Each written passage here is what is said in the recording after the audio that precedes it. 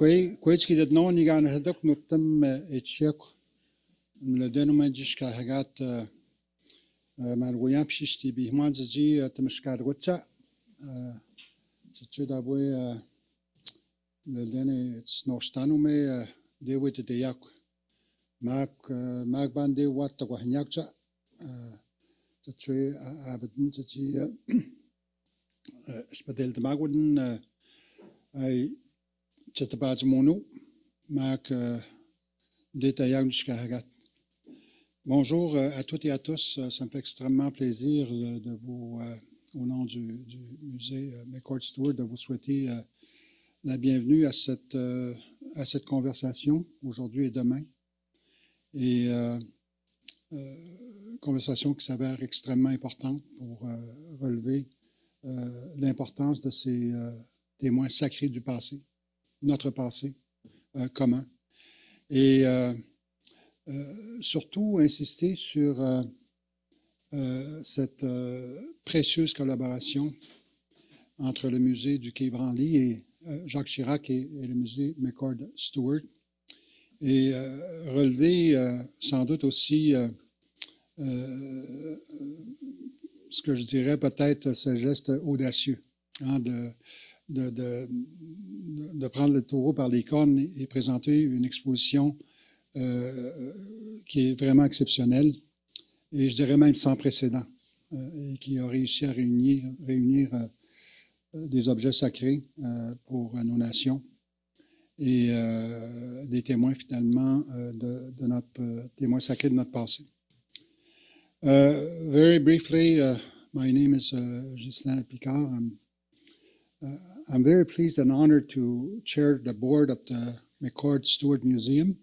I'm a member of the Ino Nation, the eastern part of this province, on a territory we call Nitassinan, which is our traditional homelands. I certainly want to acknowledge that we are here today on ceded traditional lands and it's a matter of protocol that we need to always respect, and the Haudenosaunee nations have been known to be the custodians of these lands for a number of years, and certainly want to thank them for hosting us today. I usually have. It's usually easy for me to draw a line between my responsibilities as the chairperson of the board of the McCord Museum and what I do in the rest of my time, which involves the political field or the political arena. But I have to admit it's been difficult with this exhibition because a lot of emotions come into play, and to me, it's, I guess, a testament of the challenges that we know of and we live as Indigenous people. So I really feel that I'm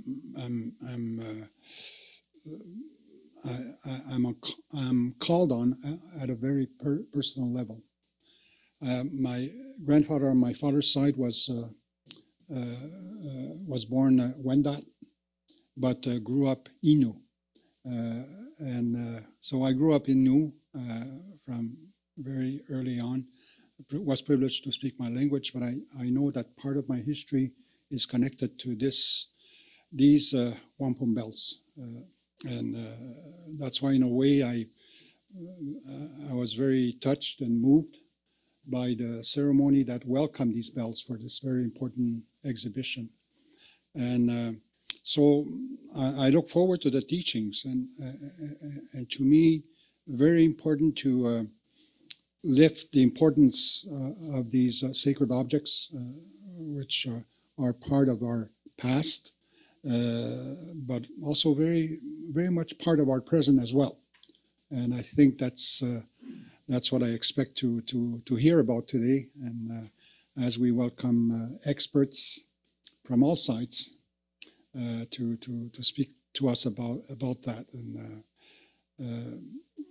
Donc, en terminant, je me permets à nouveau de vous souhaiter la bienvenue comme président du conseil d'administration du musée McCord Stewart et en tout dernier lieu, remercier l'équipe du musée McCord Stewart, en particulier Jonathan Lainey, avec évidemment Anne Echapas comme présidente, directeur général du musée McCord Stewart pour nous permettre cette conversation aujourd'hui. Bienvenue à tous et à toutes et bonne conversation.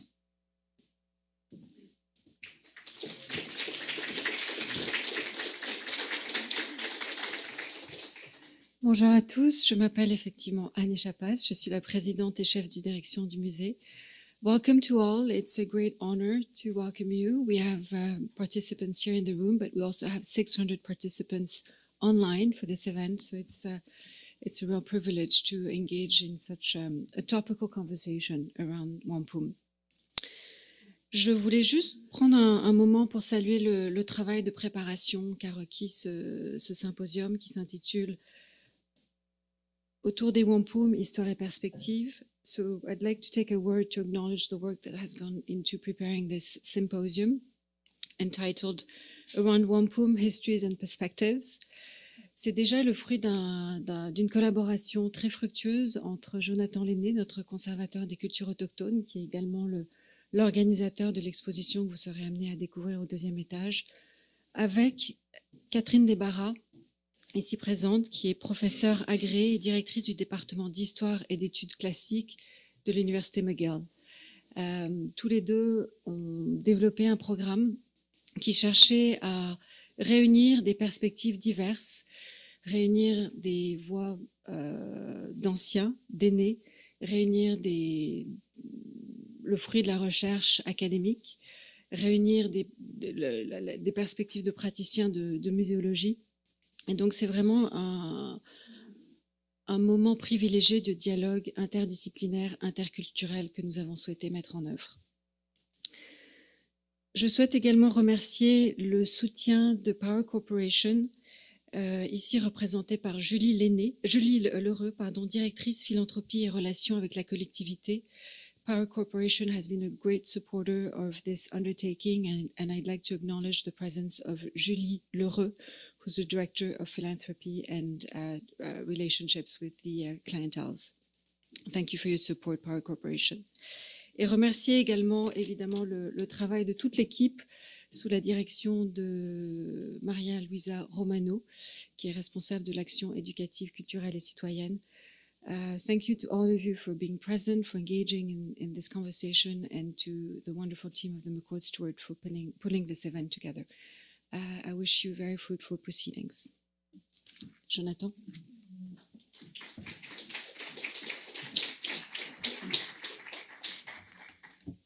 Bonjour tout le monde, je serai bref. Je pense que le temps passe et on a des belles choses à entendre. I will be speaking French for balance purpose. The majority of the talk will be in English. So if you need a helmet with a translation, you can have one at the entrance. Vous l'avez remarqué, le programme qu'on a réussi à monter, il est impressionnant. Je pense que c'est le mot. On a réussi à regrouper la majorité des chercheurs internationaux les plus sérieux sur le sujet du wampum. Alors, on offre un ensemble de présentations multidisciplinaires qui proposent de multiples perspectives. Alors, ce symposium-là, moi, je crois qu'il permet de présenter l'état actuel de la recherche le plus à jour sur le sujet. Alors, c'est un privilège pour nous d'être ceux qui présentent, mais pour vous, les auditeurs, d'avoir accès à ce savoir-là. Alors, ça montre en même temps, ce symposium-là, que le musée, on se positionne comme un lieu de recherche. Donc, un lieu où on génère et où on produit du savoir, mais aussi un lieu où on diffuse et on le partage, ce savoir au grand public. Et d'ailleurs, comme on le mentionnait, le nombre d'inscriptions qui est vraiment impressionnant en témoigne éloquemment de cet intérêt-là envers ce que le musée produit. Je serai le MC de la journée, alors je vais être celui qui va vous achaler quand vient le temps de terminer les pauses, qui seront par ailleurs assez courtes. On en aura seulement un petit 30 minutes pour le café et pour la toilette qui est au sous-sol. Donc, le temps est serré, il faudra être discipliné.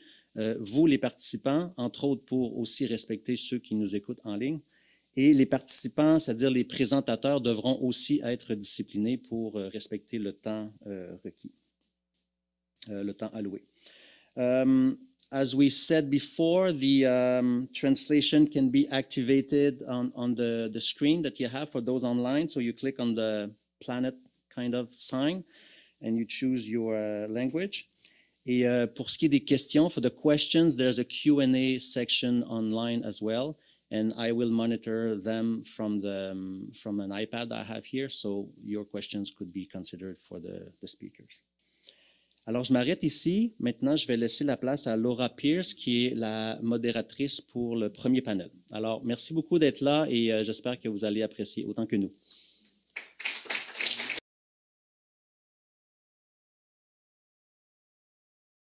Bonjour, hello, I'm Laura Pierce. And I'm going to begin with a reminder that this is a complicated symposium. We have people online, we have people present in the room. We have French speakers, we have English speakers, we have Haudenosaunee representatives, we have Anishinaabe representatives, we have Mi'kmaq representatives, and undoubtedly many other nations as well. I'm looking forward to learning from all of you in the next few days, and just an appeal for kindness when things inevitably go slightly wrong, as I'm sure they will only mildly.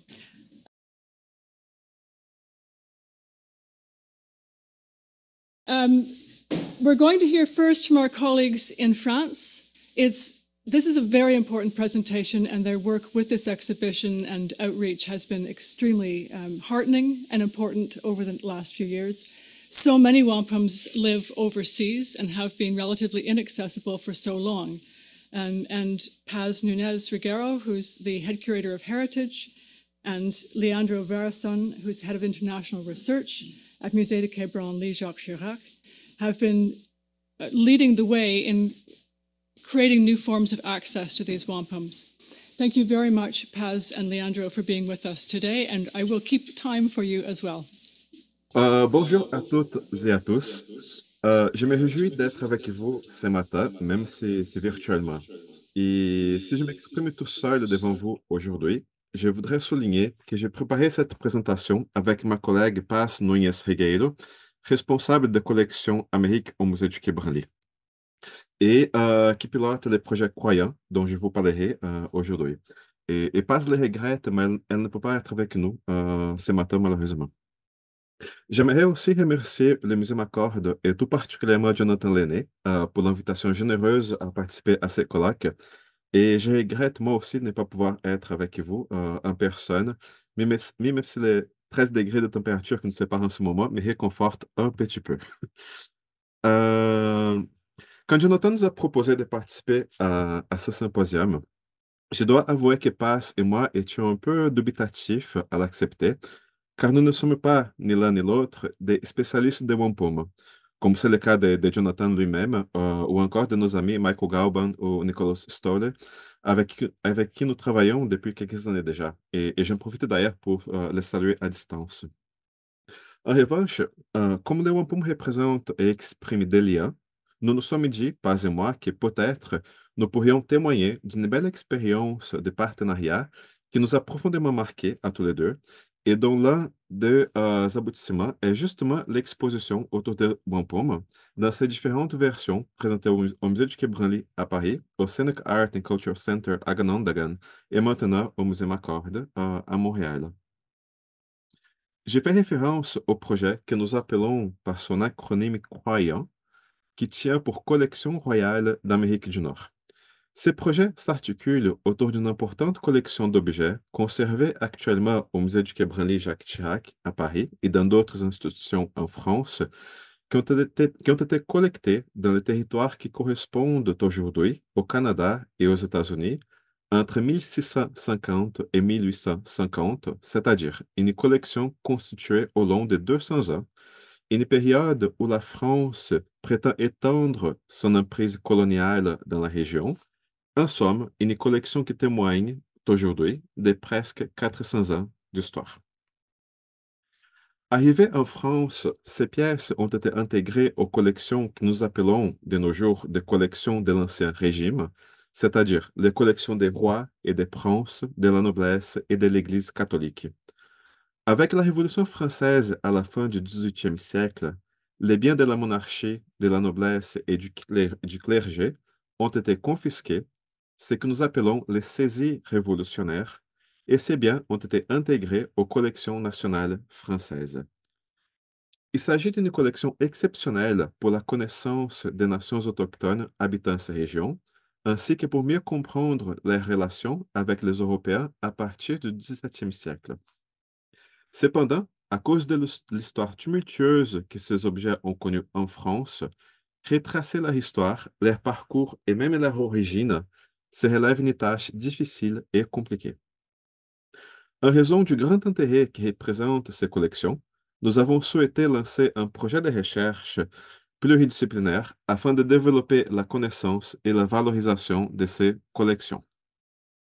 Cependant, quand nous avons commencé à réfléchir sur ces projets, nous nous sommes très vite fait rendu compte de ses limites. Les sources dont nous disposions étaient uniquement des sources européennes. Les discours produits autour de ces objets étaient façonnés par des acteurs européens. L'exposition, la présentation et la mise en valeur de ces objets étaient l'œuvre des seuls agents européens.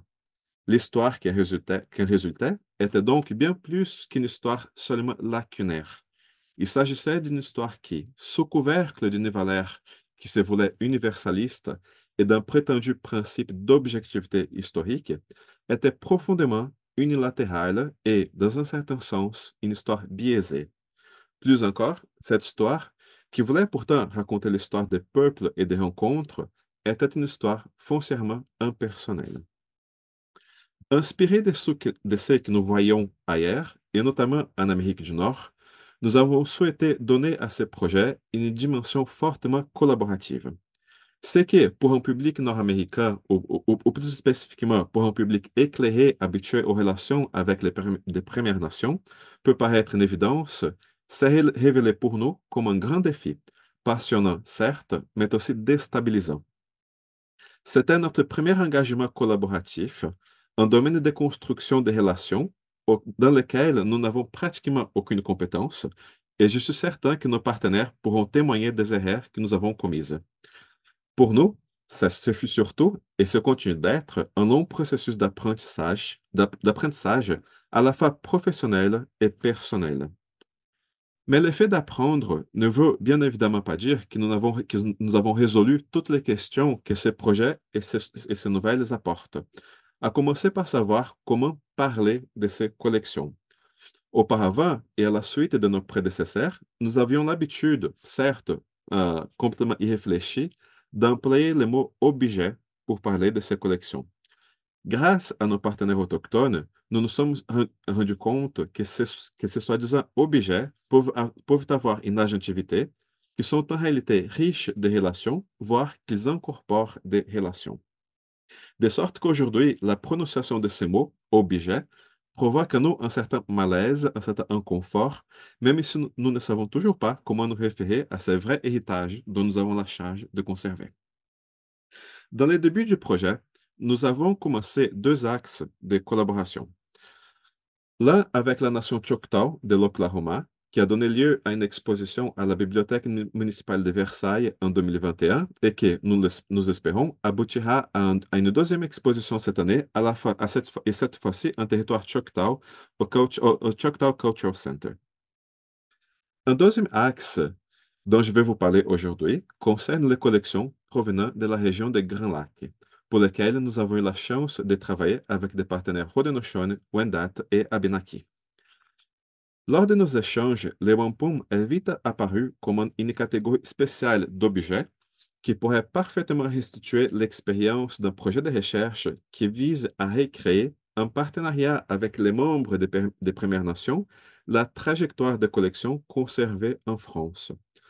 Il s'agit d'une démarche où la production de connaissances implique également la production de nouvelles relations, perpétuant d'une certaine façon le rôle du wampum comme créateur des liens. À l'origine, ces collections parlaient des relations tissées entre les Premières Nations et les Français, des relations tantôt d'amitié et d'alliance, tantôt d'hostilité et de conflit. Traversant des périodes troublées de l'histoire, distantes et fréquemment inaccessibles aux peuples et nations qu'elles avaient pourtant produits, et aussi sous le poids grandissant du colonialisme, ces wampums se sont cependant tus et la plupart des histoires qu'ils incarnent se sont perdues. Comment donc recréer des relations? Comment raconter une histoire moins unilatérale et moins biaisée? Comment les wampums, originaires des Premières Nations d'Amérique du Nord, peuvent agir sur nous en Europe? Je vous donnerai 3 exemples qui nous ont beaucoup marqués et qui nous aident aujourd'hui à penser à ces questions. Un premier épisode, non? Quelques leçons autochtones sur l'histoire. À la fin de l'hiver 2023, en amont de l'ouverture de l'exposition Wampum à Ganondagan, Michael Galban, directeur du Seneca Art and Culture Center, a invité des représentants de plusieurs nations à une Welcome Ceremony, une cérémonie destinée à accueillir les Wampum qui revenaient, certains pour la première fois, au territoire d'origine. Ce fut aussi l'occasion pour les organisateurs Seneca d'accueillir d'autres Premières Nations et aussi nous, représentants français, avec une cérémonie traditionnelle, à Welcome at the Edge of the Woods, un accueil à l'orée des bois. Ganondagan, comme certains d'entre vous le savent, était une ville Seneca très importante lorsqu'elle était envahie et détruite par les Français. Aujourd'hui, la destruction de Ganondagan est un épisode méconnu en France, un passage dans quelques rares livres d'histoire. Pour les Sénéca, en revanche, c'est une histoire douloureuse. C'est un épisode douloureux dont l'histoire est toujours transmise aux nouvelles générations. Cette cérémonie à Ganondagan a été pour nous une double leçon. Tout d'abord, une leçon sur l'histoire. Alors que les Européens sont si fiers de ces sources écrites, de ces vastes archives et bibliothèques, prétendument la seule source de la vraie histoire, la mémoire européenne est plutôt courte et pleine d'oubli. La mémoire et l'histoire autochtone, incroyablement profondes, se renouvellent sans cesse et de ce fait, les histoires sont toujours présentes, alors que les faits consignés dans nos livres d'histoire en France sont vite oubliés. La deuxième leçon apprise ce jour-là était une leçon d'ouverture d'esprit et surtout de générosité. Alors que les Français avaient rompu, et de façon très violente, les liens qu'ils avaient avec les Haudenosaunee, nos amis Sénéca, toujours par le biais des wampums, nous invitaient à renouer ces liens. Les wampums conservés en France, quoique très anciens, ont le pouvoir de créer des relations nouvelles. Nous avons aussi tiré une troisième leçon ce jour-là.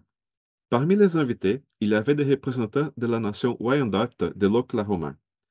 Déplacés de leurs territoires ancestraux par la violence coloniale, ils avaient fait ce jour-là un très long voyage pour renouer avec leur héritage.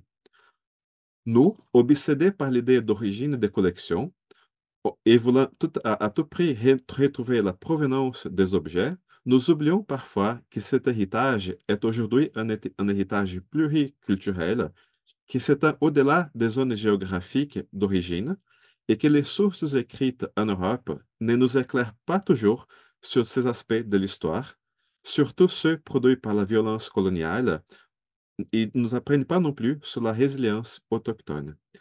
Ici aussi, les wampums ont permis la création de nouvelles relations, pourtant bien réelles, mais que nous n'avions pas du tout anticipées. Comme je l'avais dit, les projets collaboratifs sont pour nous un processus d'apprentissage permanent. Un second exemple, que j'appellerai la multiplication des relations. Parmi nos partenaires Haudenosaunee se trouve Jamie Jacobs, du clan de la Tortue et membre de Tonawanda Band of Seneca Indians. Jamie est aussi curator au sein de la Rock Foundation du Musée des sciences de Rochester. Jamie est aussi ceremonial custodian and ritualist for the Tonawanda Longhouse. Il est aussi professeur dans le programme d'enseignement de la langue Seneca. Mais Jamie est aussi un grand artiste, avec une maîtrise impressionnante des techniques, primée récemment d'ailleurs au Santa Fe India Market. Dans ces projets croyants dont je vous parle, nous avons tout un billet sur la restauration et la conservation des objets. Et pour nous, c'est très important de comprendre aussi la constitution matérielle des objets pour pouvoir comprendre comment ils ont été faits, pour pouvoir les conserver. Et l'un des défis que ces objets nous posent concerne les broderies impliquant des porcs-épics. Parce que beaucoup de ces objets, comme vous le savez, sont décorés avec des broderies impliquant des porcs-épics. Et nous avons invité Jamie Jacobs à venir au musée du quai Branly pour nous faire un workshop, un atelier d'apprentissage de cette technique. C'était une initiative tout à fait, pour nous, seulement technique, parce qu'on voudrait comprendre comment conserver ces objets. Et Jamie Jacobs a accepté. Il est venu en France avec son épouse pour nous faire une formation sur la broderie des piquants de porc-épic. Nous étions dans une salle, moi et nos collègues qui sont restaurateurs et conservateurs d'objets, et on attendait, notre attente, disons, était une formation purement technique. Et Jacobs commence sa formation en parlant de sa famille, en montrant des photos de ses ancêtres, de ses grands-parents, en expliquant comment lui, il a appris ces techniques, en expliquant comment ces objets, les matières premières provenaient du territoire. Il nous a beaucoup parlé de son territoire, des arbres, des animaux, de la relation qu'ils entretiennent avec les territoires. Il nous a beaucoup aussi parlé de sa femme, comment le travail de sa femme lui permettait d'avoir du temps pour se consacrer à cette activité. Et finalement, on a compris petit à petit que la technique, pour nous, était pour lui beaucoup plus que la seule technique, était un vrai entraînement des relations, non? Et en voyant aujourd'hui des objets avec des broderies, des porcs-épics, on voit beaucoup plus qu'un seul objet. Et c'est là où je faisais référence à ces malaises que nous ressentons aujourd'hui, appeler ces collections juste des objets, parce que grâce à James Jacobs, on peut voir tout ce qu'il y a derrière les objets, tout ce qui s'est incarné dans ces objets, les relations avec les personnes, les relations avec un territoire et avec un savoir ancestral. La troisième histoire que je voulais vous raconter concerne plutôt une leçon que nous avons apprise sur ce qui représente les biais dans l'histoire. C'est une histoire biaisée. J'aimerais partager avec vous un des échanges que nous avons eus avec Nikolaus Stolle, qui est membre de la Première Nation abénaquise, qui est aussi anthropologue, muséologue et militante, et qui a dirigé pendant plus de 20 ans les musées des Abénaquis à Odanak. Nous parlions à ce moment-là de l'histoire missionnaire et du transfert du christianisme en Amérique du Nord, un sujet sensible. Et quand cette histoire est racontée en Europe, elle évoque souvent une sorte de perte pour les Premières Nations. La perte de leurs pratiques spirituelles, la perte de leur autonomie et territoire, la perte des liens intergénérationnels. Dans cette histoire, au moins comme elle est racontée en Europe, les autochtones n'apparaissent que comme une sorte de toile de fond, comme des personnages qui n'ont pas de choix, comme des personnages passifs à qui les Européens ont imposé la foi chrétienne. Nicole nous a rappelé que cette histoire est beaucoup plus nuancée et qu'elle ne peut jamais exclure l'agentivité autochtone. Par exemple, les wampums d'origine abénaquise conservés actuellement dans les trésors de la cathédrale de Chartres est fréquemment vu en France comme une sorte de commande missionnaire où les religieux européens auraient dicté aux femmes abénaquises un message destiné à leur autorité en France. Nicole nous a appris à voir ces wampums d'une autre façon. Elle nous a expliqué que les Abénaquis sont une société matrilinéaire où les femmes occupent une place importante dans la prise de décision. Présentés à la religion des Européens, les Abénaquis ont identifié dans les figures de la Vierge Marie et de Sainte Anne, des figures importantes dans la spiritualité des envahisseurs, un rôle qui serait semblable à celui des femmes dans la société abénaquise. Ainsi, les wampums envoyés à la cathédrale de Chartres ne seraient pas du tout les signes d'une soumission, mais la preuve de l'autonomie abénaquise dans ses choix spirituels et politiques, la manifestation d'une volonté d'établir des liens avec des figures qui, à leurs yeux, étaient importantes. Ceci n'entend évidemment pas à minimiser le rôle du christianisme dans la violence coloniale, mais nous invite au contraire à ne jamais minimiser la vision autochtone et les rôles actifs que les autochtones ont dans l'histoire. Pour conclure ma présentation, j'aimerais vous parler d'un certain pari fait sur les wampum. J'aimerais partager avec vous un dernier épisode qui nous a beaucoup marqué. Il y a plus de 5 ans, lors de la première mission en France de nos partenaires autochtones, nous avons eu l'honneur d'accueillir Peter Jameson, membre du Cláudio Héron de la nation Sénéca, ancien directeur du Seneca Art and Culture Center, artiste et aussi membre du comité de rapatriement de la nation Sénéca. En examinant les collections, Peter nous expliquait que ces objets étaient fort probablement des cadeaux diplomatiques, des objets échangés ou donnés par de ses ancêtres dans l'objectif de créer des relations avec les Français, et que ce jour-là, les paris de ses ancêtres se réalisaient. La force des wampum générait encore une fois de nouvelles relations entre deux peuples. L'engagement avec nos partenaires autochtones a donné du sens à la polyphonie exprimée par les collections que nous avons le devoir de conserver, nous aidant à changer notre perception et le sens même de notre métier, et aussi à repenser la gestion partagée de ces collections. C'est tout un pan de nouvelles activités auxquelles nous réfléchissons aujourd'hui et nous essayons de trouver de nouvelles formules pour permettre à développer ces partenariats. Et pour cette raison, nous sommes toujours redevables à nos partenaires. Merci beaucoup pour votre attention.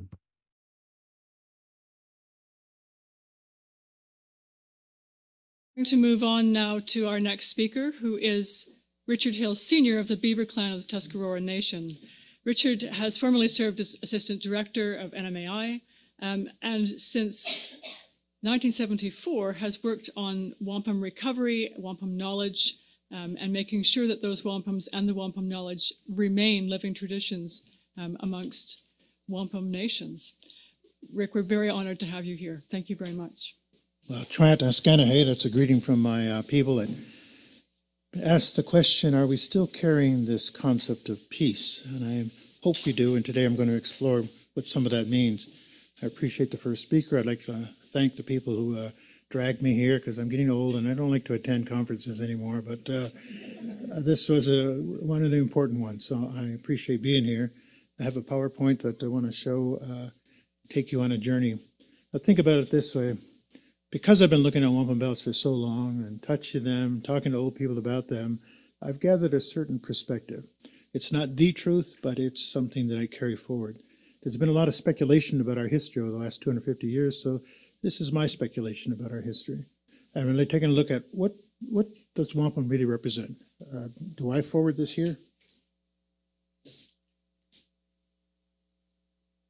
Do I point it in a certain direction? This is why I like staying home.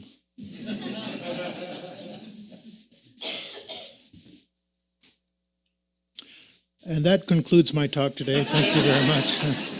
It wasn't on. Oh, okay. Oh, there you go. There's a lot of strange photographs, and we've seen them all, of these guys wearing these belts. I mean, even to call them a belt is kind of a misnomer, because they certainly aren't meant to be worn around the waist or over the shoulder, but scholars ask us to do certain things, and sometimes our people comply. So there's no spiritual significance to wearing the wampum belt over the shoulder other than they're cool. But this was from one treaty.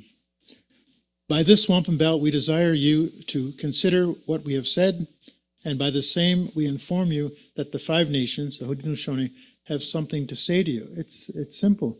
Wampum was the carrier of our words across the council fire. It's which we wanted you to understand us, but also to preserve the words and the memory of the events that took place. I came across this, and Alan Corbier may say more about this, but I was intrigued by that. Even though it's I guess it's like a Dakota man talking to a Anishinaabe leader who identifies with the white deer or the white reindeer, but see those lines of communication. It goes from his mouth to the mind of the other side and back and forth. And to me, that's what the wampum represents. It represents both the word brought to that transmission of the word over to the other side, the response back. So they really are amazing. They're kind of like a cultural tape recorder. There's a visual language to wampum. There's a diplomatic language, and there's also a spiritual language, and I'll explore all of those. So these are some common designs, but I would caution you, even though I've looked at wampum belts all of this time, it's easy to misread a belt thinking that we know what the designs represent. Because one thing that's happened too is that belts are often reassigned a purpose. They're used for one thing, and then they're used again for something else, and sometimes the very original intent is very different than its last manifestation. But as we'll see some of these designs as they play out. Now, it's a geometric pattern. There's only so much you can do with it. You can't make a perfect circle. And so when we look at these things, we have to think about what they can represent. There's a whole lot been written about this, and I think we understand the nature of this belt here. But it's so impressive looking, that even those that wanted to follow the Catholic faith felt they need to put that commitment together in this very glorious belt. Was it designed by the French, designed by the people making it? It's hard to say, but it manifests very ancient ideas brought forth in a new way. They call it one of the two dog belt. There's a Seneca belt that Jamie Jacobs talks about here. There's this wolf at each end of the belt. And there's something about that. The wolf is the guardian of the community. The dog is the guardian. When strangers approach, that dog or that wolf will bark, and we know that people are coming. And the idea here is, how are we going to engage those people that are coming to the door? You can almost see the door then represented on the far side of the belt. We had a whole protocol. And in our protocol, we had to make sure that your eyes were open, that your ears were open, and that your mouth was unclogged by untruth. In order to understand wampum, you got to understand that the whole point of the engagement, the treaty making, was for healthy minds, for good minds, to come together and arrive at a consensus. And you can't do that if you have duplicity in mind. I believe the French were they make beautiful things. And so the belts they made are also going to be quite beautiful. Look at this one here that we know then is overseas, compared to one that was recovered near Ganondagan, roughly about the same period, 1615. Now that's when the site was determined. We don't know how old the belt is, but either way, that's a pretty old belt to have been buried in the ground. The archaeologists were able to reconstruct the design, which I dare say is almost a replica of the design above. But look at that design. What does it represent? We see it over and over again in certain wampums, and I got to think about this one. For a while, this belt was associated with the 1701 Great Treaty of Montreal. Some scholars are beginning to question that. But look at the design. It almost looks like a lightning bolt, a zigzag thing. But I think what it represents is our concept of making peace. Two parties, multiple parties coming together. And in our worldview, you're strengthening our house. We're extending the rafters of our roof over you. We're really making relatives of you. You're going to come and live according to the principles of peace in our communities. And we see that manifested in this belt, which was when the Tuscarora Nation joined the Haudenosaunee in the early 18th century. So you can see those steps mean we're strengthening the house. We're adding the rafters. We're adding the poles to the house to build it. So originally there were 5. Now there's 6. And look at the Tuscarora one is kind of there and kind of not there because we're joining, even though relatives were Christian at the time, we became part of it. And then notice down at the lower right is a real small step. That represented the white people in North America. They're here. They're right outside our door, but they're our relatives. In fact, we refer to them as our younger brothers. Sometimes a bad younger brother, but they were there outside the house. In 1815, Colonel William Claus gave this belt to the Haudenosaunee at the end of the war to thank us for the participation in the War of 1812. And he said, let brotherhood and love are going to become so strong, it's like putting our hands together. Nobody can break that. That's the old covenant chain idea. So in my mind, he associated that. I personally believe this is probably a French design belt. It was earlier history than 1815. They had it. They wanted a new occasion to make the peace with the Haudenosaunee after the war, and so they gave us this belt that today we call the Pledge of the Crown belt, because they promised not to disturb our culture and our government. It was a promise they kept for about 18 minutes. But then we'll see then in a wide variety of wampum belts then a certain kind of pattern of certain ideas that we can certainly look at.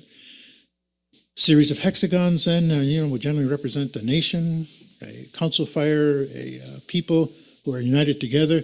The lines at other end, it's kind of like a book. We've got an epilogue and then we have a conclusion. So that shows you it's a complete belt. The one on the lower part, we can see those diagonal rafters. It's strengthening the house. So it would be easy to say there were three parties on this side, joining the three parties on that side, and they're coming together in the notion of making peace. But there are a ton of belts with that. And like I say, sometimes we can kind of assume what they mean. Why are there three larger hexagons and then two diamonds at the end? Why do some of them have a symbol that looks like a cross in the middle? Why are some of them double icons? This is the new era that I think we're kind of announcing today. We're going to work together at analyzing and determining some of these things. But we also cannot hold some ideas so precious. It's got to be this. We have to look at other alternatives, think of different ways of looking at it. Look at this. Some of them are exact duplicates of it, and they get quite confusing. But all I can say is it must have been a heck of a popular thing. Now, we know in our country, generally, if a wampum belt is white, it's talking about really good, nice things, good peace, good relations. When it's a dark background, it's talking about dark times out of which something emerges. So I believe that these could represent that. However, we know the French and the English, they were like really groovy on purple. They just loved the color purple. So when they made a belt, to them, oh, it's got to be a purple belt. So they weren't putting the same association to it that we were, so we have to be careful for that. The middle belt tells when Champlain first come to our territory, and there's a whole lot of events around that. And that's the reason why I speak English today, not French, but we won't get into that. And so, as you see more and more, it is true, we have recovered about 400 different wampum items for the Haudenosaunee. We know the exact story, I would say about 25% of that. Another 25%, we're kind of sure about this story. The other 25, it might be this, and then this 25, we just have no idea what the belt represents. Most of the belts in this exhibition and that are still held in museum collections are in that kind of last category. We're just not sure what their story is. However, let me say this. When the belt was made, words were spoken over it. They captured that word. It holds that word. And what we got to do is get our mind and our heart lined up with that story in the belt, and it will come to us. Remember that spiritual resonance we have to have with the belt. Historians haven't explained it all. All of the historic records don't always tell that because there's that other missing element. That belt has a conversation for us, but we have to re-engage. We have to pick up that conversation. So we do know with the French, these two belts are repatriated to the Haudenosaunee. On the top, they talk about this peace belt. Now remember what I said, normally a peace belt would be white, but this is at the end of a traumatic period. That white line down the center shows the unity of all of those parties, represented by different style of hexagons coming together. The bottom one shows these four crosses. The French came to us at one time and asked if we would allow the Jesuits to build a mission in each of our communities. Miraculously, our ancestors agreed to that. And for a while, there was a Jesuit mission in each one of them. So I believe that's what that belt talks about, this agreement by which they're going to bring their word to them, to us. The top belt again, although I was a bit surprised when I see the unknown provenance in your exhibition here, because I always thought we understood this was a Huron-Wendat wampum belt and its relationship about their early mission, as we can see there. So the old notion of joining hands, people standing together in peace around a central principle, you could say. In many ways, the cross represents our old concept of peace. It really means the same thing, it's just a different manifestation of it. And this other wampum belt down below, which unfortunately has disappeared, carries that same thing. But notice here now, if you were to think of them as 6 communities, and in the middle, a new community is being formed. Can you see that, where the rectangle is cut in two and a space is made for that new Christian community? I think this photograph is also in the exhibition. I was intrigued by it because he is a Six Nations chief, Isaac Hill, so it made me wonder, what's he doing in Montreal in 1870 holding these wampum belts? We do know there was a wampum reading in 1871, and that's him, the second from the left, where they were telling their side of the story to Horatio Hale. We also know he was president in 1871 when there was a gathering in Anishinaabeg and Haudenosaunee leaders, and the wampums were told at that time. So it makes me wonder, Alan, whether these two belts were at that 1871 meeting because they've become lost in history. We don't know. We don't know where they are. So it's intriguing. So when I looked at those designs, those little checkerboard pattern at the end, I was intrigued by it. I think at one time somebody suggested it might represent a turtle, represent a village, and you just see many variations of it. Then when I start looking at the actual mission locations, I believe that's what it represents, that mission, the way the mission is designed around there, and kind of the orderly street. This is why Ganawage actually has a kind of an organized neighborhood. You go in our other communities, pieces are scattered all over. But to keep it Haudenosaunee, the Mohawks of Ganawage refuse to name the streets. So you get lost there really easy. I don't know what it is. But look at that. So it's another way of bringing that forward. So when the 7 nations who are united under this common faith system are linked together, is it really the linking of the Jesuit or the Christian missions which they rally? So it'd be very interesting. And as we know, the 7 nations kind of change through time. Some people are in there, some people, it's a little fluid, moving back and forth. But the point would be, even though they all moved away or settled new territory along the St. Lawrence, the wampum was their primary way in which they recorded their thinking. And I think that's what the legacy left for this. This belt has always intrigued me. In the collection it says unknown provenance, and we take a look at it. Sold by David Swan, who is a Mohawk. But at that meeting in 1871, Chief John Smoke Johnson was reciting the story of the belts, and he mentioned one, an alliance between the British with the 7 nations at one end, the British at the other end, and the 6 nations in the middle. So I want this to be the belt. However, it could be one of these 2 belts. So you got to look at the description that it talks about, because sometimes they'll say a figure in the written record, but a figure refers just to that designed element. It doesn't always mean a human figure. So it could be 3 figures. So I think we're going to have to claim them all. That's all. Thank you very much. And this belt certainly has been intriguing all along, because it's the only one. There's some mention of hands being woven into other belts that have disappeared, but for this particular one. Now, noticing again where it comes from, and I'm going to ask my friend Tim from Wata to comment a little bit on that when we have our question and answers. Think of it this way. Wampum belts, as Marge Bruchak has shown, they have their own travel itinerary. They go from here to here to here to here. And so we have to follow that story. If these belts were part of the original Confederation of the 7 Nations, they make their way to Gunnesatage. They leave Gunnesatage, end up at Wata in the hands of their leaders there. You have to look at why. But if we know the persecution that was taking place at Gunnesatage, I could see why then they'll say, look, let's get these belts out of here, because if not, the church is going to confiscate them and destroy them, as we know they did with some others. So even though they can be found in a very distant community from the place of origin, they carry that story of not only what the original agreement is, but remember, like I said, it captures the words every time they're brought out, every time they're used, every time they're relocated. I guarantee you, somebody's talking to them. We're going to take you here. We're going to protect you over here. And that becomes part of their story. And I think that's what was mentioned earlier. That's this ongoing living memory in the belts. This one doesn't want to leave the screen for some reason. I knew I should have missed my train.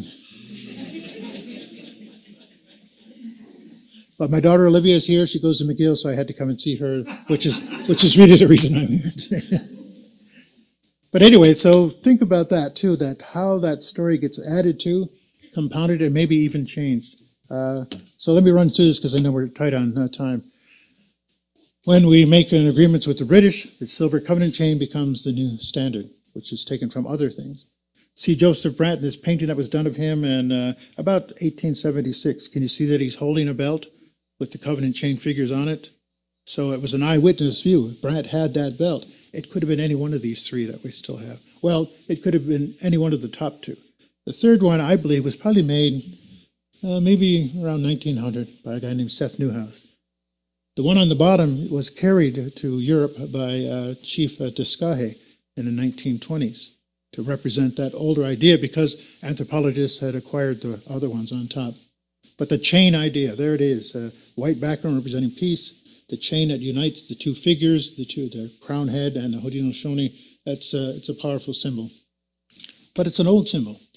The top belt is the unity of our clan mothers and fulfilling their responsibility. The bottom ones are our chiefs gathered around the tree of peace, their arms linked together. Remember that William Klaus thing, that we grasp each other so strongly, nothing will pull us apart. Then there's this one. It's very intriguing. With a, how do you want to say it, a thoughtful question as to where it came from. So there was a note that was presented to this Duke in 1791. And then I found this other reference in 1792. The Mohawks, in paint and feathers, gave their national war dance. The prince was presented with a wampum and created a chief above all other chiefs. Well, we also had a habit of kind of buttering up to people, you know, whoever it is today. Yeah, we'll make you chief, we'll give you a headdress, you know, and we'll give you this wampum belt. But it's intriguing that they're kind of tied together.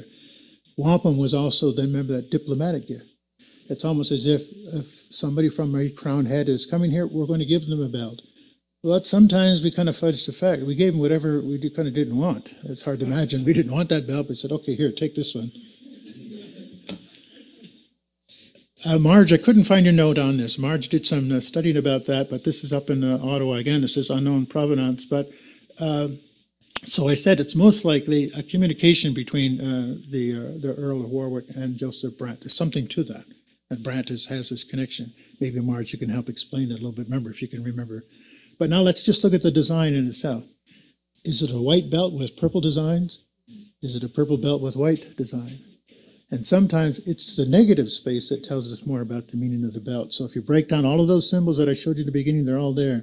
The end paragraphs or the end notes on there lets you know that this is the full belt. And not everybody belt has to have it, but that's why I think it's important, because it was like they would actually hold it up. Here's the beginning. They would read it halfway through.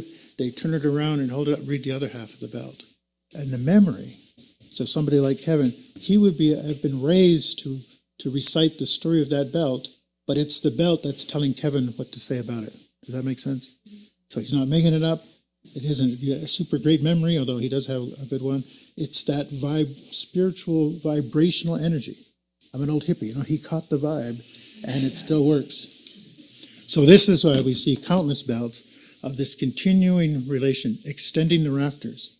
The hourglass, the negative space, becomes the human figure joined together in unity with each other. And as we know, there's many different variations of that idea in a whole bunch of wampum belts that have been collected. This one on top was an archaeological belt, meaning they found the beads in the ground laid out in the mud and they reconstructed it. So it's very intriguing to me. Again, look at it's early 17th century that it was probably buried at that site. Can we ever recover the meaning of these belts? Well, I think we can, but it's an arduous journey.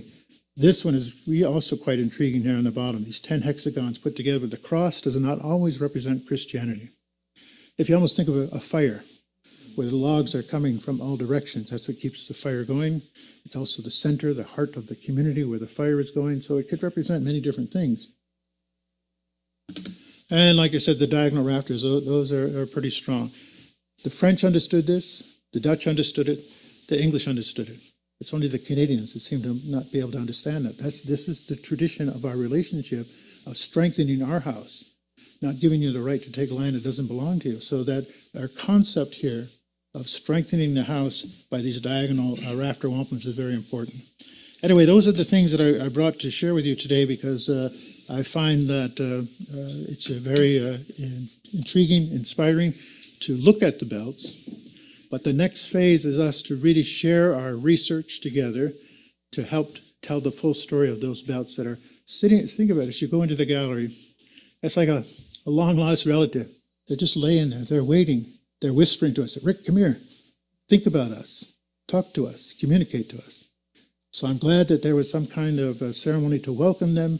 Now we have to have the ceremony between us to clean our eyes, our ears, and our throats so that we can speak to one another again and be prepared to hear what the wampum has to tell us.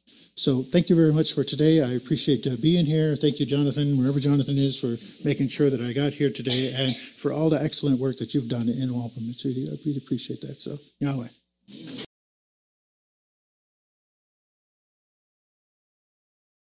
Thank you very much to both our speakers. I have one question to get us started, which is, as Rick said, Most of the belts currently in museum collections, remaining in museum collections, we have lost the knowledge of their intended meanings or the contexts of their gifting. How then do museums go about creating meaningful consultation with communities of origin if we actually don't know where to start? And I wondered if Rick might start on that, and then Leandro can talk about their experience of creating consultation at that end. Well, can you hear me okay?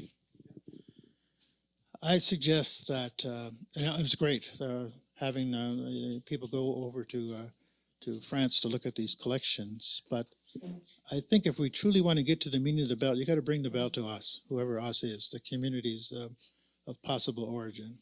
Because in that act of bringing the belt back to the community, letting the community see it, I tell you the truth, you never know who has something to say about that. Well, there's some people who have some wacky things to say, that's true, but the knowledge, it's almost as if there's people in the community just waiting to have that knowledge unlocked in their memory and brought forward. So I believe by bringing the belts into our community and spending some time with us, it's not going to happen overnight, and then getting our knowledgeable people together. We're running against the clock because among the Haudenosaunee, we're running out of first language speakers. Tuscaroras don't have any anymore. Onondaga is hanging by a thread. Senecas only have like a dozen of them. I don't know how many they have them on the Mohawk. So we have to make sure that those people, because it's one thing to read an old treaty council minute, what it says about the belt. It's another thing to reimagine what would our ancestors have said about that.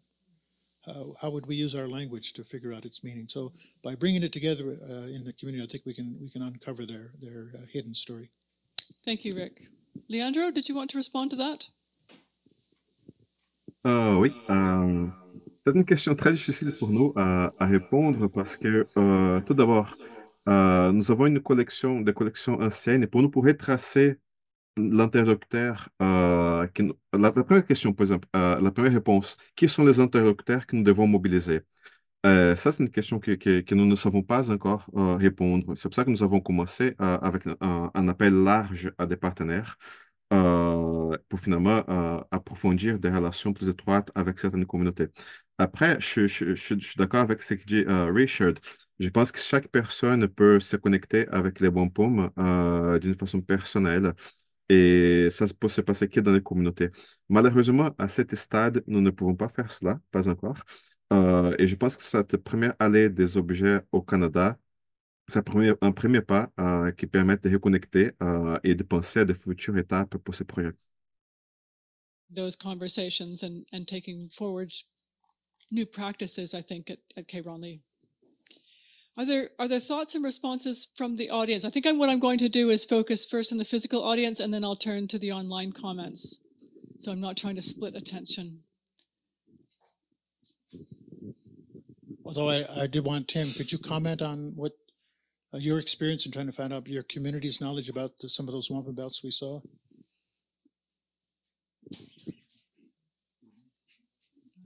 Sorry, who are you talking to? Tim? Oh. Hang on, let me bring the mic to you.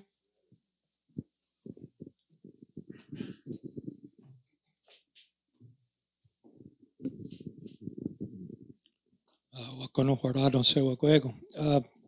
come from Wachtel Mohawk territory, and I've spoken to elders in the early 80s about matters relating to our traditions, to our cultural ways. Wampum didn't come up in those discussions. When I started learning more about it, I went back to them to ask different elders who had lived in our community in the early days. One could tell me a little bit about a man's name you saw there, David Swan. They said this one tells me he was a storyteller. He liked to tell stories, and then he would always end by saying, and then we can roll it up there for the day. But he never spoke about wampum, apparently. So it was very traumatic for people to move to Wachta. So it does fit with the theory Rick proposed, that it could very well be that they hid the belts when they came to our community. They did leave from a place of oppression and repression. And over where we are, they were free from those police and the church and the officials who were trying to remove the Mohawks from Gunnesadage. Thank you.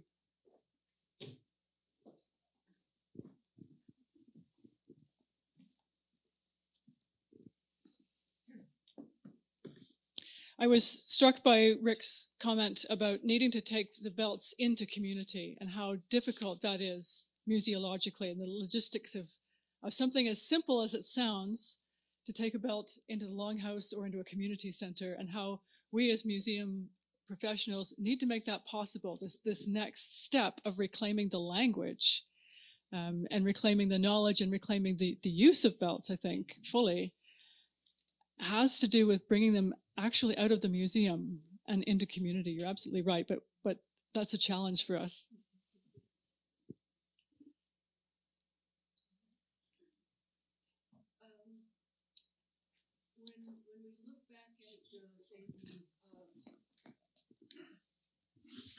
When we look at the Turo Wampum and what was written by the Dutch at the time, what I was looking at with Hilda, who's fluent speaker, is the names that, or the towns that were attached to that agreement. And we found, because we matched the language with the Dutch and what they wrote, and going into Horatio Hale and the condolence ceremony, we find that there are these four towns really do exist. And I was wondering, how come it's not brought out more about Gunnesadage and Ojiragere, Wawachko? I wrote them all down because Garhat Juni, Wolf Clan, Gunnesadage, Turtle Clan, Ojirageru, and Deoswega, Bear Clan towns. How come we don't talk about that? You know, that's a good point. I think what happened is that Dutch document dated 1613. There's been a lot of discussion, argument about it, its authenticity. And so sometimes it's been discarded thinking it's inauthentic. But if you look at, where do those names come from? So the Mohawks who are signing that are saying, here's where I'm from. And I think in the beginning they thought they were personal names and they couldn't translate them. But if you look at the locations, I agree with what you're saying too. So it's a matter of rethinking something and can't disregard it. Even though the man who provided that maybe was dealing in other fraudulent documents, it doesn't mean that one is fraudulent. So if we look at that's what I mean. What information can we harvest from all of these? It's like putting a puzzle back together. And I think that's an important part of it, because those villages were very active at that time. And that's what it maybe represents. So I think you're right. We need to go back with our language people and explore the meaning of that. Retranslate the whole thing into Kanyangeha, and let's see what it really tells us compared to what's been written. Language, traditional language, is really the key to this, isn't it? Yes, absolutely. Ruth, did you have a question? Sorry. Thank you, and thank you both for really wonderful start and fascinating talks.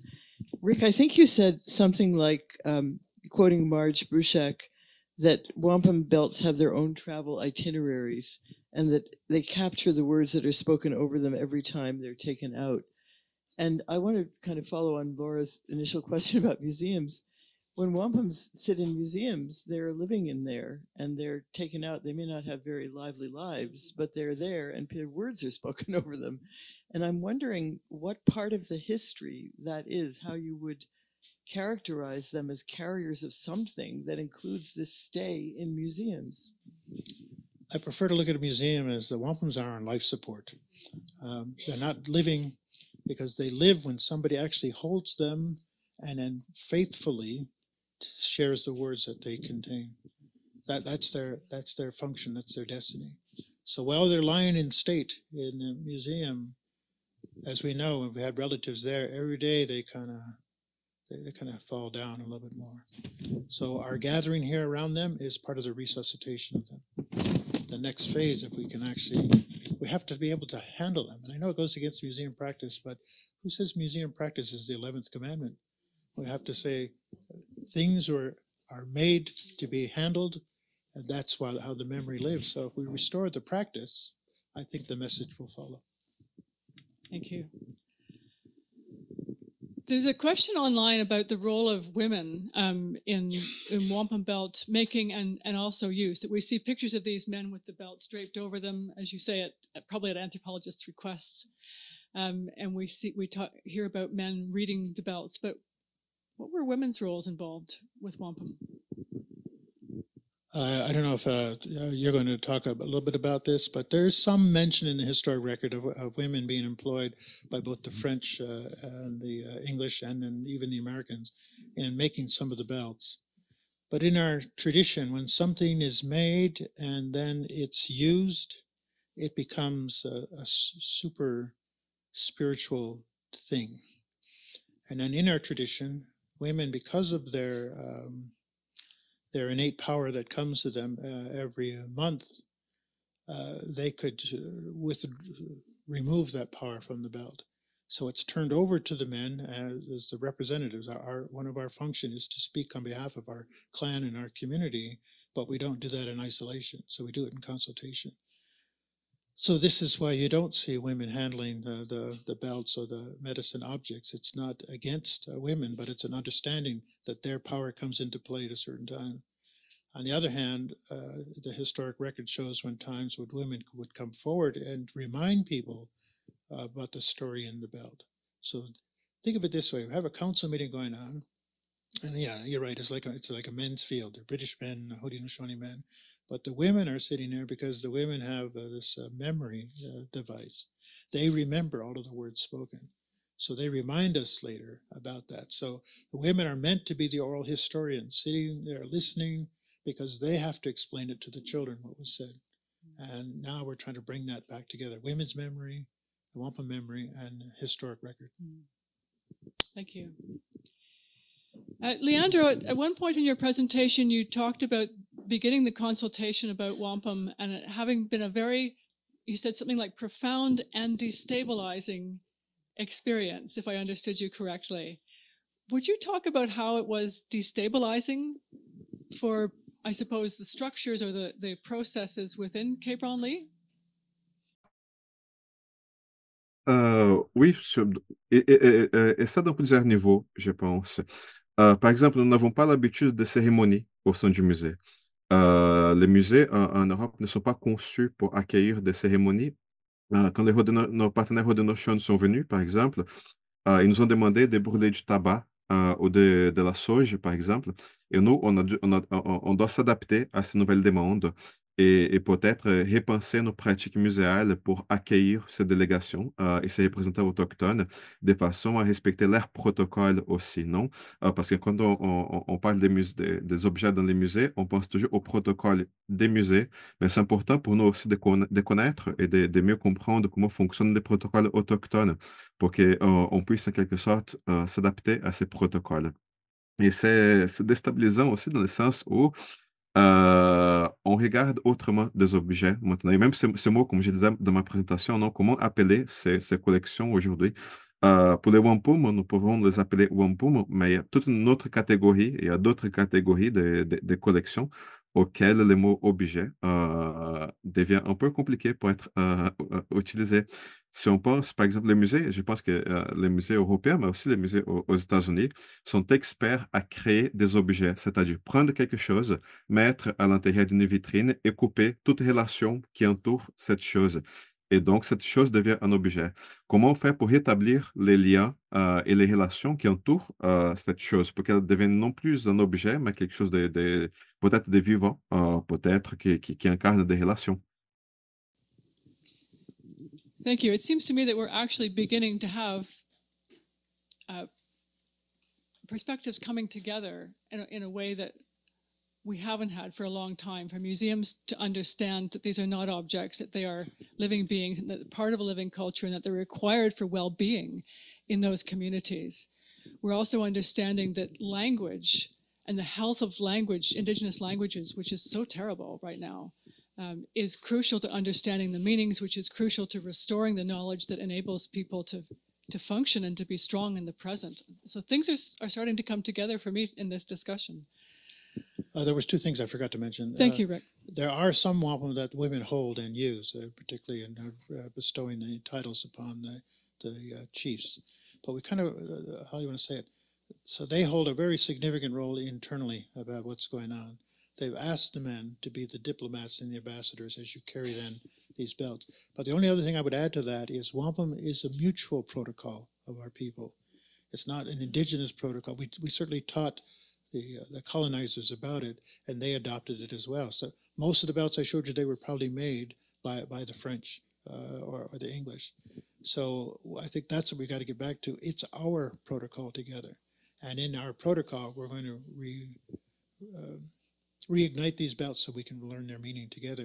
We also have a protocol between us and the Huron-Wendat, between us and the Anishinaabe people, and that's a whole other thing. So, but I think we need to understand that yeah, there's indigenous practice, but the practice of the council was uniformly adopted by the Dutch, the French, the English, the early Canadians, and the early Americans. So it's the strongest thing that we have to get to also where we want a new relationship with the Canadian government. There's the foundation. It's all laid out there, time-tested and true.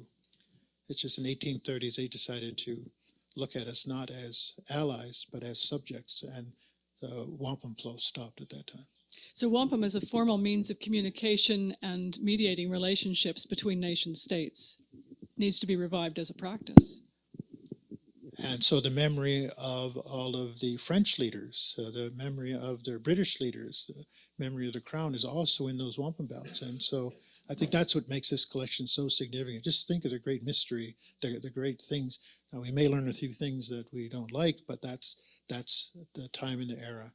And I think if we're going to recover a relationship with the Crown, Indigenous people, we have to look at wampum as the core mechanism by which that relationship will be built. Thank you. I'm detecting a significant need for caffeine in this audience. Is there one final question that we want to end? Yes, Jonathan, do you have one?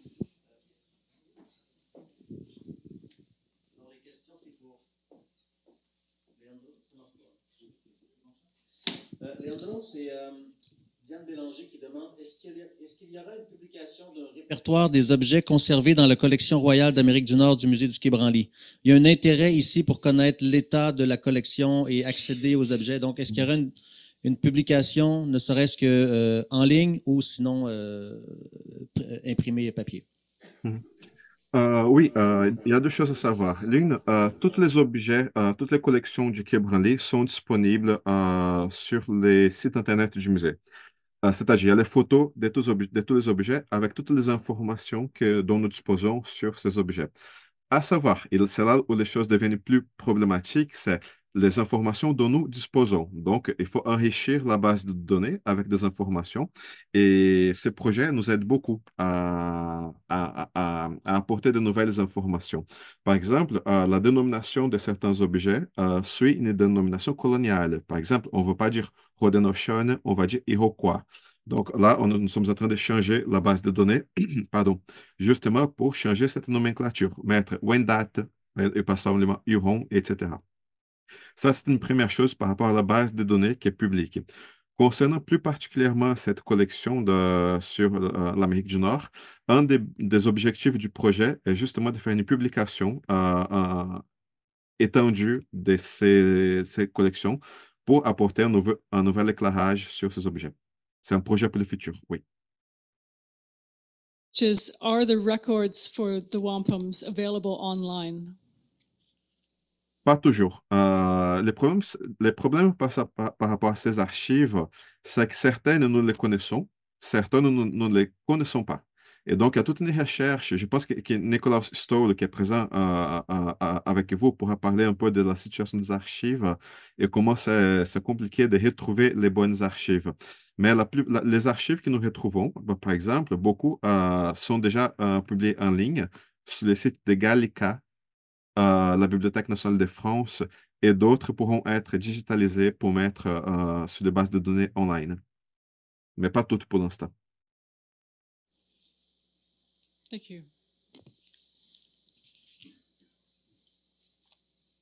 Right, I'm going to take the extraordinary step of ending this session slightly early and encouraging discussion to continue while we have our break, and we will reconvene at 11 o'clock sharp. Please be ready to start at 11. Thank you very much.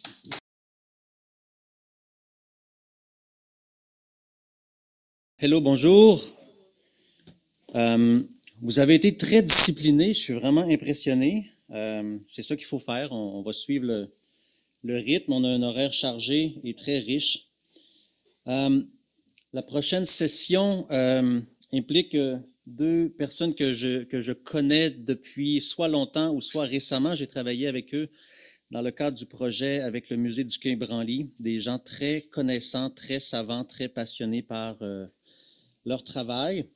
Alors, il y a tout d'abord Michael Galban qui va parler de la materiality of wampum, la matérialité du wampum. Michael Galban, il est Washu et Kudzadika. Il est directeur du site historique d'État de Ganondagan et conservateur au Centre d'art et de culture Sénéca, donc à Ganondagan. Il s'intéresse à l'art, à l'esthétique, sont propres aux peuples autochtones du Northeast, donc des régions du nord-est de l'Amérique, et tout sur la sémiotique et les perspectives, les visions du monde autochtone. Il est présentement au doctorat en études visuelles à l'Université Rochester, et il est aussi sur le conseil d'administration de l'Association des musées de New York, entre autres choses. La biographie est en ligne, je ne veux pas trop m'attarder là-dessus, je préfère qu'on les écoute parler. Je vous présente rapidement aussi Nikolaus Stolle, qui présentera en deuxième. Désolé, j'ai un petit problème de papier. Nikolaus, ben lui, il est aussi spécialiste de l'histoire de l'Amérique du Nord et des cultures autochtones d'Amérique, du Nord-Est plus spécifiquement. Il est conservateur depuis peu au musée Leiden de Stuttgart, en Allemagne. Mon allemand est un peu loin, j'ai déjà suivi un cours au cégep, mais j'ai tout oublié. Et voilà, il a aussi fait sa thèse de doctorat en 2016 qui a été déposée. C'est-à-dire publié en 2016, il l'a déposé il y a 20 ans, en 2013, et ça s'intitule « Talking Beads, The History of Wampum as a Value and Knowledge Bearer from its very first beginnings until today ». Un document qui est très intéressant. Il a fait une recension de tous les wampums qui existent, ou en tout cas qui sont connus au monde. Alors, c'est un travail vraiment exemplaire.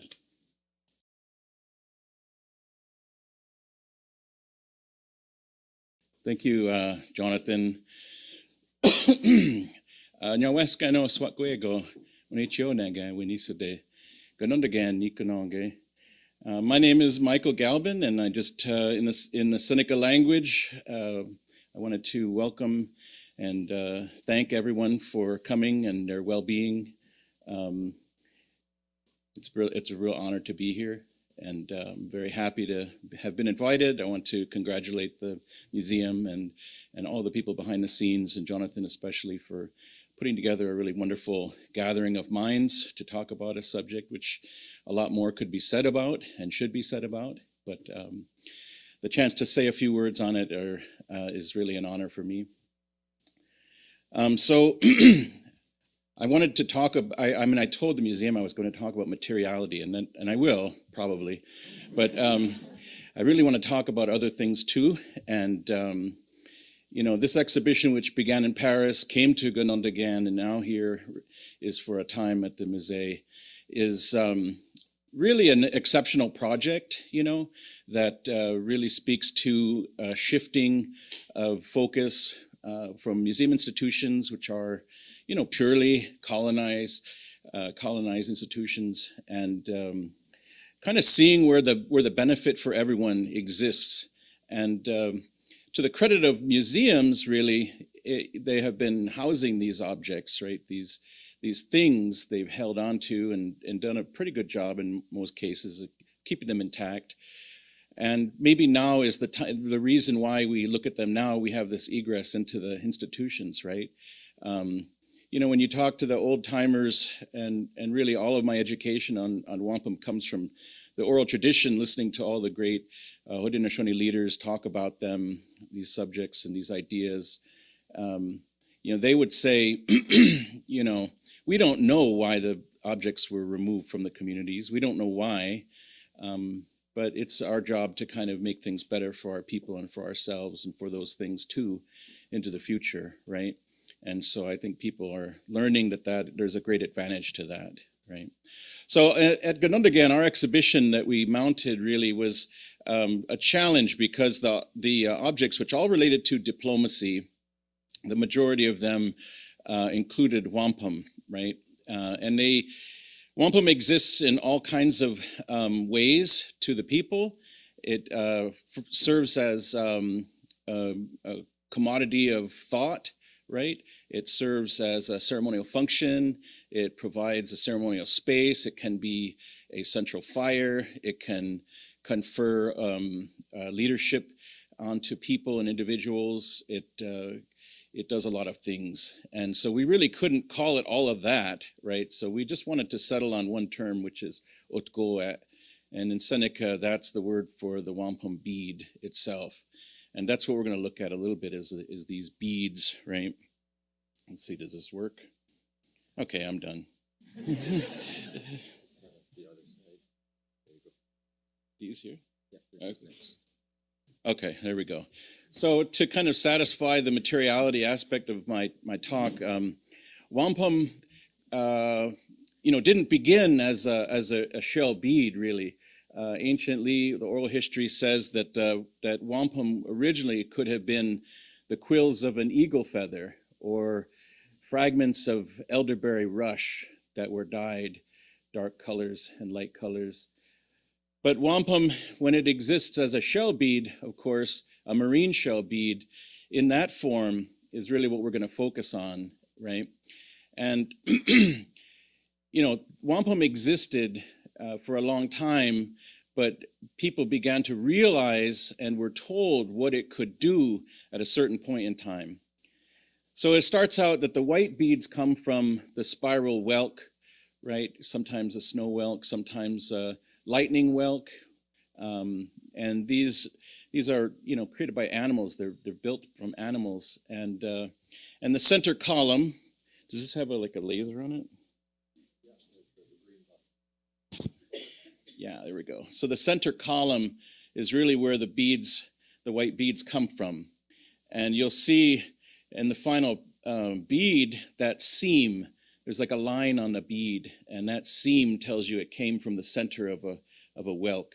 And whelk shells like these, you just don't use the center column. All the parts of it can be used. People made big shell gorget or lunar or solar discs, and they made effigies of animals and birds and all kinds of things. This is a really great example of beads from many different eras. You'll see this in the exhibition. It's really remarkable that they exist.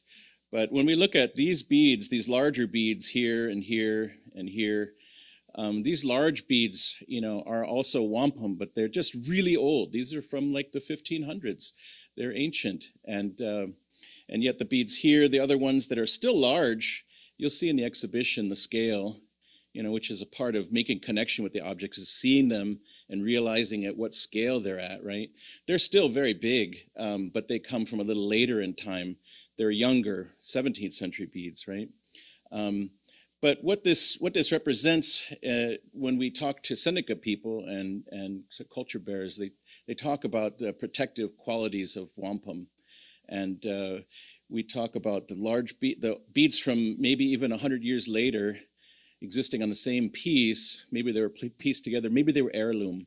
Maybe people held on to them and because they had great importance, right? So having discussions about what is wampum, right, in itself, right? So there's a sort of a semantic argument like that wampum that we talk about is a cylindrical bead, right? It kind of comes into being in the 17th century.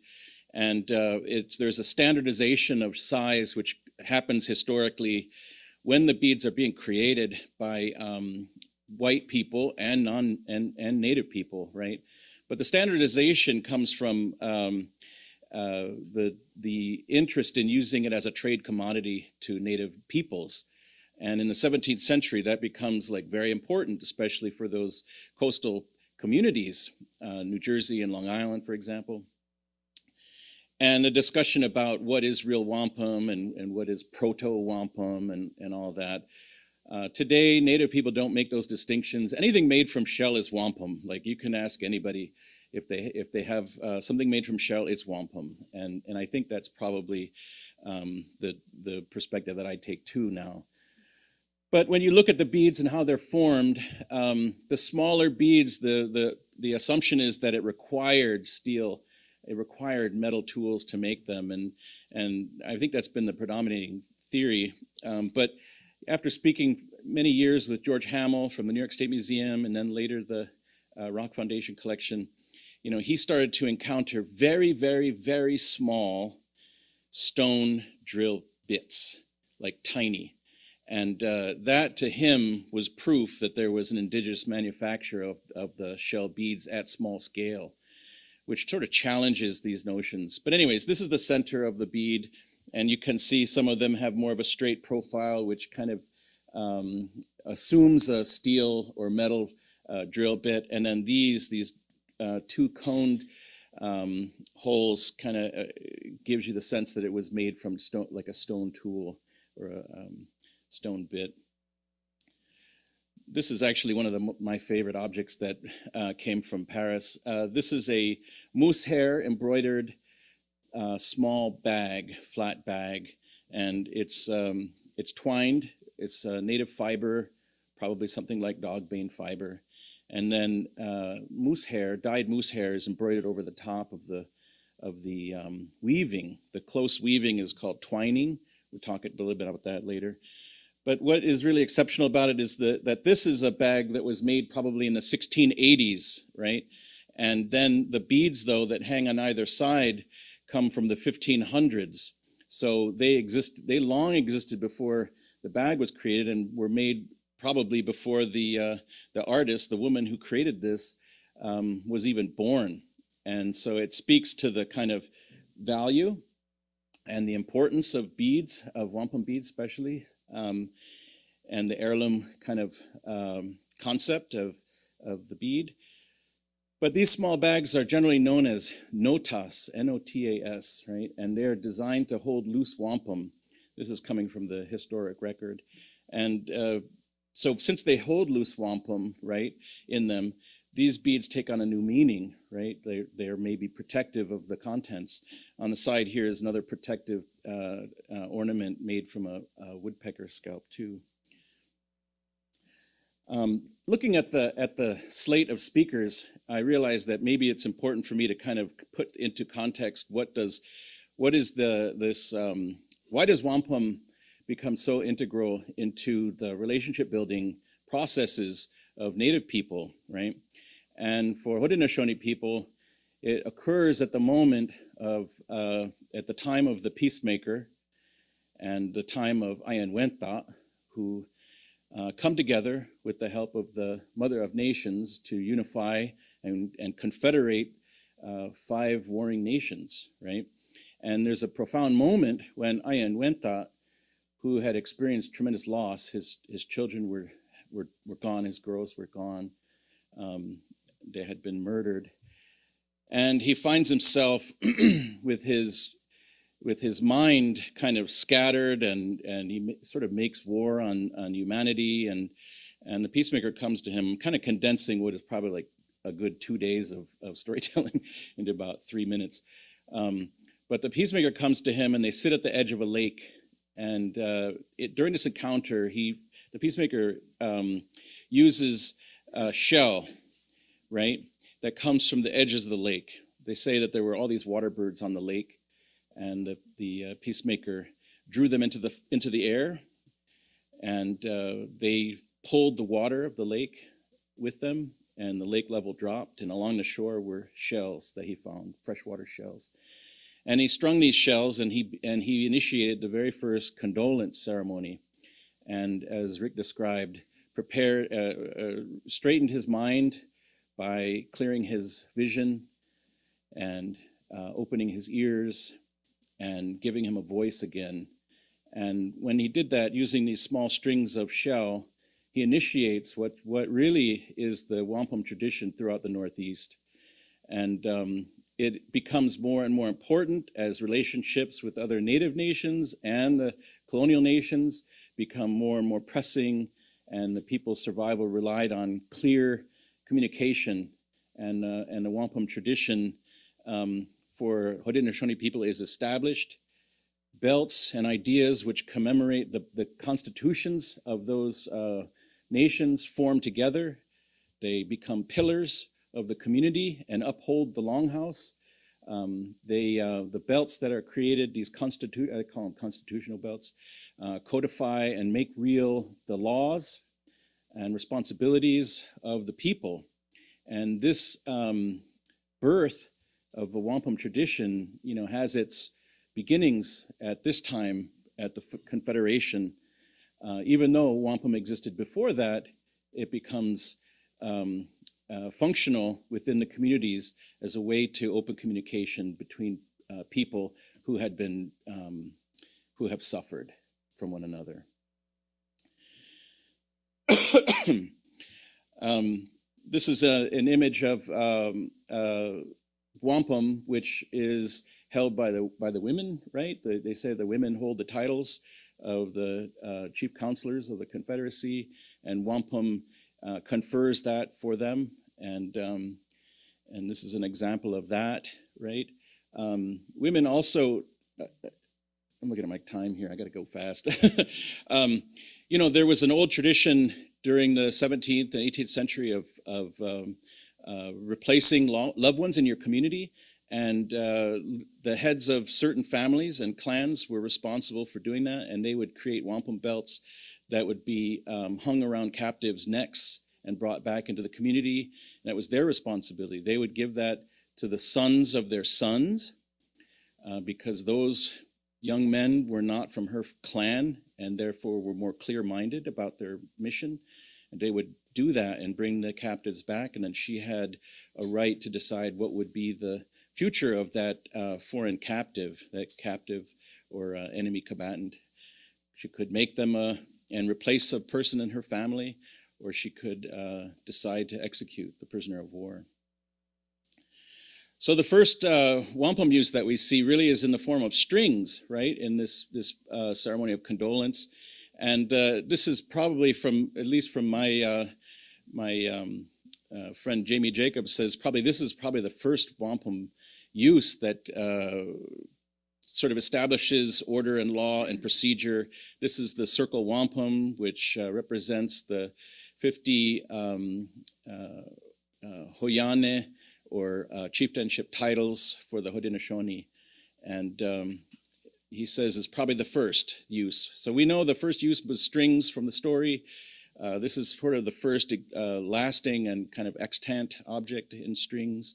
But later we get into the actual objects, the belts, the panels themselves. So this is a quahog clam. I just wanted to remind people that the purple comes from the bivalve, another marine shell. Coincidentally, the whelk actually predates on the clam, and will kind of find a clam and kind of climb on it and then use its rough tongue to wear down the shell. It's incredible. Soft tongue wears down the edge of the clam and then is able to get inside there and eat it, right? So the bead that produces the white color actually, or the animal that produces the white bead eats the animal that produces the purple bead.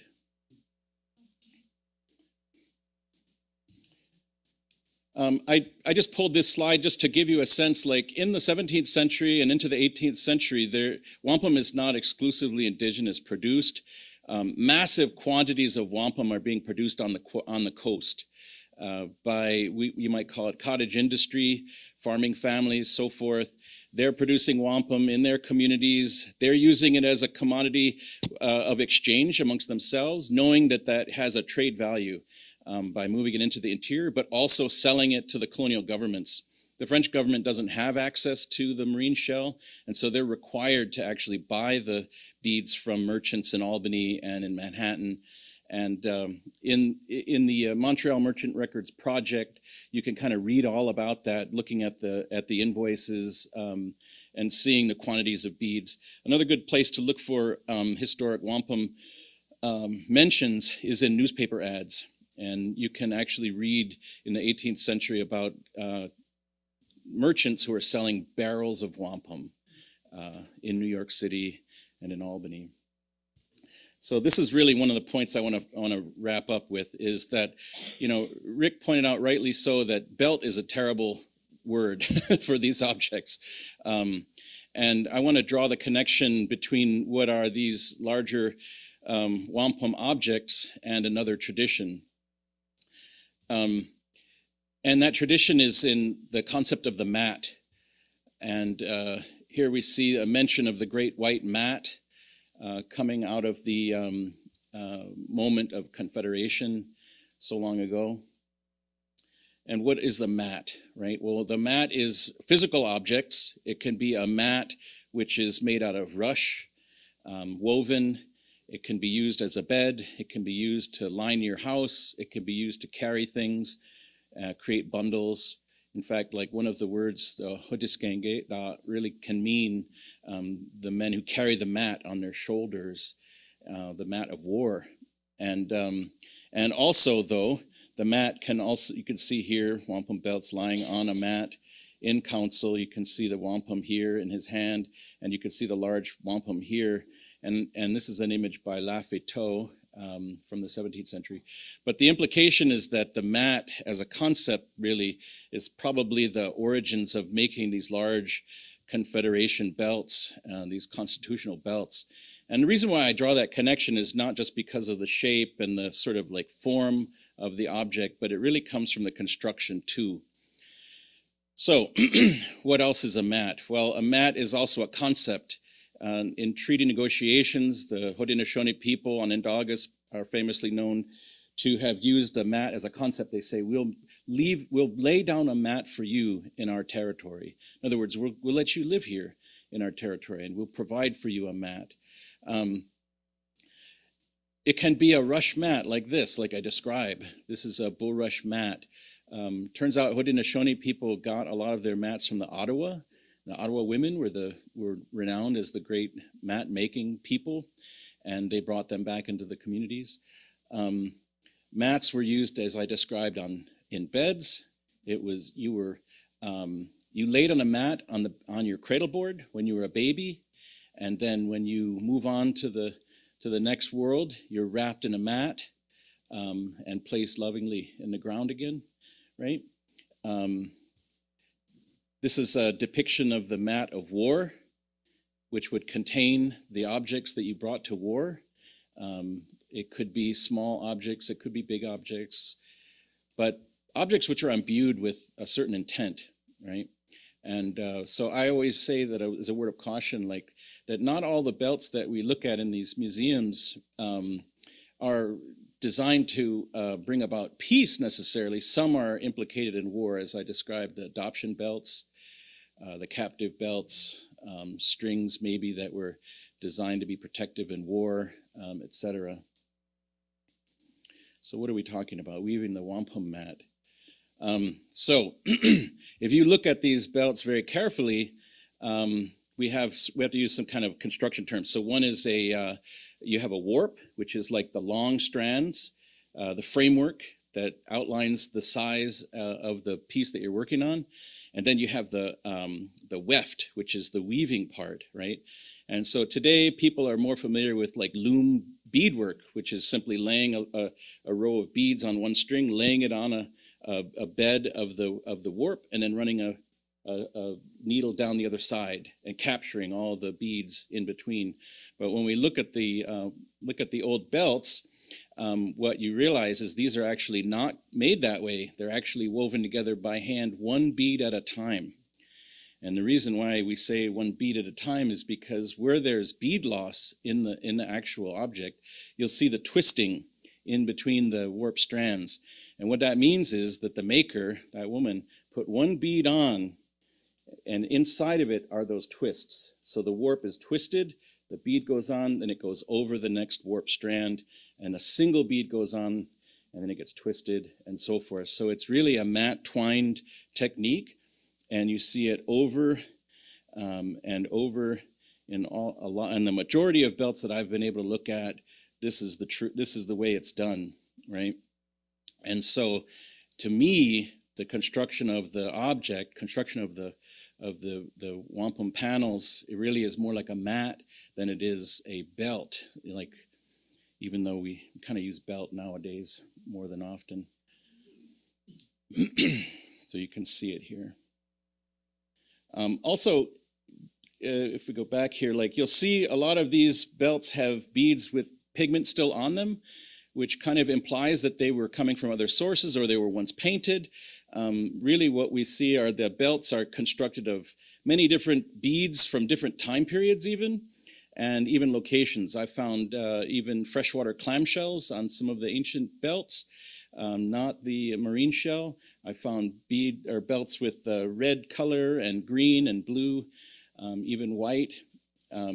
And what that means is that the belts that were painted were intentionally transformed in the moment to mean something different.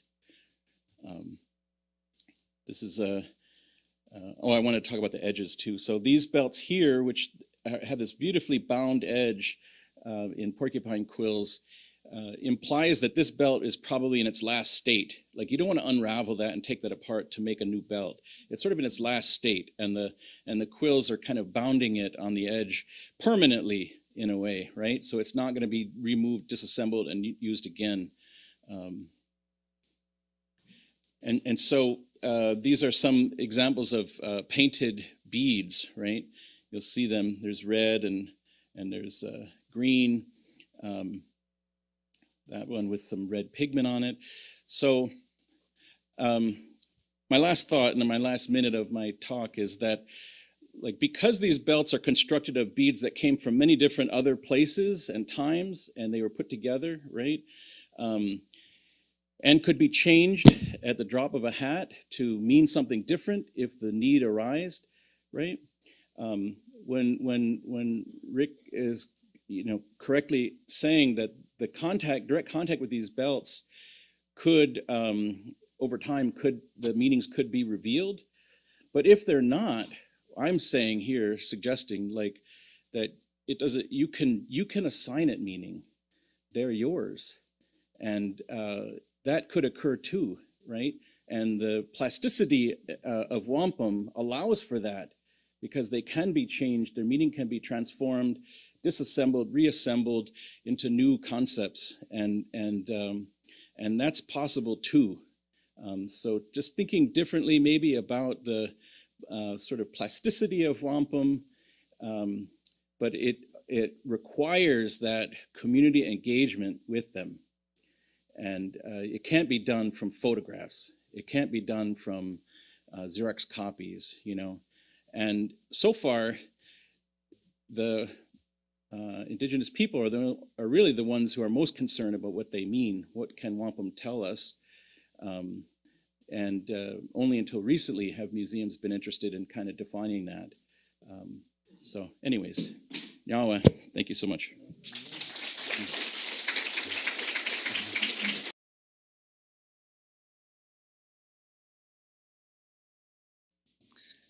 So thank you so much for the invitation. I feel honored to be here, to be part of the conference. And thank you for the museum. Thank you to the museum for making it possible, and in particular to Jonathan Lainey. And today I won't touch the meaning of wampum. I don't talk about wampum and its different facets as spoken before, or as we heard before by Michael. I just want to tell something, provide a survey on wampum and like a fashion, like an object of fashion which emerged in the 17th century. So the first, okay.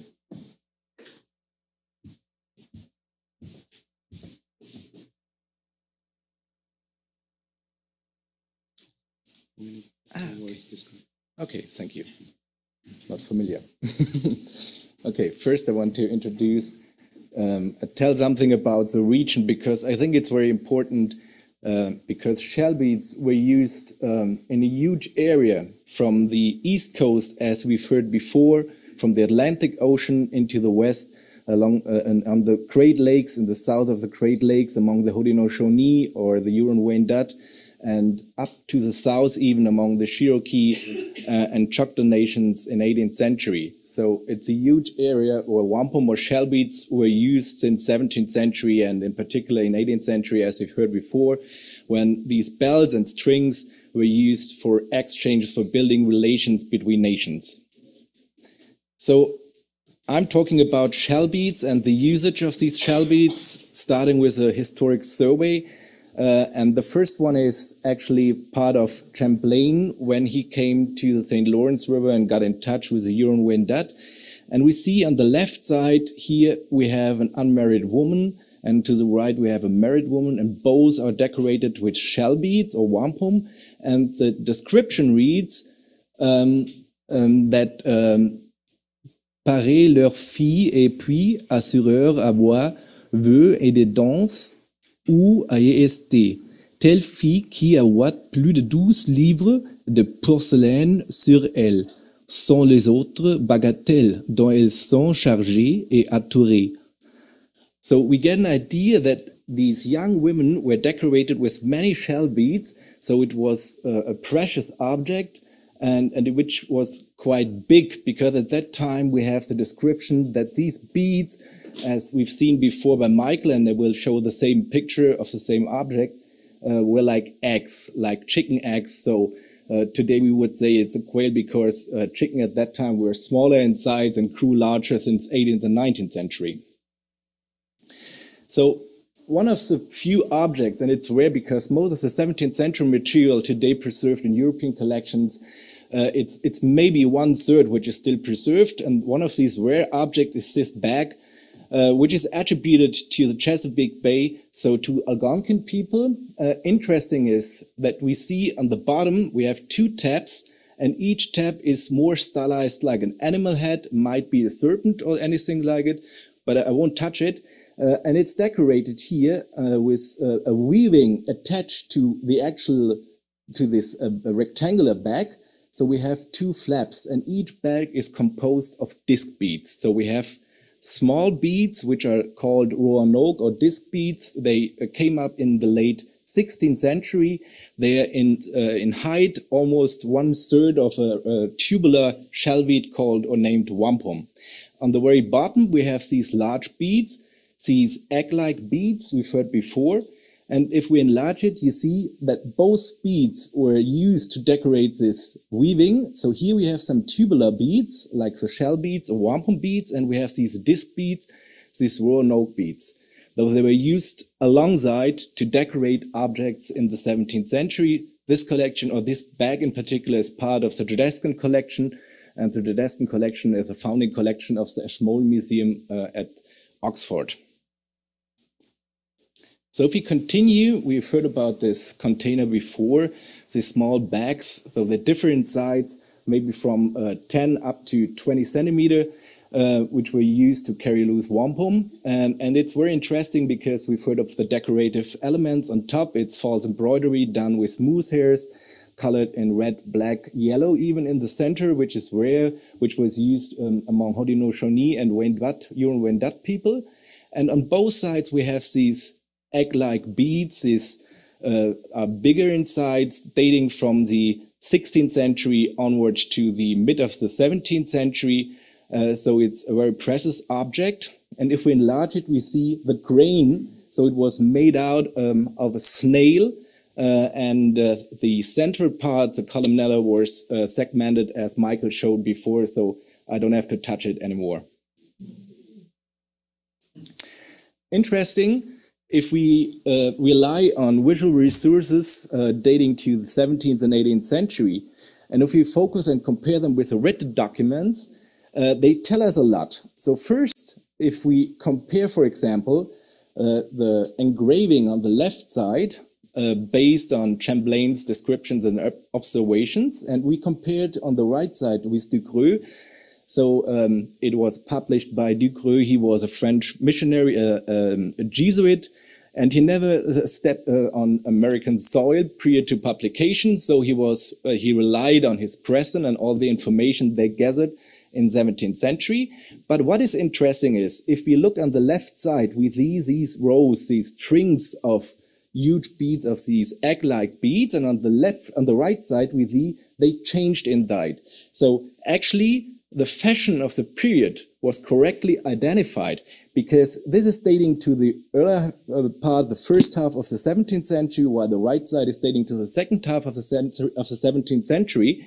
So it changed. Now we have these tubular beads, which are strung alternating with purple and white beads. So the purple beads emerged in somewhere in the 17th century, reportedly. But we see now it changed. We have the same decoration. So the fashion was still in use, but with new materials. And we have here the wrist cuffs, which are woven actually, though they are bands. They're bands like wampum we've seen in the first presentation by Rick. So here we have strings, and now we have these bands. So it's a continuity of decorative elements, or the way these decorations once were used during the 17th century. Besides wampum being used to decorate dress or clothing, we have wooden objects which were inlaid with shell beads or wampum beads. They are very rare. There are only a handful preserved in American collections. On the left side, we have a bowl. In particular, burl bowls were used, made out of elm or basswood, elm or ashwood, I'm sorry. And we see here, they are inlaid. There are some channels or groves inlaid with tubular white shell beads. And here, there are some shell beads. So this is actually typical in its outline, its style for the Eastern Algonquin, while the other one is today preserved as the Mushroom Pequot Museum and Research Center. It follows in its structure more like the pottery vessels, which were commonly used in the 17th century. So they are both dating to the 17th century, and they're very rare testimonies of wooden objects inlaid with shell beads. Another part where shell beads were used to decorate objects are pipes. So we have on one hand wooden pipes, some are recovered and today on display at the Rochester Museum and Art Center, and I'm indebted to Michael who invited me to look at it. We have here one which was historically collected in the 17th century, and it's part of the National Museum of Copenhagen of the collection, which is documented in around mid-17th century. So it's made out of a burl. And here we have a raptor, a head of a bird, and inlaid on top the eyes are accentuated with disc beads. So we have again this roanoke or disc beads instead of tubular shell beads. But on the right hand, we have a pipe made out of stone, might be a soapstone. It's in a private collection. And the back is inlaid with shell beads, so tubular wampum beads. And this one might be a lizard or an animal, so we have no idea. To continue, what kind of objects were once decorated or embellished with shell beads or wampum beads? We've heard before that there were pickaxes used in Eastern North America, and in particular among the Haudenosaunee people, because there are several of these celts made out of stone, which turned up from 17th century sites among the Seneca people. So this one is actually one of the rare, because we only have two still preserved before they are, as we mentioned in some document of the 18th century. So this one dates back to the 17th century. It's housed at the National Museum of Copenhagen. It is made out of a maple piece of wood with its crescent shape. And on the surface, we have shell beads, tubular shell beads or wampum beads. But in that case, they are not in its original state. They got split in half and then glued on top. And we have here some glass beads. Instead of purple beads, they use glass beads to embellish the surface. The second one, which is preserved today at the Etnografiska Museum Stockholm, I want only to show you the bottom because it's interesting. We see there is a remainder of beads which are no longer preserved. They are gone, but we see by the indentation that they were round. They were disc beads with a hole in center which was drilled, though they were glued on on the bottoms. This one has some rectangular spaces, so the shell was actually cut into squares and glued on. So we have different sides, different forms which were used during the 17th century besides tubular or disc beads. Another object is this ball-headed club. It's named ball-headed because the head is carved actually in form like a round ball. And earlier ball-headed clubs or war clubs from the 17th century, bigger in size, with one exception actually, so it's hard to tell if they were uniform. And I would guess in 17th century everything was more personal. So people used what they made what they actually intended. And this one here is made out of maple wood. The history is badly understood. It's at the Horniman Museum in London. But anyway, we can date it based on these disc beads here, which are inlaid. So some are missing, some are preserved, these Roanoke beads here. And we have here these channel, and on top we have two grooves again, inlaid with these globular, or with these tubular shell beads, these wampum beads. So we see again, we have both kind of beads or shell beads, which were used during the 17th or early 18th century. To show more detail, on the back, we have this blunted end of the handle. Actually, it's a two-handed handle. We have here a raptor, an animal. It might be a bear or it might be a panther, whatever. But we see the disc beads, which are used to accentuate the eyes. And here for the mouth, we have the teeth, and they are alternating in white and purple. And on the top, we have the inlaid shell beads. So most of them are gone, but some are still preserved. They were glued in, and they are all in white. So and actually only what is left on gives us a clue that it was white. Besides wooden objects, shell beads were used, or wampum beads were used to decorate moccasins. We have written records and descriptions from the 18th century, even 17th century onwards. This is one of the very few examples still preserved in Florence. And if you look at it, both flaps on the outside are decorated with porcupine quills in red and white and black, and the front is tongue too. And on both sides, we have some strings sewn to it, and each string is made of or composed of alternating beads in colors purple and white. So this is rare because afterwards, as we will see, the beads changed, and glass beads, tubular glass beads, which were which replaced the shell beads for decorative purposes, emerged in the second half of the 18th century, around 1760, as recorded by Sir William Johnson. Another object which shows the usage of wampum is this headband, which is preserved at the Ethnological Museum Berlin, part of the Wyman collection. So we know nothing before the objects entered the institution. That is the most problematic point, actually, because we have to do research and provenance to come up with additional information about the usage and where they came from. So it's a finger-woven strap of red wool, most likely bison, incorporated with globular small glass beads, producing this zigzag pattern.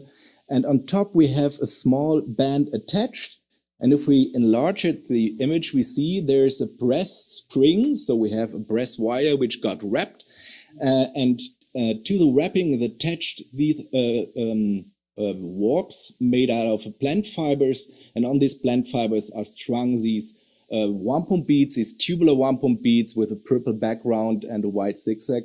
And most probably there were some attachments which are no longer preserved, as you'll see in another picture I want to show you on a garter, which was drawn by an artist in the second half of the 18th century. So to make the point we've seen before that Samuel de Champlain and Ducreux, they recorded that women wore dresses decorated with shell wampum beads. So this object is a rare exception at Petersburg. It is a small skirt, a wraparound skirt of a girl, because it's very small inside. It's made out of strout, so it's a particular kind of trade cloth which became famous during the 17th and 18th century, produced in Stroudwater, because the edge is undyed, it's white, and this skirt is decorated on the bottom part with several silk ribbons placed alongside, and here we got a decoration with small crosses or flowers, whatever you want to describe it. Most of it is made of glass beads, tubular glass beads, but here we have alongside shell beads. So the edge is decorated with a string of alternating white and purple beads made of shell, and here we got the glass beads. So both were used to decorate this garment in around 1770s. Last but not least, it's an apron. It's today located at the National Museum of the American Indian. It came from a German private collector from the eastern parts of Germany. There's no history, but it was attributed to the Lenni Lenape, and before Michael and me, we talked about it, that most objects at the National Museum of the American Indian were attributed to the Lenni Lenape, based on an informant, a friend of George Hay, most probably Kepler, who attributed these objects, because it's most likely from the St. Lawrence River. If you're looking at the decoration, on top we have alternating beads. Actually, these are diamonds, so in shape we have a blue center outlined in white, but now it's only composed of glass beads, of tubular glass beads, as can be seen here. So besides these black beads, which were produced in glass, actually translucent wine red, we have some blue and even green and yellow. And it's the beginning of the silk ribbon application, because we have a green band of silk, a silk ribbon, and on top we have some cutout diamonds of red stroud, which are sewn on top. So this is the very first beginning, and it's dating around the 1770s. And these aprons were used by men, in particular war chiefs, who wore them on the backside as a symbol of status. There are about 10 or 12 preserved. So to conclude and to finish my presentation, I want to quote this, because it tells something about European and an interest in foreign cultures. When they got in touch with native people, they collected the material, they recorded it, sometimes really good, sometimes very poor. And we have this record, which turned up in 1783, when an individual, John Erskines, donated his collection to the Society of Antiquaries in Scotland. And I want to quote: "The sheath of an Indian knife, beautifully ornamented with wampum, 7 inches in length." This is very rare. We have dimensions. Almost there are no descriptions about the dimension of objects which were collected. The second object is an Indian hunting pouch of grey leather decorated with wampum, 13 inches in length and 4 inches in breadth. It clearly tells us this is a rectangular pouch, it is a slit pouch, therefore it's 13 centimeters in length and only 4 in width. The third one is an ornament to an Indian smoking pipe covered with wampum, having at each end tufts of crimson hair, though it's a brilliant red dyed hair, enclosed at one extremity in small tin cases. So we have these tin cones which are filled with red hair to decorate this pipe. Unfortunately, we lost the trace of the collection, and I hope that some of our colleagues doing research at Scotland may locate them. To conclude, I want to show that during the 18th century in particular, collections in Europe were documented.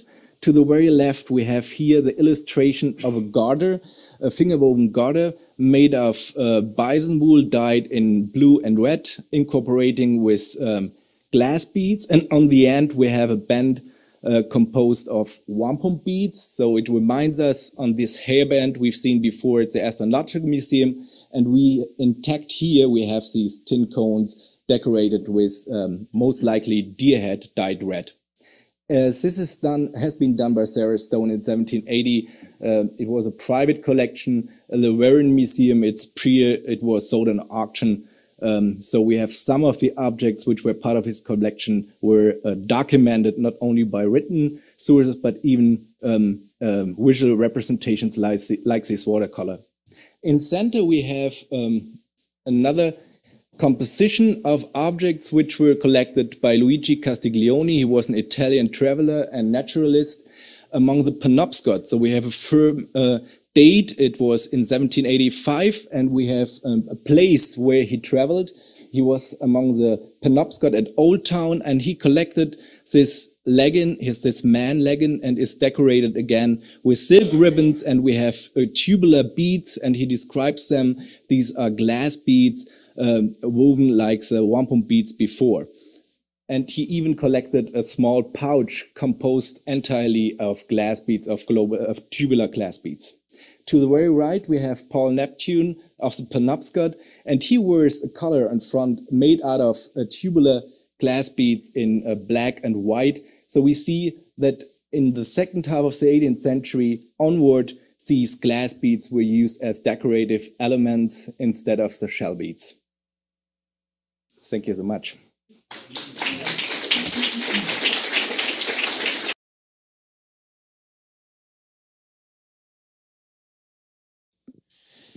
Thank you, my friends, for this. These both very interesting presentations. We learn all the time. It's amazing. I remember Rick Hill was telling me by email that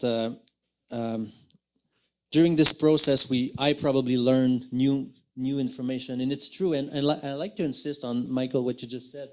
This idea that the white shell is actually eating the purple one.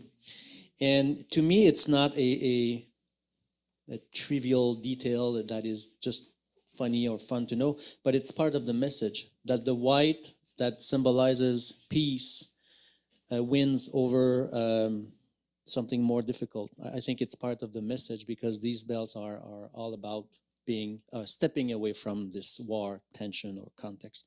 So I like it. And before I go to the questions from the audience and from those online, I want to just say that Nikolaus, your survey of the objects around the world is just spectacular as always. It's amazing what you are able to find. And I think it's funny from my perspective, what you just mentioned about this beautiful, full of details description of an object and that we don't have the object, because very often we have thousands of objects without description, and that's part of the problem we face in museums. I receive a lot of comments online saying, repatriate the objects, give them back to the communities. Yes, we would like to, but if we don't know whose they belong to, then we're stuck at that step. So this is why we create this moment to share information and to perhaps know better the objects that are in museums. I'm stopping talking now. It's your turn if you have questions for our two interesting presenters. It's your time.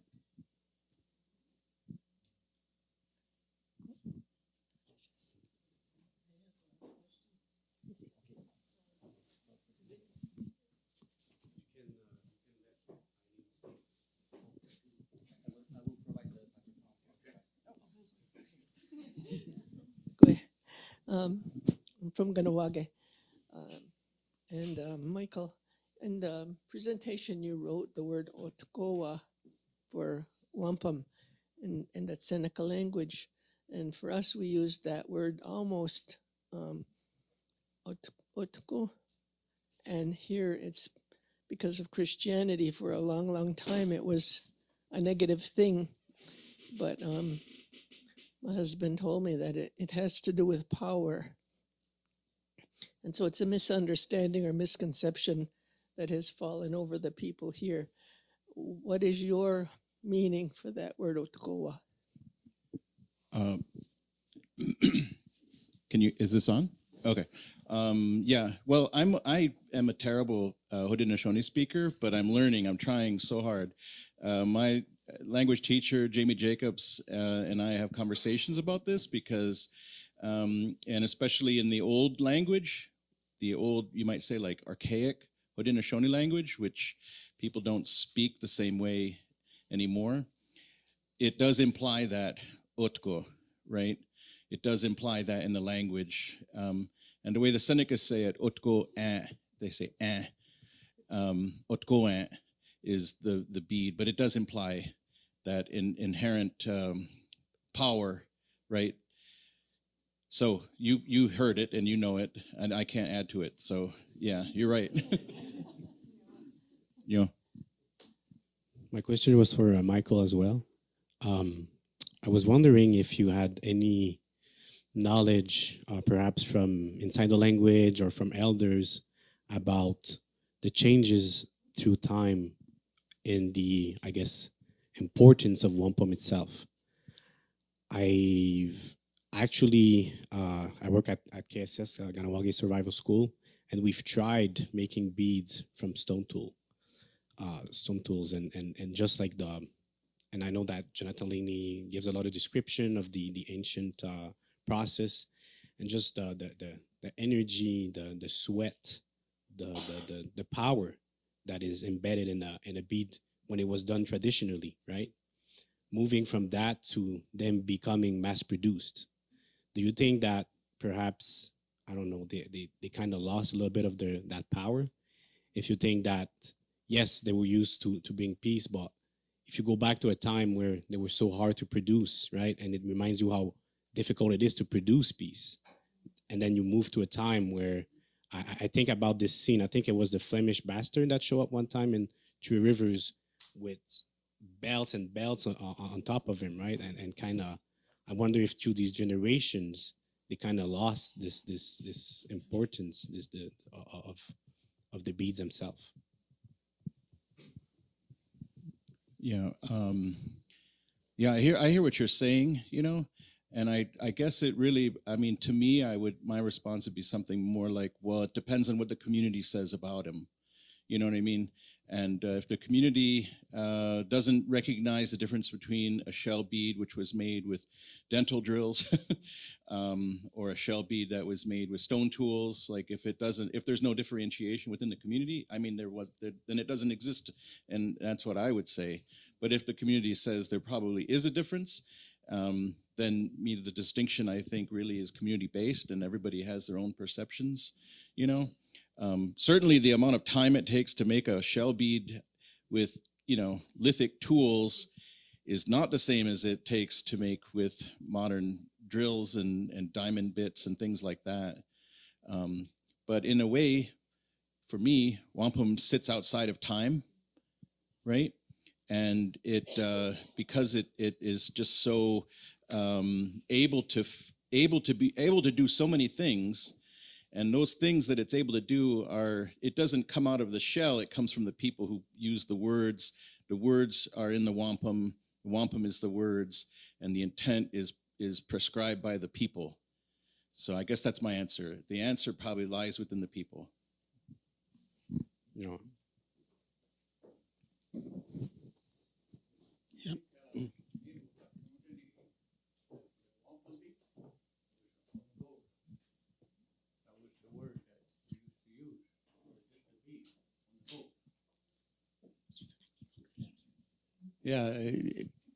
Yeah, you know, because I was, for a long time, the elders used to tell me when I was a young boy, when I go to Skoha. So we go and get the wampum beads. I know in the longhouse, we have different lengths of beads for different ceremonies. So just like the belt, it's all about who we are, our nation, our agreement with the non-native, to remind ourselves of our agreements, the words that were put in there by the women when they made the belts. So that's what I learned. Yeah. Yeah, we encountered that question. Like, there's a lot of words that are associated with different forms of wampum. A belt, goswenta, you know, a bead, a string, and then and bunches of strings, a fire, you know, all these different ways to refer to wampum in all of its formats. And we couldn't come up with one good title, you know, and so we just used the Seneca word, you know, which actually appears in the old lexicons from the 17th century, that early word, what to go at, yeah.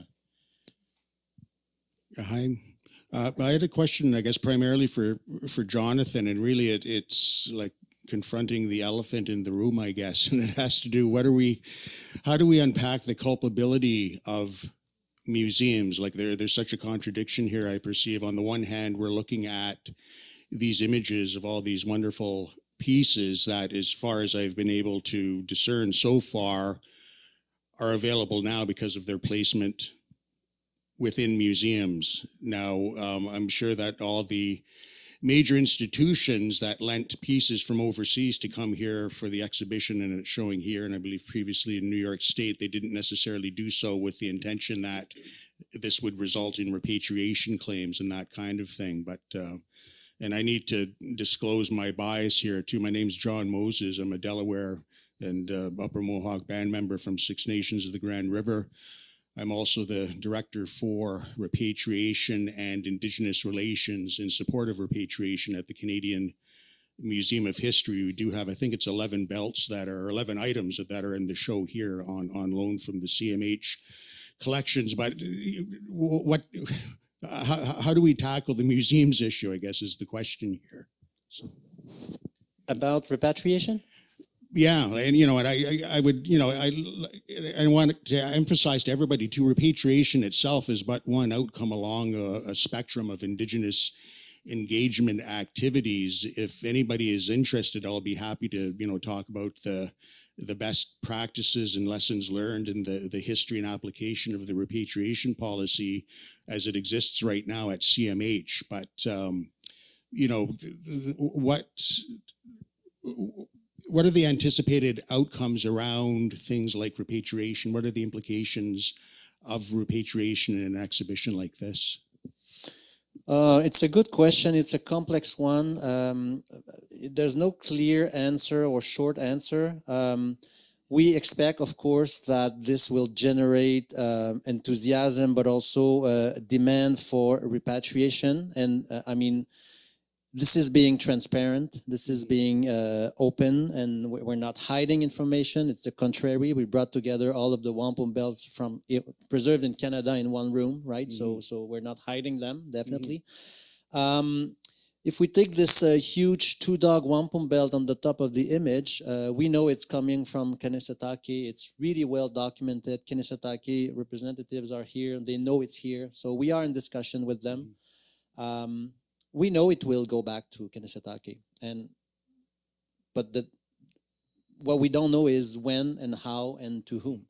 Because as the curator, so far I received several requests for this belt from people from Kanesatake, and I told them all that I refuse to be the judge or the referee and decide that yes, you, perhaps you, and not you. No, I will not do that. So Kanesatake community will need to make a decision when they feel they are ready. Yeah. So, but for the other ones, and I think Rick said it clearly, for the majority of the belts presented, we don't know where they're from. Mm-hmm. So it's okay to say, yes, we want to repatriate them, but I would feel really bad giving a belt to the wrong nation. Well, indeed, like that's the sum of all fears in respect of repatriation. Is that not that it's a process that takes so long to unfold? It's that subsequent research might reveal that something has been returned to the wrong recipient. And it takes us back to these really fundamental questions about who gets to speak on whose behalf regarding representations of indigeneity in the museum and gallery space. And indeed, in this day and age, who is Indigenous, given this, flourishing phenomenon of false or exaggerated Indigenous identity claims. At CMH, we need to know who we're talking about. We've had people out of the blue self-identifying themselves as traditional knowledge holders. Just based on my own knowledge of the particular communities that are involved, it can identify who's legit and who's not. Others, it requires a bit of detective work.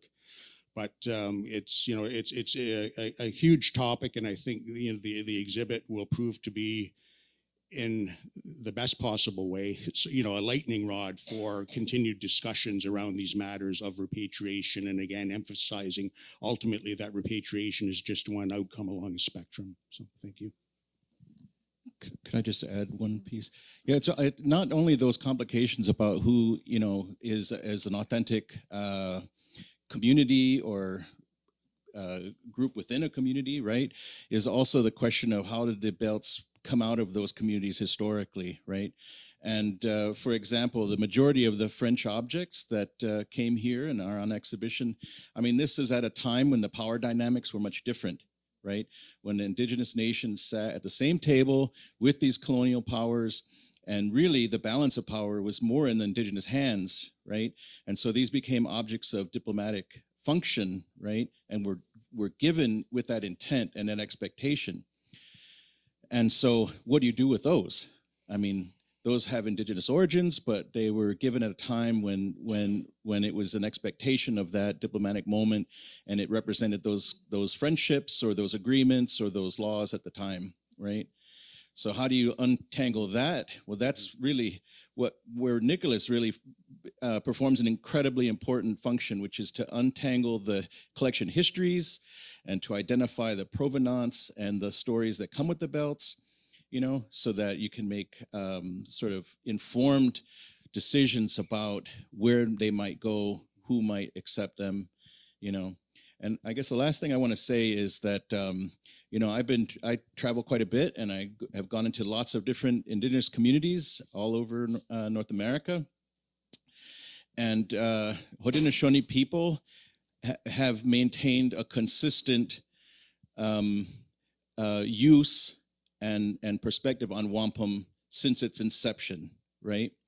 And so I will always address and advise people to ask Haudenosaunee leadership about these questions, because it still is has been functioning for whatever the past many centuries, you know, within the communities, and still is an integral part of the communities. So like probably the Haudenosaunee communities are most prepared to kind of provide insight over time with these objects. Yeah.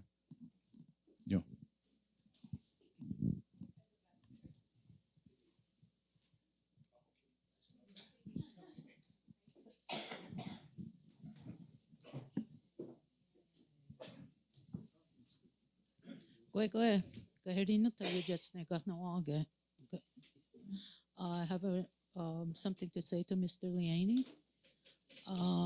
Previously, you had spoken about not knowing or understanding where the wampum goes, right? Where they would return to. So I'm a teacher at Kahnawake Survival School of Traditional Studies, Ancient Traditional Studies. So when we go back and we look at the peacemaker, when he came to make peace amongst the 5 nations, Ayawata was the last person to agree to join the peace. So he was given the duties of being the title speaker within the Confederacy when the Confederacy has their meetings. And Onondaga, because he come from Onondaga was also given the rightful holders of the ancient wampums. So if you're looking for somewhere where they need to be returned to, they belong rightfully to the Onondaga Nation on behalf of all the nations. Yeah. Yeah.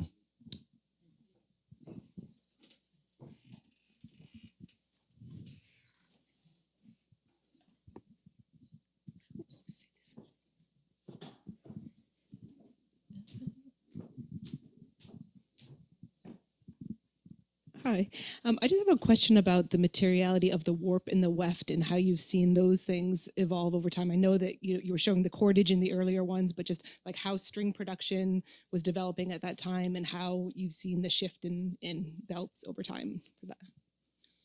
It's all over the board, really. So you'll see warp and weft made up. I mean, mostly the weft seems to be out of cordage, some kind of plant cordage, but I've seen warps and wefts made out of wool.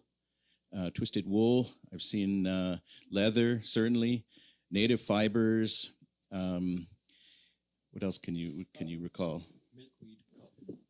Yeah, and the native fibers are milkweed and dogbane, basswood. You know, the standard natural fibers that come from your environment. And of course, produced cotton later. And so when you evaluate these belts, sometimes you have to look at them carefully, and there's repaired areas in them with modern materials, so you have to know the difference. We've seen them with blue warps, all kinds of material. I don't think it relates to the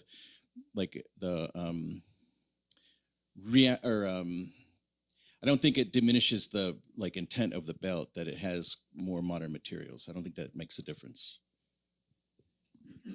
I would have two questions for Nicholas that came in the chat. One is there are dyers online, and so they're interested by what types of organics would be used for the different colored dyes in the Great Lakes area, like red, green, blue, etc. Well, it's a pretty good question. I guess there's some research currently going on, and at the Musée de Quai we started doing testing and came up for red, it's Cinnamon, but for black it's quite difficult to find out, and green or blue are different, similar shades, so they use some copper. But maybe, Michael, you can tell something more about natural dyes. It's difficult to test and... Yeah, the British Museum actually did some testing on dyed hair, and it's online. You can look up the British Museum scientific proceedings. I think they did one, and it was about dyed hair, like dyed deer hair or dyed horse hair, and they came up with some analysis from the, and it was everything. It was vermilion, you know, which is sort of an imported color, but also ochres combined with plant materials. The thing about dyes really is that it's almost proprietary. Like the women who are doing and achieving these colors are not very open about how they got them, you know, and it is a mystery even to the Europeans who were there watching it happen. They remarked that the women achieved just brilliant, fast dye, in other words, color fast, they don't fade from their environment. And it could be mineral, like copper, could be, they're even used to take and cut up, when they cut and made wool objects, they would, the remainders, the pieces, the leftovers, they could boil that and boil that and boil that and extract out the color and then condense it and get the dye out of it. So, you know, when you look at historic objects, even archaeological objects, there's sort of this dull, you know, like color, rusty, brown, you know, you think like the past must have been pretty dull. But really the colors that they were getting at the time were just so brilliant and so beautiful and just so celebratory of the life of the people. And that's really one of the things that comes out of this study and exposing these objects to people, is to see how beautiful the past was. It wasn't always terrible. Maybe one last question if we want to have time to eat, and it's a question for Nicholas. It's an archaeologist online who is wondering about the visibly very important esnogi of that Jacques Cartier mentioned in his travel in 1535 during his short stay at Hochelaga. They are said to be the most precious thing they have, the esnogi. I don't know if you have information or thoughts on this. I think it's a debate going on what is meant with escologie, and I think David Bushnell is one of the first who thought it might be some clam or it was a lobster. I'm not sure, but I think as far no, there's no definite answer on it. So I'm not. Maybe I'm wrong. Thank you for your interest and passion.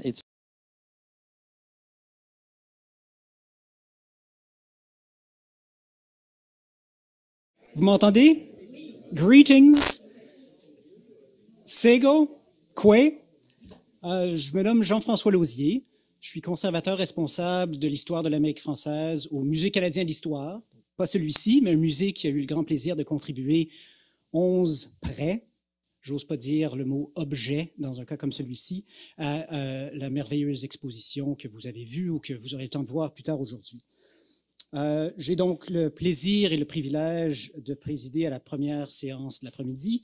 Un retour de la pause du dîner. On sait qu'à cette heure-ci, avec le ventre plein, le sang a tendance à fuir vers l'estomac, à drainer vers l'estomac. vers le système digestif. Or, la vie fait bien les choses, le comité d'organisation fait bien les choses. On a une présentatrice et un présentateur qui vont sûrement faire remonter le sang vers vos cerveaux, vers vos cœurs aussi peut-être. Je les présente tous deux dans l'ordre inverse de la présentation. Donc, en premier lieu, Stephen Augustine. He is a hereditary chief of the Mi'kmaq Grand Council and Director General of the Marshall Institute. Previously, he's been an associate vice president at Cape Breton University and at Unama'ki University College, which is attached to it. Previously to that, he was a curator at the Canadian Museum of History, my museum, well, not mine, but the museum where I work, back when it was known as the Canadian Museum of Civilization. We lost him, and I guess we lost civilization with it too.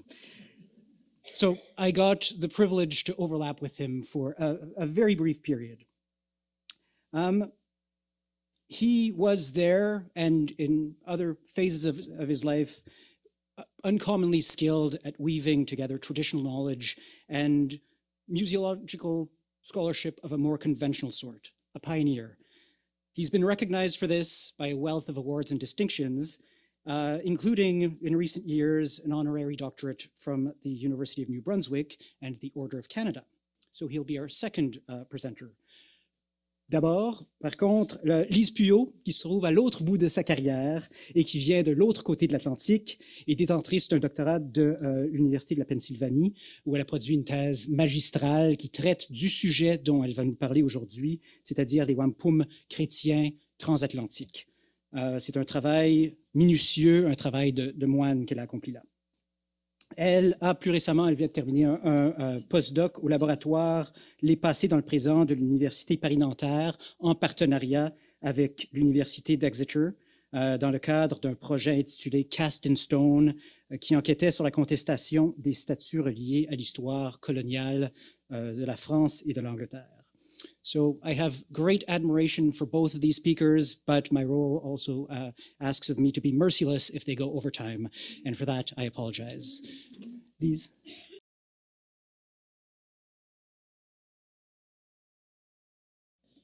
Merci de m'avoir invité. Je vais faire ma présentation en français. Donc mettez vos casques si vous êtes intéressé par le sujet. Comme a dit Jean-François, j'ai une thèse qui est en anglais que vous pouvez consulter pour plus d'informations. Donc de 1654 à 1831, 9 wampums ont traversé l'Atlantique. Ils ont été envoyés par des villages autochtones chrétiens de la vallée du Saint-Laurent à des sanctuaires catholiques en Europe.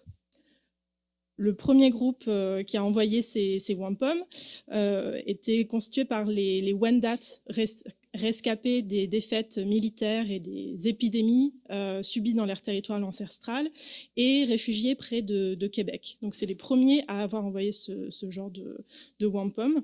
On en connaît 5 avec certitude. Le premier date de 1654, il a été envoyé à la congrégation des messieurs de la maison professe des Jésuites de Paris. Ensuite, en 1671, envoyé à Notre-Dame de Foix, en actuelle Belgique. Ensuite, en 1673, envoyé à la Santa Casa de Loreto, en Italie. Puis, en 1672, envoyé à la cathédrale de Chartres, que nous avons encore aujourd'hui, qui était présente pour cette exposition. Et enfin, en 1716, à Notre-Dame des Ardillers, à Saumur. Tous ces wampums ont été adressés à la Vierge Marie, mais ils étaient aussi adressés à la communauté humaine qui prend soin de son sanctuaire à cette époque. Et ils ont également des enjeux locaux en Amérique du Nord. Il va s'agir de les décrypter un peu. Deuxième groupe qui envoie ce type de wampum en Europe, les Abénakis, réfugiés de guerre aussi dans leurs territoires ancestraux, et donc qui s'installent au bord de la rivière Chaudière, puis au bord de la rivière Saint-François. Ils envoient 3 wampums, un à Saint-François de Sales, à son tombeau, au monastère de la Visitation d'Annecy en 1684, et 2 à la Vierge Marie, à la cathédrale de Chartres, d'abord en 1691, puis un deuxième, celui qui faisait aussi partie de cette exposition, en 1699. Et enfin, En 1831, presque un siècle après le dernier wampum Wendat de cette série, les 3 communautés qui vivent à Oka, Kanastake, donc la mission sulpicienne du lac des Deux Montagnes, les Algonquins, les Nipissing et les Kanien'kehá:ka, les Mohawks, envoient un wampum monumental au pape Grégoire XVI à Rome. De tous ces wampums, il n'en reste matériellement que 4, et les autres sont connus grâce à des manuscrits et d'autres traces écrites. Donc ces wampums sont assez particuliers. Ils émanent d'un espace autochtone chrétien qui connaît et qui manie très bien les pratiques et les récits catholiques. Ils innovent aussi, ils circulent avec des documents écrits, ils sont tissés avec de l'écrit.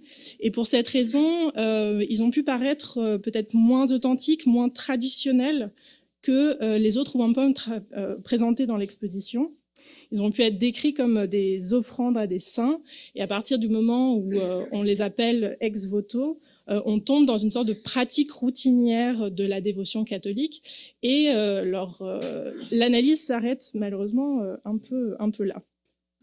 Donc mon travail a consisté à examiner ces objets hybrides à l'aune de ce que j'ai appris de la diplomatie des wampums auprès de Marge Bruchac dans notre projet On the Wampum Trail, auprès de Rick Hale, de Curtis Nelson, Jonathan Lainey, Verna McGregor et beaucoup d'autres.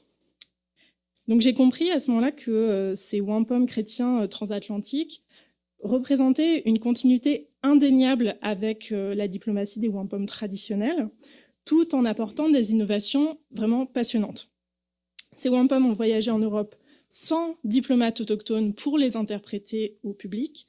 Et donc en fait, les autochtones ont eu recours à plusieurs stratégies pour incarner leurs paroles et ont fait confiance à leurs wampums eux-mêmes pour les représenter et pour être leurs agents diplomatiques à proprement parler. Alors, comment ces wampums sont-ils fabriqués, selon quel protocole? Ces objets, on a beaucoup de chance parce qu'il y a beaucoup de documents autour qui nous apprennent qu'en fait, ils ont été fabriqués un petit peu tous dans les mêmes circonstances. Donc en premier, on assiste à une mise en commun des perles de wampum, souvent par des femmes. Dans un contexte Wendat, les perles sont mises en commun dans ce qui est décrit comme un trésor de village, un trésor commun. Et si cette mise en commun des perles est associée à la récitation de paroles rituelles, de prières notamment. Dans le cadre des wampum Abénaki, on a de mention de femmes qui contribuent leurs réserves personnelles de perles de wampum. Par exemple, le wampum à Saint-François de Sales a bénéficié de milliers de perles qui a été données par une seule femme qui s'appelle Ursule, et donc qui, par ce don, intègre matériellement son pouvoir et ses réseaux en fait pour obtenir des perles de wampum. Ensuite, ces perles sont tissées en objets par des personnes autochtones. Le sexe n'est pas toujours précisé, mais on nous précise dans les documents que c'est toujours une personne autochtone qui fabrique ces wampums. Dans le cas Abénaki, on a une artiste qui est citée, qui s'appelle la Grande Jeanne, qui a fait tout le collier. Donc on peut penser qu'il s'agissait d'artistes, d'artisanes spécialisées au sein de la communauté. Les missionnaires peuvent contribuer à ce moment en proposant par exemple un modèle pour les phrases que vous avez vues qui sont écrites, tissées dans le wampum, mais ce ne sont pas eux qui fabriquent l'objet en lui-même. Ensuite, la signification est décidée lors d'un conseil ou d'une assemblée de village. On a même des descriptions de missionnaires qui attendent le retour des hommes de la chasse pour que tout le village ensemble puisse décider collectivement de la signification qu'on va attribuer à un objet. Cette signification est ensuite donnée lors d'un discours par un orateur autochtone, un homme. Et à cette occasion, on a des documents vraiment exceptionnels avec les noms des chefs qui prononcent ces discours et qui signent à la fin de ces lettres, puisque les discours sont retranscrits en langue originale, ce qui est aussi très très rare, et traduit en français ensuite par un missionnaire, parfois en latin, mais souvent en français. Le wampum et les documents sont ensuite envoyés ensemble, sans intermédiaire ou sans diplomate autochtone. Ils sont reçus au sanctuaire européen, offerts à l'entité désignée, donc la Vierge, le Saint ou le Pape, et les documents sont lus à voix haute par les récepteurs. Donc cette étape-là, c'est en fait une étape diplomatique en elle-même, parce que en lisant à voix haute ce que le diplomate autochtone a dit, on arrive à une même voix et donc un même esprit, ce qui, dans les sciences politiques Haudenosaunee, est très important pour atteindre une sorte d'harmonie entre les participants politiques. On a donc aussi à ce moment-là l'autre innovation qui est que les perles, vu qu'elles sont agencées en texte, parlent aussi en elles-mêmes. Il n'y a pas que les textes, les lettres qui parlent, mais le wampum en tant que tel. Et c'est important parce que les textes qui sont tissés sur ces objets, surtout les premiers, reprennent des paroles qui sont prononcées dans les évangiles par des personnages de la mythologie chrétienne. Donc là encore, il y a un jeu de répétition qui est très intéressant à analyser. Et enfin, le sanctuaire récepteur offre un contre-don, généralement, qui fait le miroir de ce qu'ils ont reçu, c'est-à-dire qu'ils envoient généralement un objet et une lettre, qui sont... la lettre est ensuite traduite et lue à haute voix dans la communauté réceptrice. Donc en fait, c'est un processus collectif, depuis l'assemblage des matériaux jusqu'à établir leur signification. Et même parfois la traduction des textes est aussi un peu collective parce que il y a certains textes qui parlent de maîtres de langue autochtones qui vérifient que la traduction est convenable. Alors l'enjeu de ces wampums, pendant longtemps il s'agit de se dire est-ce que ce sont des inventions par les missionnaires, est-ce qu'il s'agit de missionnaires qui s'envoient des objets autochtones entre eux. Donc ces enjeux-là, ils existent bien sûr. Les missionnaires entretiennent leur propre réseau diplomatique parce que les deux premiers wampums de ce type sont des contre-dons en fait qui répondent à des contributions charitables qui viennent d'Europe. Mais il s'agit aussi de comprendre les enjeux autochtones de ces objets et comment ils incluent la religion catholique dans le processus classique de la diplomatie des wampums qui lie la parenté et la politique. Donc pour illustrer ça, on peut regarder les wampum Wendat qui ont pour but d'établir une parenté avec la Vierge Marie. Dans la congrégation Wendat de l'île d'Orléans en 1650, qui est établie en 1654, on a donc ce groupe minoritaire qui se définit comme les enfants de Marie, les filles de Marie, c'est ça qu'on voit dans les textes, où les femmes se mettent ensemble pour réciter le chapelet et donner autant de perles de wampum que de récitation du chapelet. Donc c'est ce groupe-là qui envoie le premier wampum transatlantique à la congrégation de Notre-Dame, donc la congrégation des messieurs de la maison professe des Jésuites de Paris. Et c'est une réponse à un don de cette congrégation. Mais ce wampum permet en fait de définir la relation qui unit les deux communautés. Donc ce wampum est fait à partir de perles mises en commun et il porte les mêmes mots qui sont récités pendant le chapelet, c'est-à-dire Ave Maria Gratia Plena, la formule de l'ange Gabriel qu'il dit à Marie pour lui annoncer qu'elle va devenir la mère du Christ. Donc vu qu'on a le texte originel Wendat, on peut voir comment ils traduisent Ave Maria Gratia Plena. Donc en Wendat, c'est une salutation qui s'inspire des salutations diplomatiques. Donc le linguiste John Steckley a fait une traduction de ce texte et il a traduit par I haul your scalp many times, I greet you with great respect. Donc en fait, même les mots les plus importants de la religion catholique s'inspirent des cérémonies diplomatiques autochtones et de la diplomatie du wampum en particulier. Ici, la voix, la parole, c'est le pouvoir et c'est ce qui anime littéralement ces wampums. Donc, dans le discours de 1654, prononcé par l'orateur Jacques-Chirac, il explique que le wampum est, je cite, animé et enrichi de la voix et du salut que l'ange Gabriel vous a fait autrefois. Avoir une mère en commun avec les messieurs de la congrégation parisienne, c'est donc devenir des frères avec des hommes puissants. Donc, les membres de cette congrégation sont des hommes d'État, des hommes d'affaires qui font partie du haut clergé.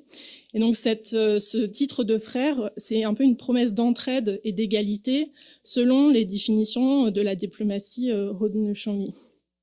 Mais il y a aussi un enjeu local à établir la Vierge Marie comme mère. C'est la question de est-ce que Marie est une mère de clan selon une perspective Wendat. Et c'est Muriel Clerc qui avait vu le clan de Marie dans cette congrégation de l'île d'Orléans. Et ce qui se confirme en fait quand on regarde cette lettre, ce discours de 1654.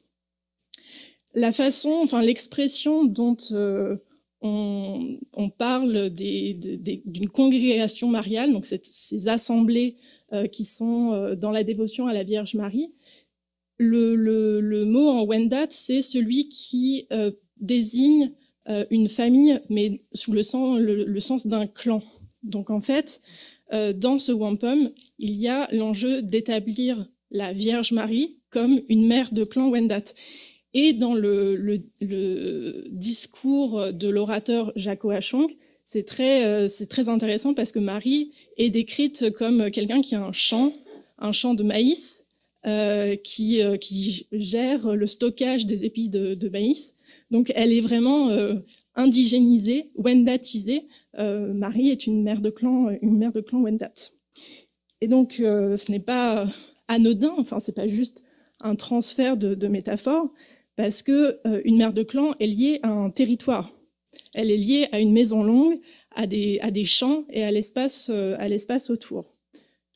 Donc l'enjeu de ces wampums transatlantiques, c'est aussi d'indigéniser l'espace européen, avec l'idée des segments d'un même clan qui sont un peu partout dans tous les villages sur un territoire très très vaste.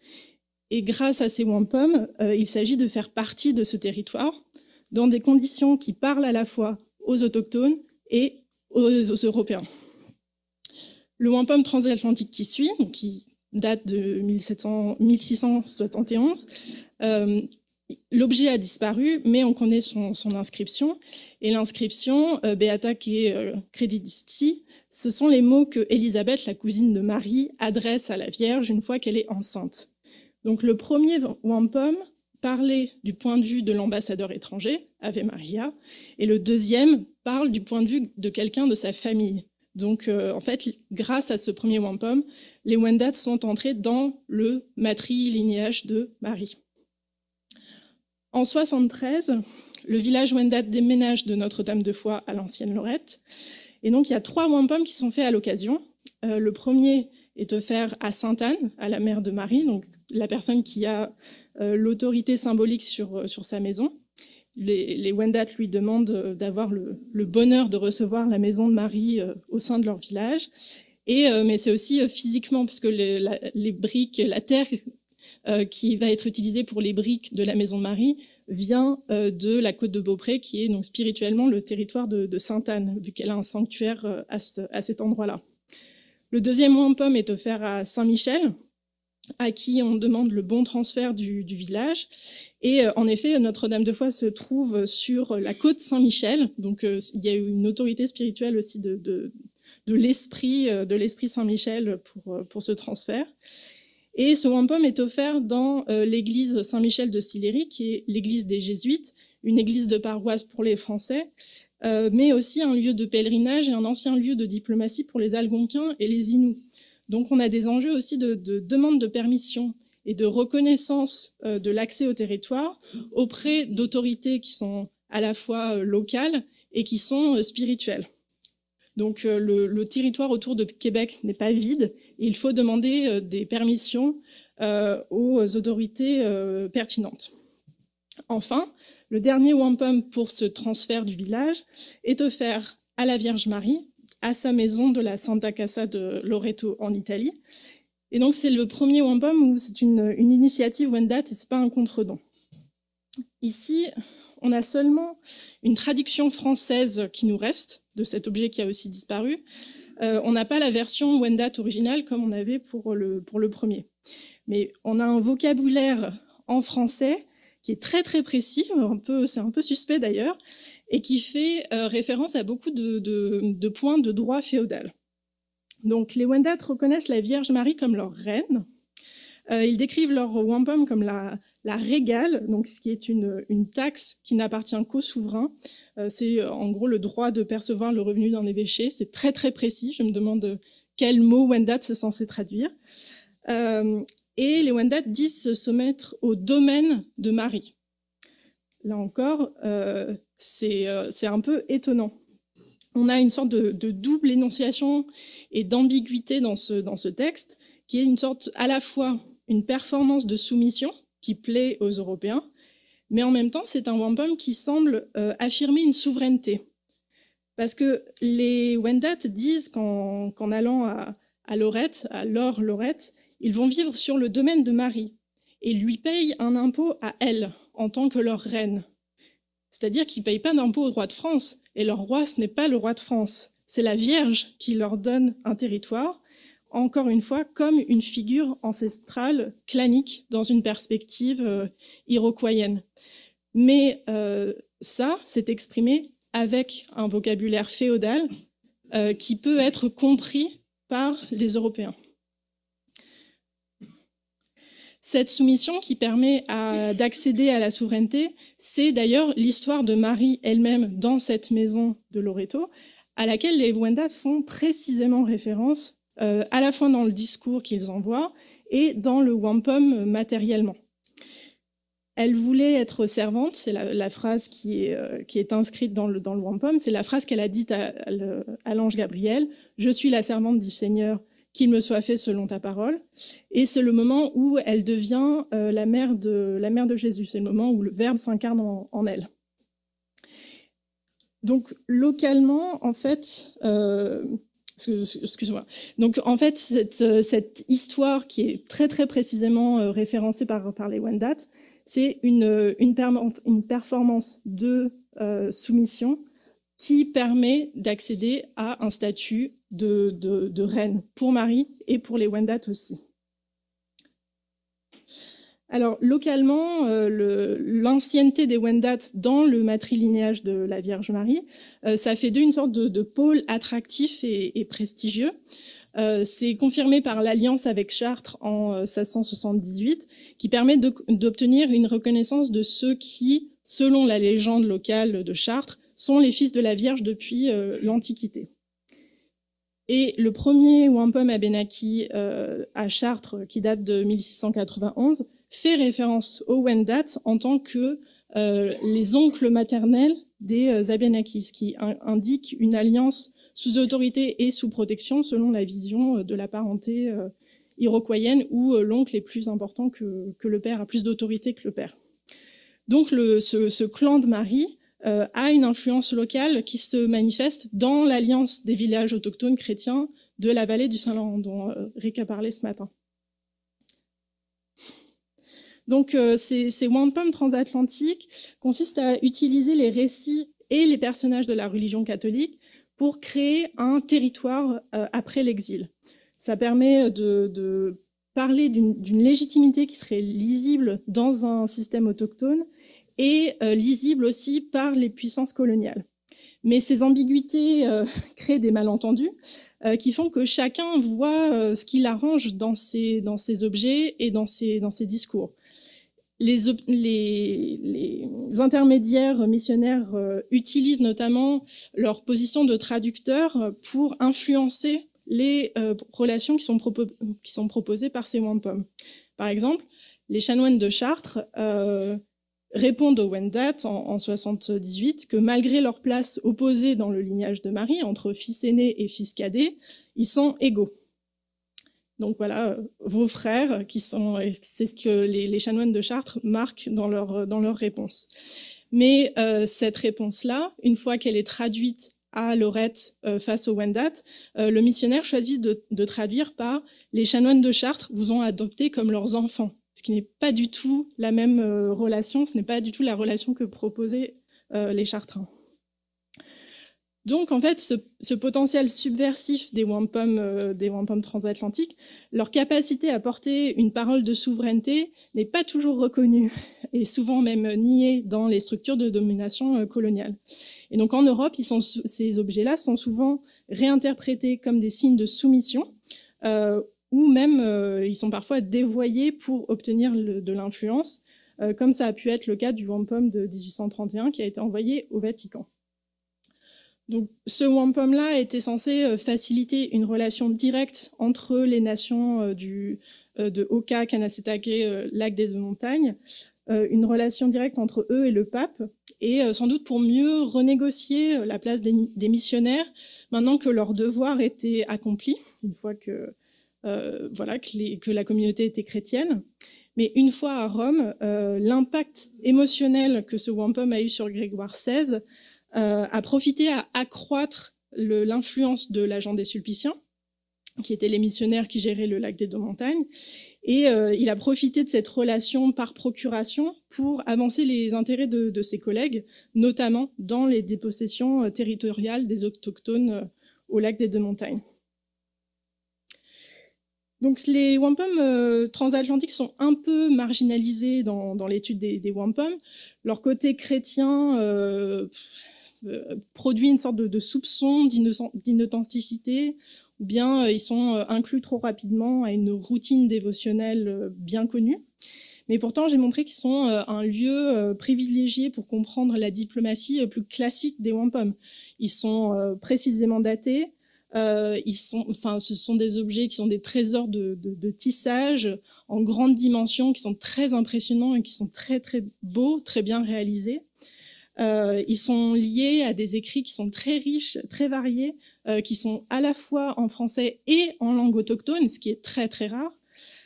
Et ils étaient en fait censés persuader, séduire, convaincre et transformer la conscience des humains autour d'eux, même en dehors d'un contexte autochtone, à des milliers de kilomètres des autres feux du Conseil. Pour ça, merci.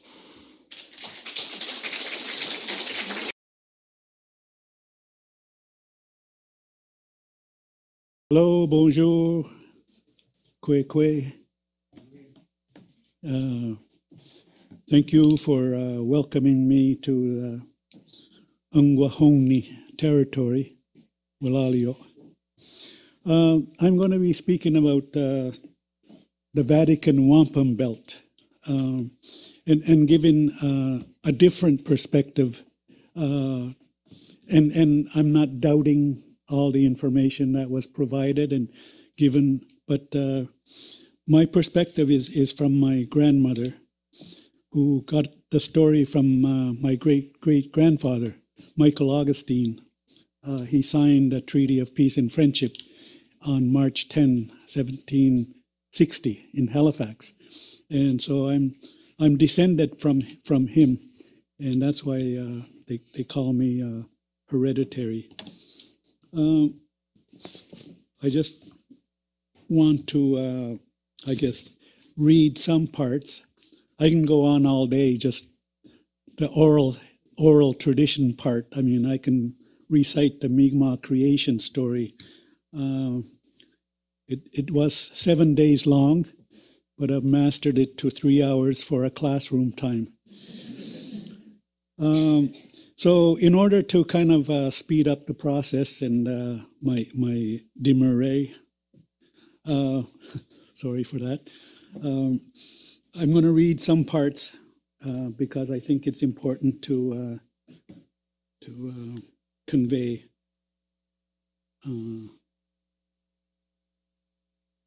This is the museum that Madame Mademoiselle. Lise explained about, that is at the Musée Missionario Etnologico that's in Rome. I've gone to see it and photograph it. A lot of these photographs are my own, from my own collection. This is the Vatican Ethnology Museum in Rome, in the Vatican. This is the wampum belt.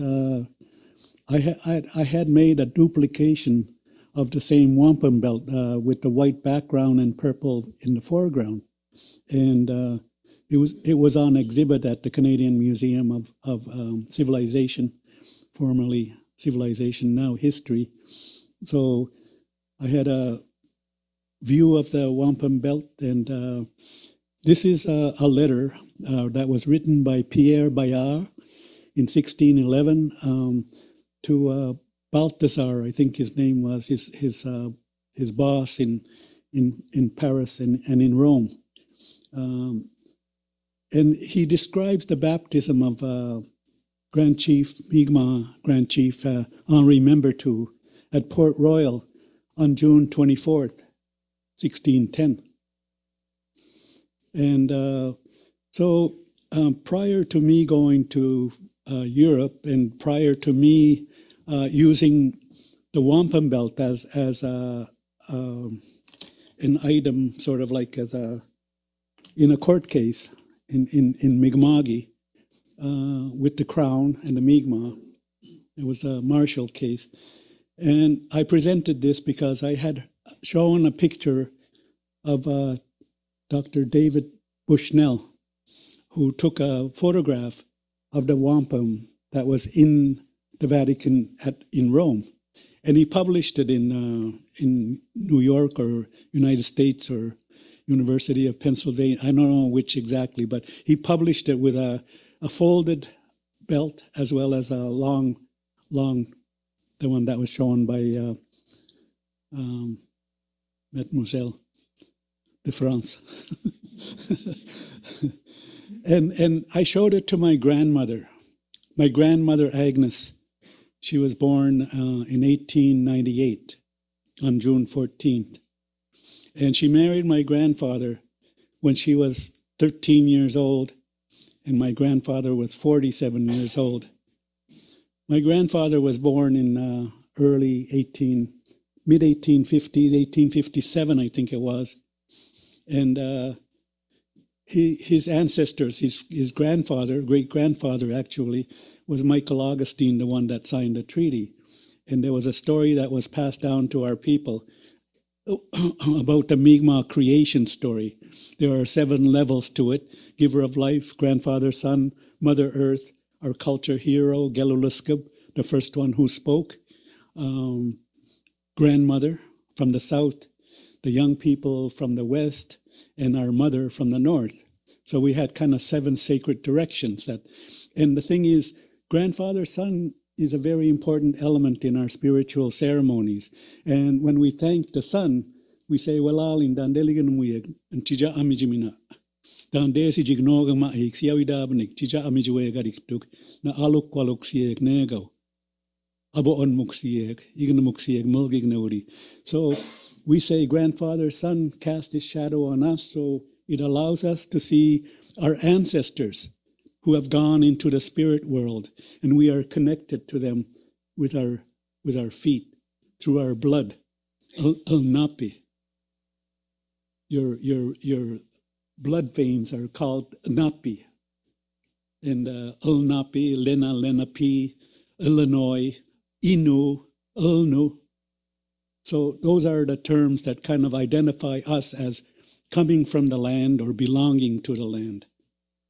So my grandmother, I showed her this photograph, and right away she starts the story, and she says, "Well, this part here," she said, "we have to learn about the indigenous people first." And she said, "When we enter into some kind of an agreement or communication with our neighboring, even our family, even our neighbors who are connected to us by language or linguistically related to us or not linguistically related to us, we end our agreements by passing over the fire, our what we agreed upon. And there is people that are designated as what we call buduswaan. He blows words onto the beads. And these words kind of represent what has been agreed upon on the wampum belt between two parties, whether they're family or clan that had a disagreement. Somebody higher than them has to come in and settle the differences and say, and usually they're settled pretty fast.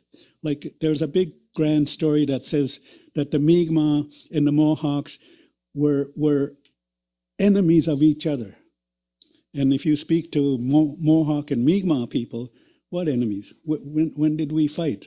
And where's the mounds of skulls that represent our battles for each other? Anyway, back to the story. So here, on part of this wampum is a peace pipe, and the other one is an axe. And my grandmother says, we have to bury the axe, just like the way Hiawatha buried the axe under the tree to find peace. And the pipe is brought out. The pipe represents our sacred connection to the land through the pipe, through the wood, to the stone, to the tobacco that comes from the plant. And our connection to Mother Earth kind of is represented by smoking the pipe and putting the tobacco in the pipe and blowing our words. We are promising that we will stick to our agreements. We are promising the giver of life. We're promising grandfather, son. We're promising Mother Earth. We are promising our leaders, our grandmothers, our knowledge keepers, our young people, the future leaders, and our mothers who brought us into this world. We're promising them that we're not going to break. And our people in North America, we had no jails, we had no police, we had no prisons, we had no judges, and we had nobody judging us. What we were more concerned about is whether we were doing something wrong to the giver of life, grandfather, son, or Mother Earth. That honor and that respect and dignity inside our heart was always promising these things to our ancestors and the seven sacred entities. And this part, my grandmother says, okay, here it is. You have what you call a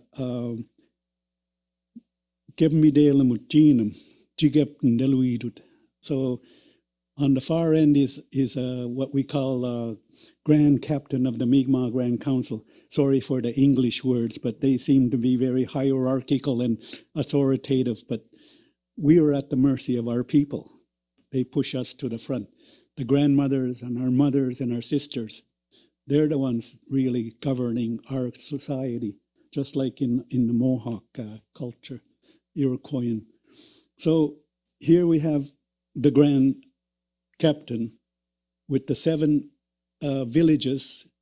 We call them Mawiomis, or Mi'kmaq Chibukto, which is the Mi'kmaq Sacred Fire, which is really run by family members of the Grand Council, the Grand Chief and his brothers and sisters.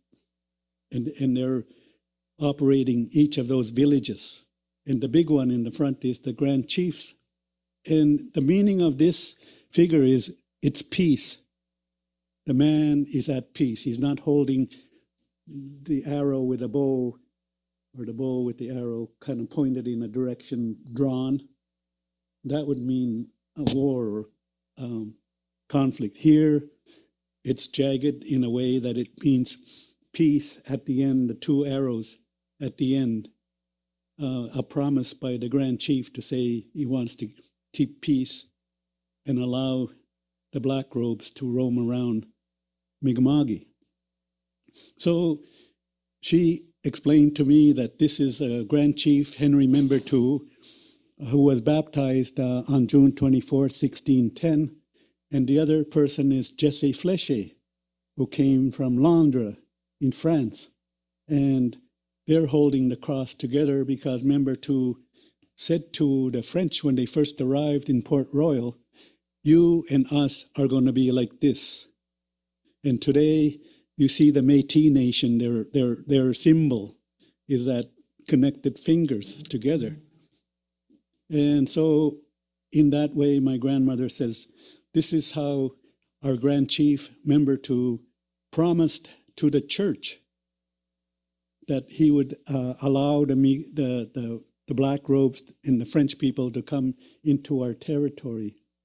This is a picture I took just in kind of juxtaposing the cross and the Grand Chief and the priest. I happened to be in Rome at the time making a presentation similar to this on the same wampum in 2008, I believe. So these are the keys of the St. Peter's keys to heaven. And they represent, I will get to that in a minute, but there are also the similar kind of keys that are in the Vatican in Rome. And this is the office of the nuncio. He's the ambassador for the Pope in France to all the Christian countries around the world. A papal nuncio, and there's one here in Canada as well. And this one is a very interesting interpretation my grandmother gives us, because she was saying, you know, I said grandfather's son cast a shadow on us. In the first one, she says, this is a grandfather's son casting a shadow on the men and the women and the children and the future generations of the Mi'kmaq Nation. And then the next one, grandfather's son cast a shadow on the priest that's holding the cross. He has no family, he has no wife, and he's alone. And then the next one is the son casting a shadow on the men and the women and the children and future generations of the French family, who form another nation themselves. And together, coming together, we form a new nation, which we have a cross coming, and the Mi'kmaq people, the Mi'kmaq men, the French women, and the church forming a new family under what we call Sante Mawiomi. And Mawiomi is made up of many Mi'kmaq words, Maui, together, Wiomi, it's like the oil from the meat. And Mawiomi is sort of like the responsibility of a head chief, responsible for his people to make sure that they get all the food, the clothing, medicine, shelter, tools of survival, how to travel around on the land and everything, and to be able to negotiate their survival through their ceremonies by giving thanks to all the elements and all the spirits of the land. So my grandmother explained to me that we come together under this Sante Mawiomi Uchid meaning this time using a Latin word, Sante, meaning holy, and then Mawiomi as a gathering together of our people in the church. And my grandmother explained that the church actually was made out of birch bark and a wooden cross on top. She said there was no door and there was no windows because the missionaries promised us that we could come and go whenever we wanted to come and go, and that the door open, we could see outside and see our natural elements of our world alive and well out there, and it's not separated from us. This is the old lady. She was 97 years old at the time. She died in December 6, 1998. She was 100 years old and 6 months. And she was the one that told me the story. Little did I know, that, and this is the question I raised today in my presentation is, could that story, could that wampum belt represent the baptism of member two? Member two was baptized as Henri member two. At the time, Henri IV was king, supposedly, because he had been killed a month before the baptism, but they didn't have internet service here, so they didn't know. And so when he was baptized, member 2 was baptized, Henri IV, le roi de France, Henri IV, was his godfather. And godfather in Mi'kmaq, in the early translation, says uncle. You are becoming an uncle of this man. And so the familial context that has been raised earlier by other presenters about the wampum, about being family and members of a family, and representing somebody who is looking after you or responsible for your health and well-being is that person. And so in Christianity, and later on the crown as well as the church kind of come together under church and state and started their colonization in North America about us. This is a picture of the Mi'kmaq Grand Council when we met on Treaty Day, October 1st. You'll see Fred Metallic in there somewhere. And so we were at the St. Mary's Basilica in Halifax. And that's where we gather every year on October 1st for Treaty Day. And that represents the Treaty Day that happened when Captain John Baptiste Cope signed and entered into a treaty relationship with the British Crown in 1752. And in the treaty, it said that if we gathered together in Halifax, they would give us our presents of bullets, lead, gunpowder, pork,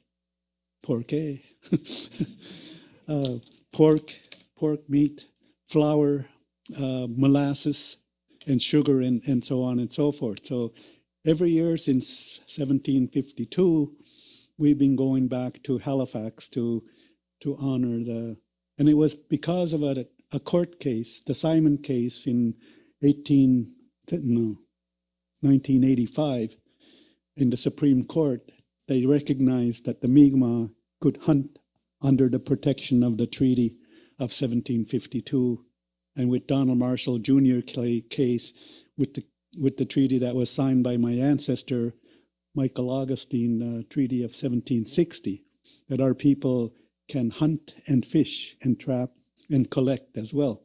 So this is a perspective from the Mi'kmaq, and my concern, and I would like to join forces with the people that are working on the Vatican wampum, because I have done lots of research around the Sulpician missionary, about Simon Dutz, who was a carrier of the wampum back and forth from Lake of the Two Mountains to the Vatican in Rome, and Quebilier.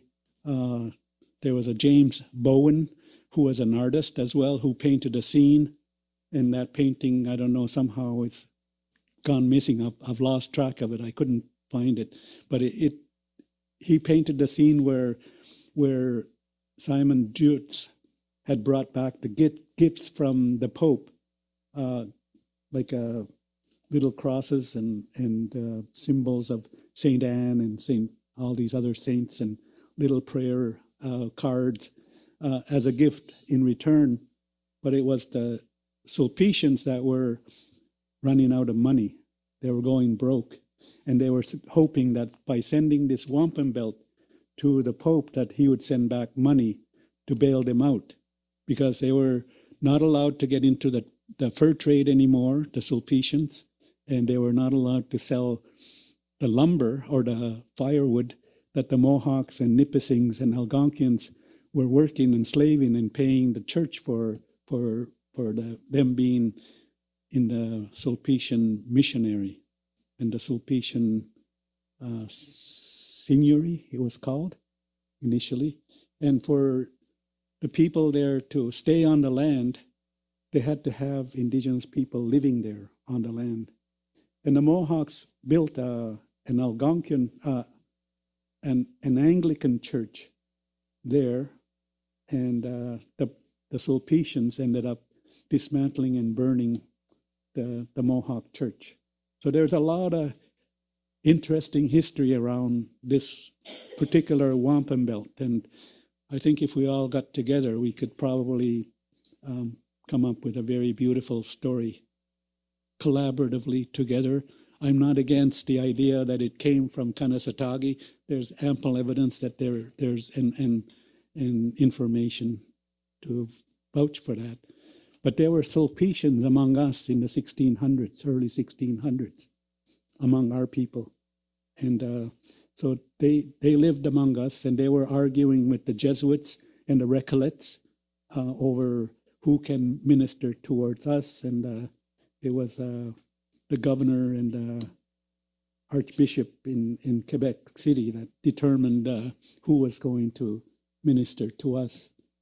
The Jesuits were chased away from East Coast for a while, but they came back in the 1830s, 36.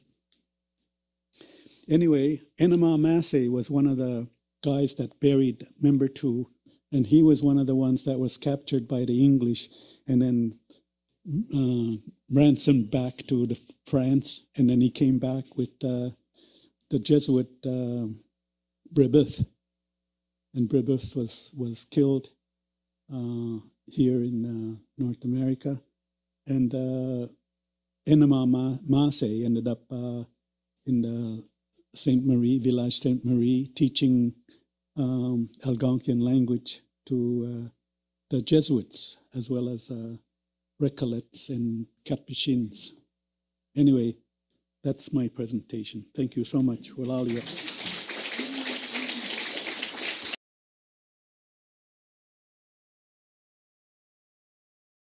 Thank you for being on time. It means the world to me, but thank you especially for the wealth that you've contributed to this wonderful ongoing event. I think you will all agree that this builds very nicely on what we have been hearing this morning. I have a number of questions of my own, but I don't want to hog anything, so I'm inclined to see whether there are any thoughts, questions out there, and then perhaps have a look at what might be online. Yes, Nicholas. Thank you so much for your presentation. Liz, I have just a remark. Recently, by accident, I came across a newspaper article dealing on this belt of wampum when it was sent in 1831, translated into German. And it was published. Both letters are published. Yeah. Yeah. I mean, it's amazing. It's 1831 and it's in a country outside, in the middle of nowhere, Germany. So we are not linked to it, but I mean, it has an impact. It tells something that there was an interest and there was an audience reading it. I mean, that's amazing. Yeah. That's everything. Thank you. Thank you for this information.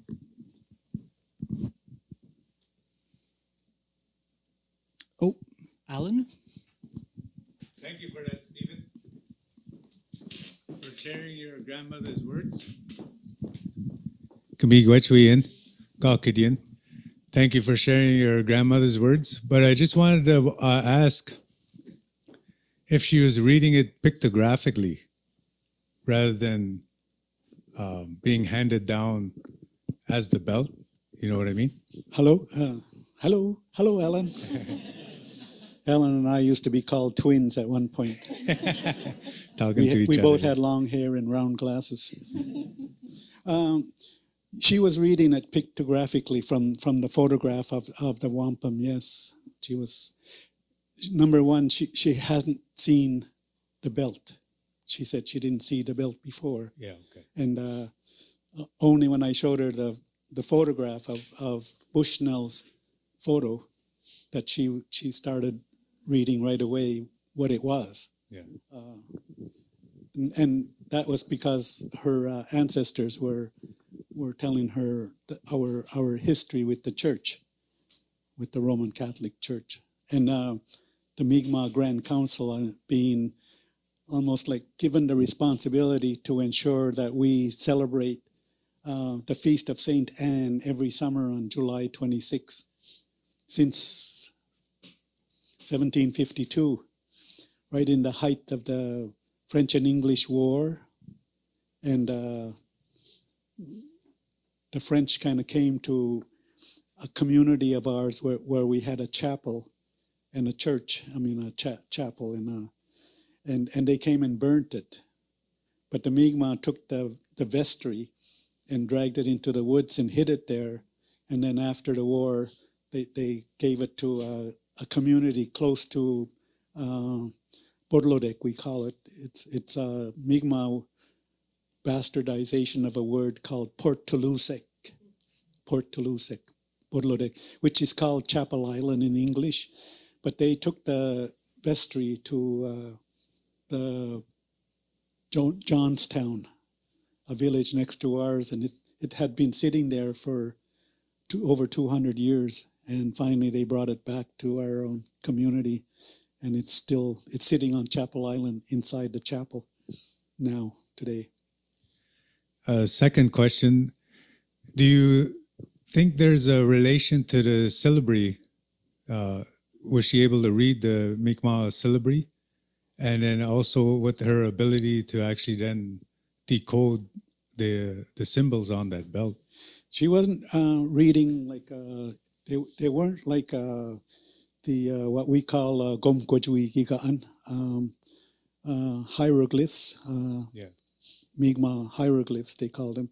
But they're not really, they don't look anything like the hieroglyphs that were invented by Leclerc, and then Bayard,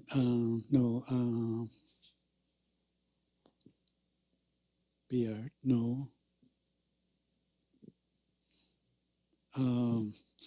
In the 1760s, he was a priest, Maillard, Abbé Maillard. He continued the invention of the hieroglyph. What he did really was he standardized it, while Leclerc was learning from our indigenous children, drawing symbols, and he was, what does that mean? It means the star. And the star eventually meant Niskam, or in Catholic terms, God, which is our sun. Miigwech. De nada. We have a couple of questions from online. Several of them, to be fair, are comments from Stephen's fan club, apparently. People who've heard you speak before and are quite happy to be part of the gathering. One question that follows one of these comments refers specifically to this photo. So someone is wondering, in the Basilica photo, there are no women or clan mothers is the term used here. Could you please elaborate on the sense of this gathering? We've been dealing with the issue of women on the Grand Council, and we still have elderly members on the Grand Council. I think I'm one of them, one of the last ones. I'll be 75 this summer, and people don't believe me. I was born in 1978. No. When the Grand Chief,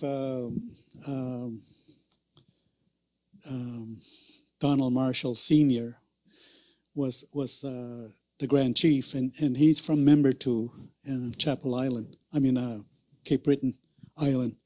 And he said, during the French and English wars, we would not have sent our women on the front lines. And our men were the ones that were called Sa'amau. But the French, when they came, they gave us the designation of captain, like you're a captain of your ship. And our ship was our clans. And so each of the members of the Grand Council were called a captain. And capitaine de votre nation, or votre clan, etc. So there have been no women in the Mi'kmaq Grand Council, but our elders and our members on the Grand Council will tell us, you want to make a decision on your own, good luck. You have to go home, you have to go eat, you have to go see your mother, you have to talk to your grandmother. They're really the ones that are the bosses. We're just given the privilege to speak on their behalf. That is, and I don't know. I think somewhere in the future we have more Mi'kmaq chiefs, women chiefs nowadays, and I think some of them are going to become members of the Grand Council soon. Change is the only constant. It's in the future somewhere. It's going to happen, I do believe. Thinking about the notions of authority allows me to segue to another question from online. Someone is wondering, so for Lise, what form did the tax, tribute, I think was the word used, at least in one of the translations, what form did this take? Was it even paid? So yeah, they used this word régal, which I translated into English by tribute. They used that word to describe the wampum belt. So that's for them, giving this wampum belt to the Virgin Mary is paying this tribute or paying this tax to the Virgin as their queen, which opens another kind of worms of misunderstanding of Europeans for whom wampum was the equivalent of money, etc. So that kind of feeds into this idea of this precious material being there for appropriation and for payment for different things. But for me, this was an attempt to try to explain in ways that, in words that they would expect the Europeans to understand, if that makes sense. It does make sense. Another question here, and I suspect that this is not the type of question for which there will be an answer, but the question's out there, so I'll relay it. Someone's wondering about the transportation of wampum beads or maybe belts. So when this wampum crosses the Atlantic, are there any traces of it on ship manifests? The person here is wondering whether this cargo was being documented. That is an excellent question. I haven't seen that in the archives myself, but I'm not a specialist of those ship records. So that would be interesting to look at those with this specific question in mind. For the transportation of the Vatican wampum by Simon Hyacinthe Deutz, I thought it was very interesting to, for this instant, we knew of the person who was the transportation means of a wampum belt, and it seems to be traveling in great secret. So it's possible that it was just in a cargo or someone's luggage, perhaps rolled up, or in a bag, in the same way that wampum belts were carried for diplomatic events. So, but that's further research is needed. To clarify, because whenever there's a secret, I become very curious. So was this a purposeful secret? It was hidden during transport, or it's just that it was discreetly transported and left no trace? It was very discreetly transported, and this was one of the question that arose during research: is this, was it a secret on purpose, or was it that nobody cared to mention it? Both hypotheses are interesting in their own merit, but from what I gathered from the correspondence when the belt arrived in Rome, it seems that this was more of an indigenous initiative, and therefore the Sulpicians were not sure what to do with it until they saw how effective it was with Gregory the 16th and how moved he actually was, that then they wrote back and forth saying, like, what's the explanation for the symbolic color, as they call it in the correspondence. But before that, it's almost as if Deutz was just keeping this for himself, or like keeping it a secret a little bit. That's true. Nobody cared at the time. I mean, they didn't have like border agencies at the time. Like nobody was asking, what are you carrying and how much money are you bringing and things like that. It just passed through under under the eyes. And it was privately done because Simon Dutz was a very elusive character, and lots of bad things are attributed to him of things he did in Europe.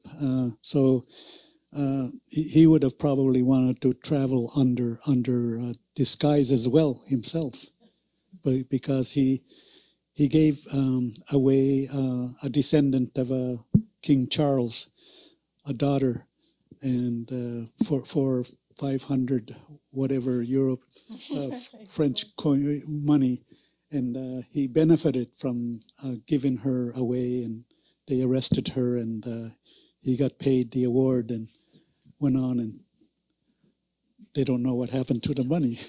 But he showed up here in Canada at Lake of the Two Mountains as a representative of the Pope, because the Pope himself was related to him in some way.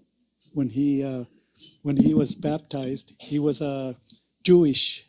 His father was a rabbi, and when he was baptized, the story keeps getting better and better. Yeah.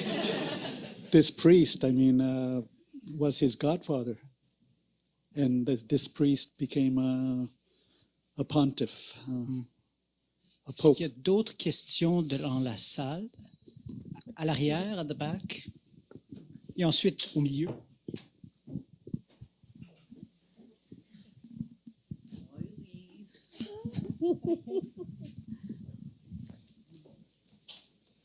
Hi, Stephen. Hi, Lise. Quay, Stephen. Quay, Lise. Vernon, Indigenous cause. I'm from Kitagan Zibi. Really quickly, I'm going to be speaking tomorrow. I'm at the last speaker here. The year before, I did write, again, a letter to the Vatican and saying that since you're coming for a visit, Pope, why don't you bring the belt over? But he didn't come to Ottawa. But what happened is one of the senior people in the United Nations who works on peace actually brought the letter to the Vatican on our behalf, my behalf. I wrote it. But when I was looking at this today too as well, because both my grandmothers, on my and great-grandparents are from Lake of Two Mountains. And so we have a lot of stories in the community recollection. And when also too as well, the previous wampum carrier used to sit with my mother a lot. And not only William, but Teresa Manise, because I remember her coming over as a little girl. So when one of the things too, when you were looking, I was looking at the peace pipe and the hatchet. One of the stories was also too as well, because we did have war with the Iroquois, the Haudenosaunee, when the fur trade, over the fur trade. And I have a long story with that too as well. But what happened too as well, when I was looking at that, one of the stories going around, also I was told, passed down, that there is, at Lake of Two Mountains, there was a burying of the hatchet between the two nations in order to live at the seminary or at the Lake of Two Mountains. And I said that's what it represents. And then for us as Omamaninoag, also too, we have our own constitution. And that's also too, in which is very different from the Canadian Constitution. And when I was looking at the symbols, I said that's what it represents too. The leaving behind of like the traditional understandings, because part of the Constitution also includes the bow and also to the axe, but also to as well, even the peace pipe, because it's leaving behind a ceremonial and embracing the Catholicism and going, and that's where the church is. But we also have the oral history too, as to why we left Lake of Two Mountains, was because there was a lot of abuse going on with the church. And my mother would talk about that also with, before both their passing, William and my mother, because also too, she was a historian in the community. with Antoine Baganawatik, which was the first, I guess, Indian Act chief for Kitagan-Zibi, which was created in 1853. He talked about why they left Laikatu Mountains was because they would have children at the seminary and the children would die. And his wife had 13 kids and only one survived. And they would bleed out. The babies would bleed out. So what happened is we have the oral history of why they left Laikatu Mountains too. And that's why we settled in Kitagan-Zibi and the other communities. But also though too as well, if you flip the belt around, it coincides with this history too as well of going back on the land and going back and reconnecting and the caretaking of the land. And now I wonder too as well, it's also with that connection with the other belts in the prediction of the 7 fire prophecy. And also too as well, the sharing belt of 1701. So I'm going to talk more maybe tomorrow, but that's where I think too as well, there's the academic puzzle of putting this together, but we still also have the oral history. And we have this too as well with Teresa Menace and her story. She did document that before her passing.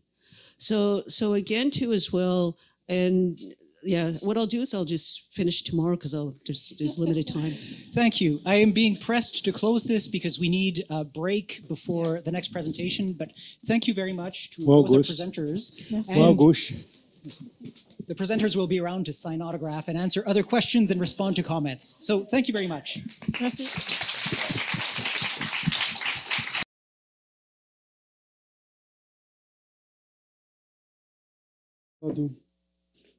Magre honda signore at kadasso no de igra gatrori ne omni zarade magre nana no hota dona dunkone honda gari wadakwa tokarani ona ge ne da gatkawe ne jijinici dakkan raje omni zarade agoi guse yugo da garide waduskana jinici yugo nutunyo no dasha dorete ogadine jera jituniot kigo Ustawa kawi ne da wana duka yete nista hoza.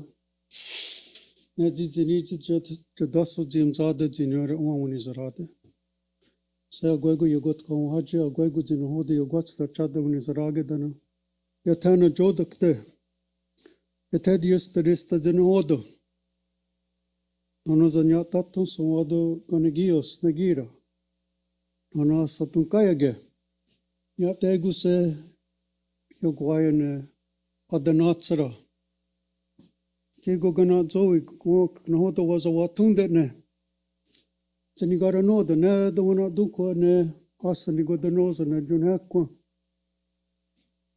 Guegu Nahoda nene Kain Tosara. Karhago Sagutunu di Dakinuja Guegu Gada Dawnio. Yaskats Tinichi Garhare. Ogure Sunda Karunda Sua. Go kudicha gwegune uzi dongu. No the wasa no hoduga gayo ne hunzage the satun gauru anaga. And the gaye ni gaurage. This is togo rativeras. Jini wanizaras. Jinu karakunaga sugatia jukinaka garakwa. Asutano no guadi, nono yogwandas nua, ukisota asatanaka garakwa. Nono tano no hodi dari wata jata ganu sesne. Nono dawayato. Nono radiksa guam nagare ziyum zade. Sana ne tanizi yoguyo daje. Nono wasundia dano da watgato. Nene nyadegu ne uzisto kwa sua. Yugo da resui uuni zarade se yogwaye dokarani kagaragea yugo da yanderago de nijere titanizi ruri wizu. Ono na ne yakande hunes ne da wana duka ne ne yukiso toku kaha. Chinua tanat kanizos chotku. Tana chinigane gaeri ni ugwedege. Ono izina garuyadi. Chinu agwe judaso. Chinu yogarode. Chinu dayayadane yeti jizu. Me arriwa. Aguego se goido sumo nizarade. Magre tukadinizi antkadaso. So I just started out acknowledging each and every one of us that are gathered here. I figured I'd just start out with a few words of the Thanksgiving address, as you see there. That's a depiction that was done with Oran lions, by Oran lions. And when we do the Thanksgiving address that I just did in our language, this is what we're talking about. The people, the Mother Earth, everything that sustains us on this lower world. When you look up, the four directions, our grandfather, the thunder beings, our elder brother, sun, grandmother, moon, stars, star knowledge, star stories. When we go beyond that, we go to an ancestor realm. All of the ones who have gone before us. We acknowledge four beings. When we go beyond that, now we go to the other side of the blue. Easy not garuyedi. Some people say, well, the other side of the sky. But the actual translation is the other side of the blue. Then at night it becomes black. So the other side of that, how far is that? Well, we can talk about light years. Or the elders say it's the thickness of a leaf because we're looking at another dimension. But nevertheless, I started out with a sacred song. When you heard this little boy sound his voice, the life, all of this wood and the plants, there's water in here. You saw I gave it sacred breath, just like us. We all have sacred breath. We come into this world, it's all held together by natural law. And because of all of those things working, this drum now sounded its voice. I'm sounding my voice. All of you today sounded your voice. Because if you can look inside your chest right now, what are you going to see? Your lungs are expanding and contracting. Look at your heart muscle. It's expanding and contracting. The snow comes, the snow goes. The snow comes, the snow goes. The ocean goes up, the ocean goes down. The ocean goes up, the ocean goes down. Step at the edge of any lake. Look at that water. You see these little tiny waves slapping up against the shore. And this drumstick hits that skin goes up and down. We're all participating in a sacred dance called life. And when you truly understand that, it's going to transform you. First of all, in your thinking, and then your relationship with Dada, clay. This walking clay now that's infused with spirit. Now, my spirit has the ability to express itself. Hamba hibaya, hamba hasha. This morning we all had the opportunity to open two gifts. Our eyes. Because there's a day coming that ain't going to happen. When is that? Nobody knows. Each day when you see that sun come up, that's a birthday. You could literally almost say that the sun comes out of the womb of the earth mother. Then he reaches a midway point and he's going to set. Just like us. When I look in a mirror, I'm starting to set. My hair is turning white. I don't have all of that strength when I was younger. And in a not too dear, far distant future, I'm going back into the womb of my mother. And how great that will be. Because in our creation story, there's no hell, there's no devil, there's no sin. Maybe if we could go to the next, can you control the next slide or I do it? Okay. So this is another painting done by a friend of mine, Arnold Jacobs from Six Nations, depicting our creation story. Talk about the other side of the blue, the longhouse. Sky woman leaves that place and then comes to this lower world. She's pregnant. Why is she pregnant?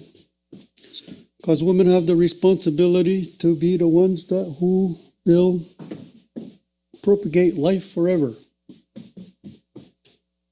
And then eventually the male energy spirit will come into that. And they're depicted as two twins. Taruhiwagu is the holder of the sky. And then so we call his brother Sawiskara. I asked my mom, I said, why do you think we call Sawiskara? Well, she says it comes from Owiskara.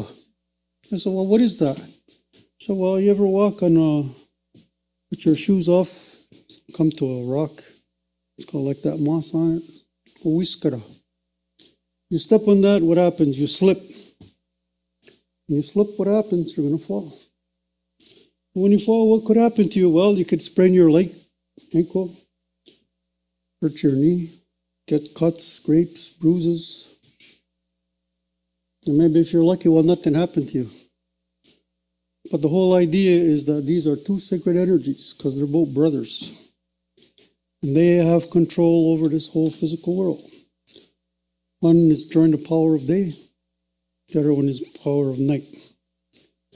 I remember I heard one person talking about our creation. Oh, they said, Taruhiwagu, he killed his brother. And I said, I thought to myself, I said, really? Well, if that was the case, there'd be no death.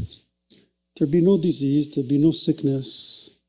There wouldn't be these things that come into our life that cause us, our minds to be troubled, because everything would just be, for lack of a better word, hunky-dory. And if it was the other way around, that it was just Sawiskara, Owiskara, all of these things that take us out of balance, well, it would be a life that no one would want to live. So it talks about the interplay, the balance between these two. And when you truly understand that, what's going to happen, now you will be able to walk in equilibrium. But it's a challenge and it's a test. Because every day there's going to be some thoughts that's going to come into your mind that's going to say, well, maybe I should go this way. Or maybe I should go that way. And then if we're not careful, then we're going to put ourselves out of kilter and out of balance. And when that happens, so now we're going to bring pain to this ourselves. We'll bring pain to each other. We'll bring pain to the Mother Earth. And then usually it's because we denounce the whole idea of our ancestors. So when we do that, now we're being to walk in darkness. And when we walk in darkness, well, try it. Shut all the lights out and see how far you're going to get without walking into a wall or something. So, what we talk about creation story and why should it be tied into wampum? Because it's significant. Because all of these stories help to formulate ideas and thoughts about how we think. And those thoughts and how we think are going to decide then about how we're going to love this life and engage with this life. You know, some people say, oh, you know, your creation story, it's only a myth. I said, really? I said, well, if you're young and if your mother's still alive, go ask your mom and say, Mom, what happened to me on the day I was born? And if you're a mother and you had children, well, you know what happens. After conception, and then we go through the time of just becoming being. And if everything went according to natural law and there was no issues or problems, first thing that happens is your mother's water is going to break. Water is the precursor to life. Next thing that happens is the contractions start. And then we're literally pushed from that upper world womb on through the birth canal into this physical world. Look around. How beautiful it is. So now, why are we here? Well, first and foremost, is that when we look to all of these things that sustain us every day, that we talk about in that Thanksgiving address, they're gifts. Your life is a gift. And the only thing that you have to do is every day is to celebrate it and to honor it. And for us, celebration and honoring gets expressed through happiness, through joy. And how does that get expressed for us? ceremony, singing, song, dance, great feather dance with singers that go for an hour, maybe even longer, and you're sweating because you're so happy. You're dancing to creation. We just finished 7 days of midwinter ceremony, beseeching and asking that all of these elements, right now as the winter solstice, the shortest day, now everything is going to start to do their work to strengthen up. So now we are right in there at that time, saying to our elder brother, son, hey, brother, son, don't fail us. Continue to do your work. Look, we're dancing for you. We're celebrating you. Same thing with Grandma Moon. Same thing with corn, beans, squash. Same thing with water and all that stuff. Because today, in the time of global warming and climate crisis, we better all start to think about who we are. Where do we come from? Why are we here? Because it says that we have a responsibility to those future generations that are coming, so that when they will be born, that they will inherit a happy, safe, clean, beautiful, peaceful, loving home. That's our responsibility to them. And we can't let them down. You know, the young girl, Greta Thunberg, she says, why should I go to school? Why should I learn about all the scientific data, facts, figures, knowledge, and information when all of that says, I ain't going to be around to be an old lady? She said that when she was 16 years old. That's approximately 5 years ago now. She put it this way. She says, you know, you adult, your house is on fire and you're acting like as if it's business as usual. Well, you know what? We're beginning to witness that our house is on fire. Look at what happened last summer in Quebec. First time a lot of our brothers and sisters up north had to get evacuated. It's been happening across Canada. Look what's happening in Hawaii, Maui. The ice caps are melting. We're never going to change that. So as two-leggeds, we better seriously start asking ourselves, how did we get in this predicament? We have wampums, we have history, we have a lot of things that could help us and benefit us. But are we going to listen? That's a challenge.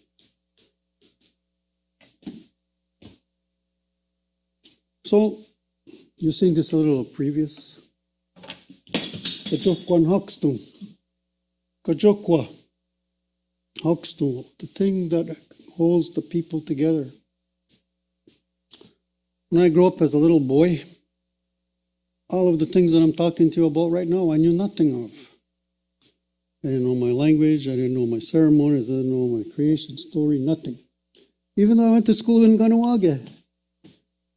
Because the hold that Christianity had in our community, and you've all heard it, and it's part of the residential school motto, we will kill the Indian to save the man.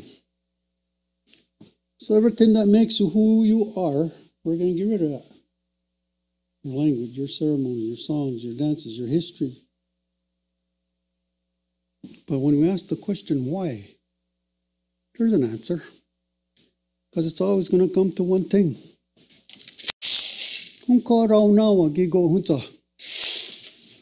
When we talk about this land, whose is it?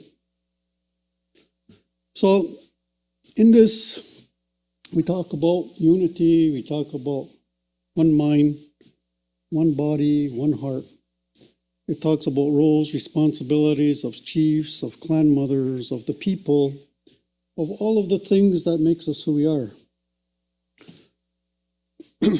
So, it's pretty lengthy, and I could go on and talk about that. But we talk about, so what are the significance of these, and how can it inform us today? Well, I'm going to share a few things that happened in my lifetime that I'm just sharing some information, and it's up for you how you want to take it or not take it. So, as I said, we call this Kajokwan Hakstu, the Great Binding Law.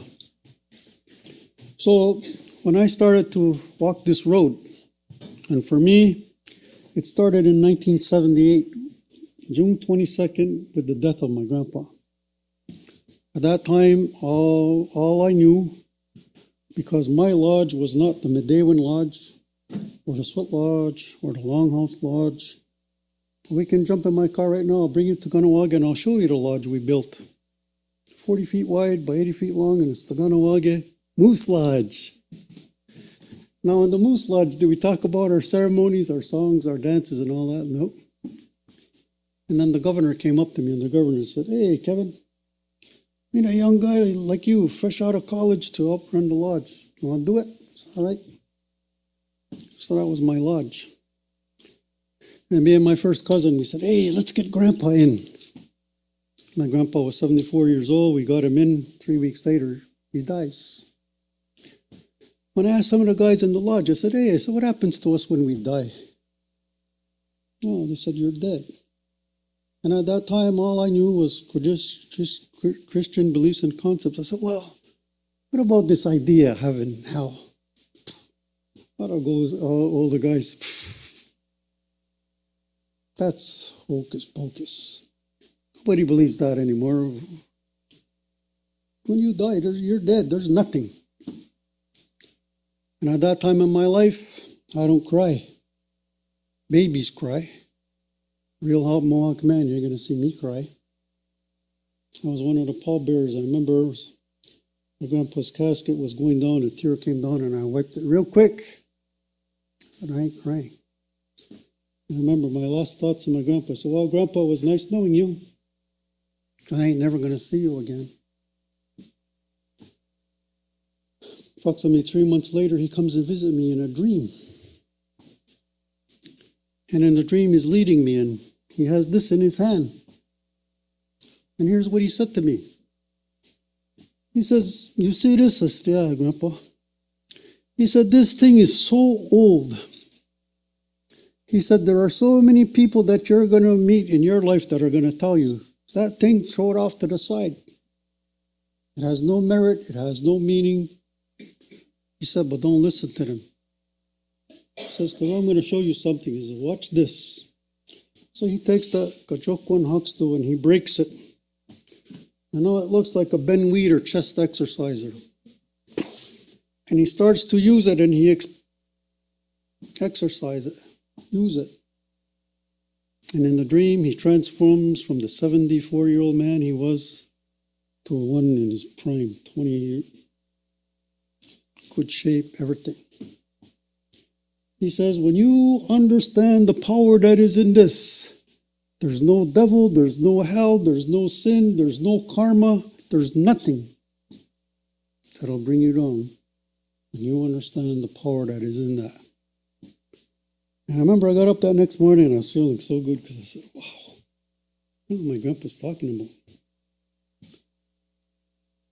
So there's a picture of my grandpa. When he was young, I would go see my mom. I said, "Mom," I said, "give me a picture of Grandpa." So anyway, now it's almost going to come to almost his year anniversary. Comes to me in a dream again. And this time, he says, "Come on." He says, "We're going to pick strawberries." So my grandpa's always leading me because as a little kid, he was the anchor in my life. And when we got to a place in Kahnawake where I used to play as a kid, where strawberries grew and all of that, just as we were getting there, I asked him, I looked at him, I said, "Grandpa," I said, "Takrori, o katinizi o wato skatna do watarunyo dan uno wasihe." And Grandpa, I said, "Try to help me to understand." I said, "How do we have these conversations and you're supposed to be dead?"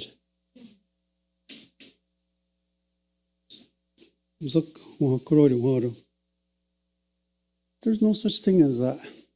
He said, "I'm going to tell you how it is." He says, "The minute you die," he says, "you're automatically brought up into the Great Sky World Council." He says, all of us from the beginning of time. And he says, in the center of the Great Council, he says, is a little drop that represents the earth, like a little speck of water. And he says, we're always intervening from the spirit to the earth, back and forth forever. I guess from my Christian upbringing, I could say, well, that's the angels, that's the saints. But now from our own traditional perspective, that's all of us. There's no separation. We come to this lower world, when we go back into spirit, we're one with Sa'oyera, Ka'sostan Goa, that source of life for all life. So he said, that's where we are. And he said, that's forever. He says, we need a strawberry drink. He said, so come on, we're going to get these strawberries. I remember I grabbed his arm and said, Grandpa, I said, tell me more about this. Gonna hide it, water. The experience wanted to do harder. No, he says, I can't. He says, they're waiting for me. I'm in a hurry. I got to get back. So there's an artist. Her name is Carrie Taylor. Because I was a school teacher and all of that. Anyways, I said, Carrie, if I gave you some prophetic dreams that I had about wampum, I said, and could you paint it for me? She said, yeah. So this is dreams that I'm talking about. Started in 1982. And I commissioned her to do this for me in 1992. So now, this coming May is going to be 5 years. I have this, when you enter in my house, as you come in the vestibule, it's right hanging there. Now get this, if you get this, what I'm going to share with you now, it's pretty profound. So I come in, take off my jacket, I come in the living room, I look at the painting, and I can't explain how this works. But there was like something that jumped off that painting and hit my mind and said this. We're going to give you a deeper revelation now about this. They said, in the center of that circle that represents the earth, don't look at it as the earth, look at it as a human egg.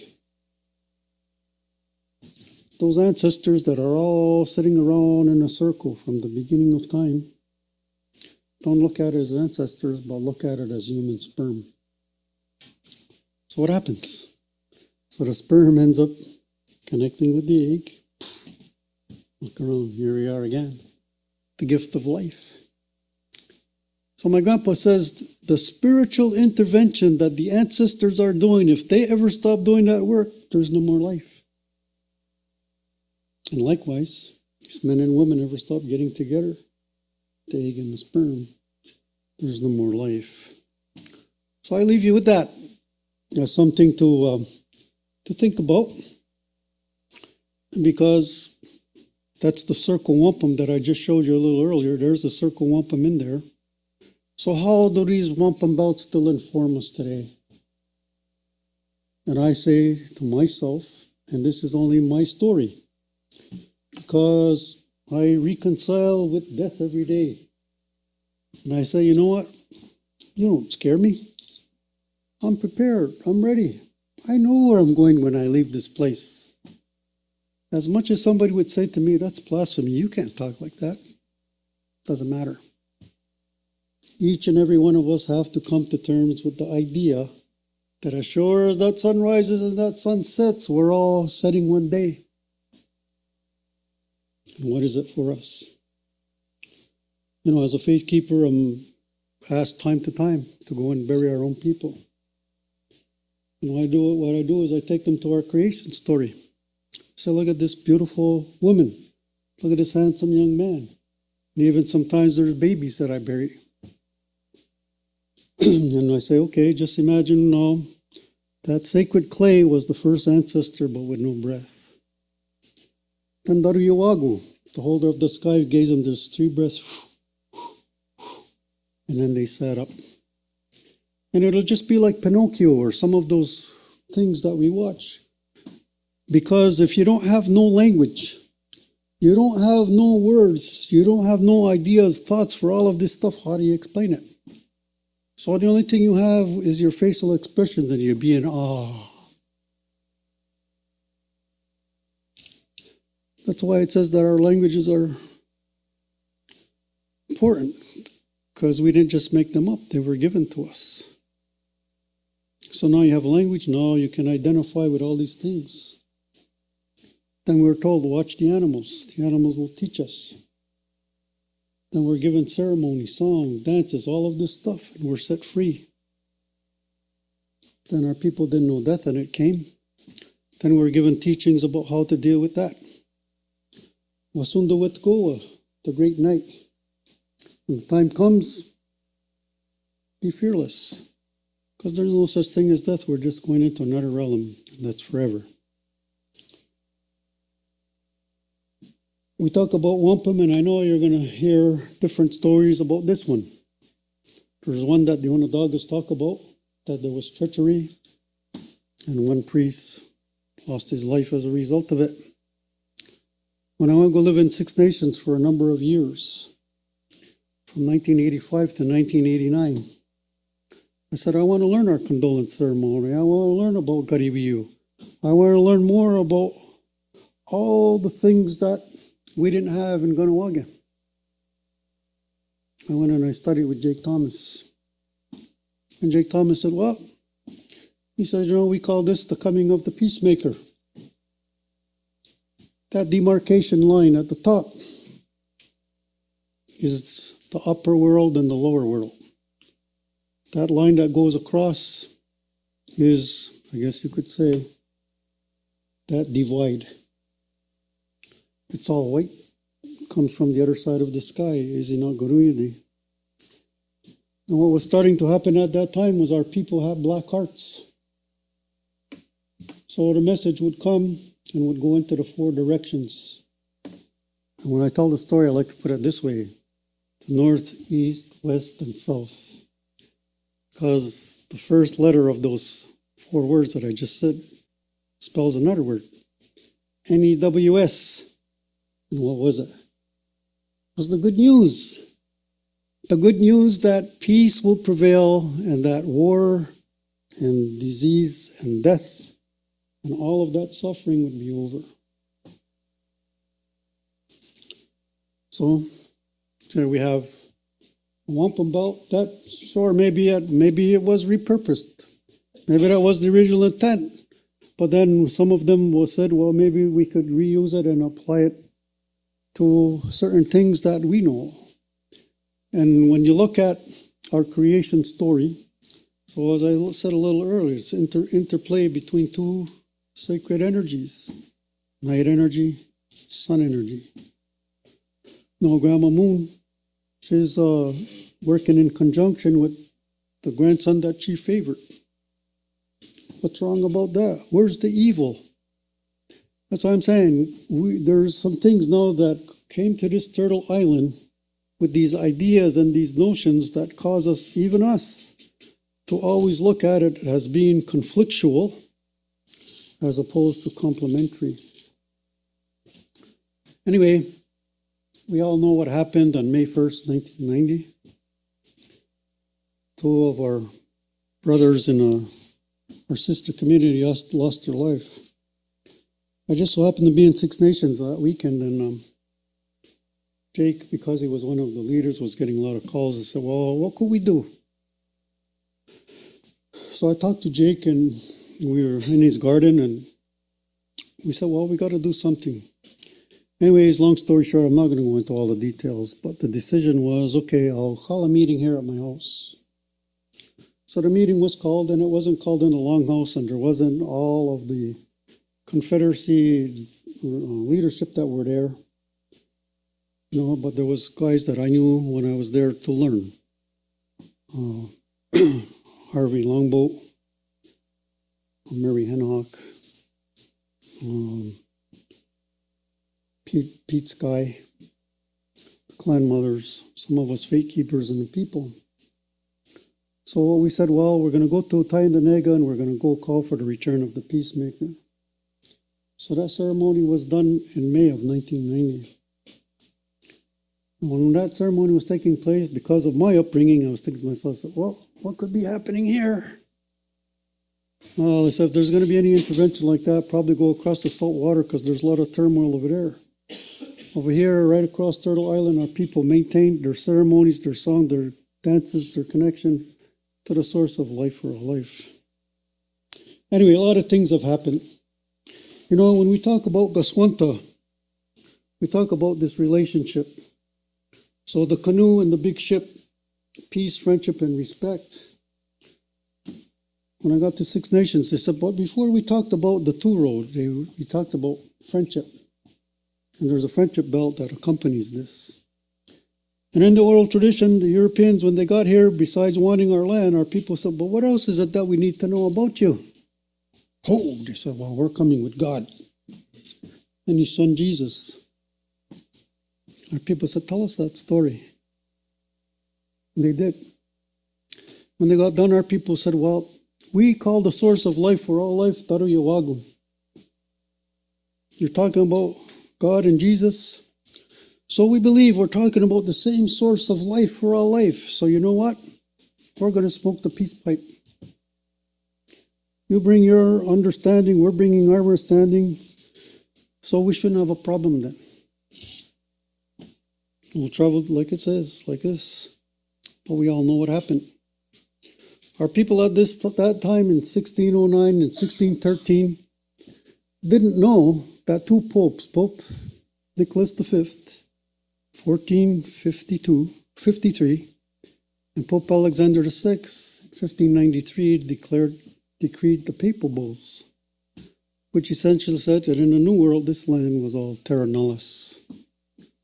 That because we were of a different belief system, that we didn't matter. So they came with this attitude of superiority. And you just have to look at 500 years of history and what happened.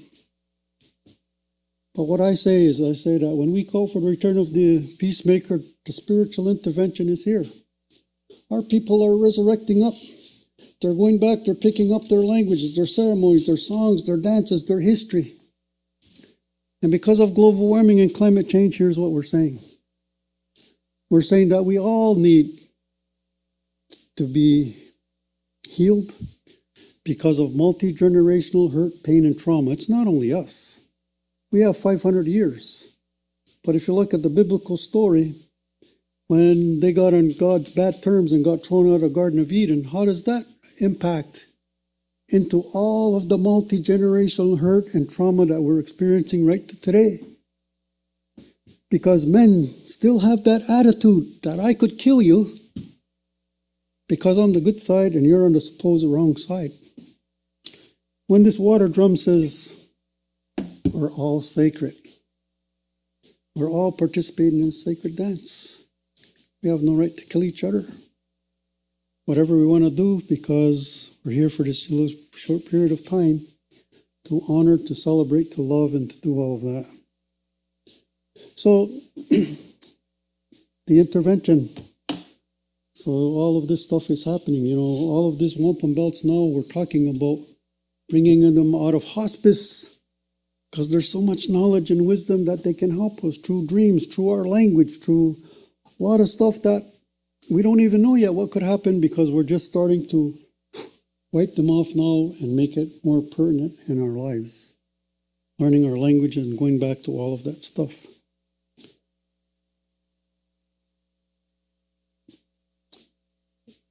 When we had a big meeting in Six Nations, we had a number of people, strong elders, not only our own traditional elders, but some of the elected council chiefs. We all got together and we did this Yuwipi ceremony. And what the elders, the grandfathers said is that we have to call on the horsepower. That the horses have to come across this turtle island to begin wiping the tears of the seventh generation and healing the Mother Earth. So when that was done, we talked and we said, okay, well, how would that happen? Anyways, it did manifest. The horses left Vernon, British Columbia, and they arrived on Six Nations Reserve on August 27, 2004. Some of us, not me specific, but people that I've been involved with, they coordinate a youth elder gathering. It was a summit. The late Jake Swamp read a proclamation And then our youth did a relay run, and then they took that to the United Nations in New York. But what we evoked was all of this energy, even with the horses. And we said that it has to begin to start. All of a sudden, Harper talked about the apology of the residential schools.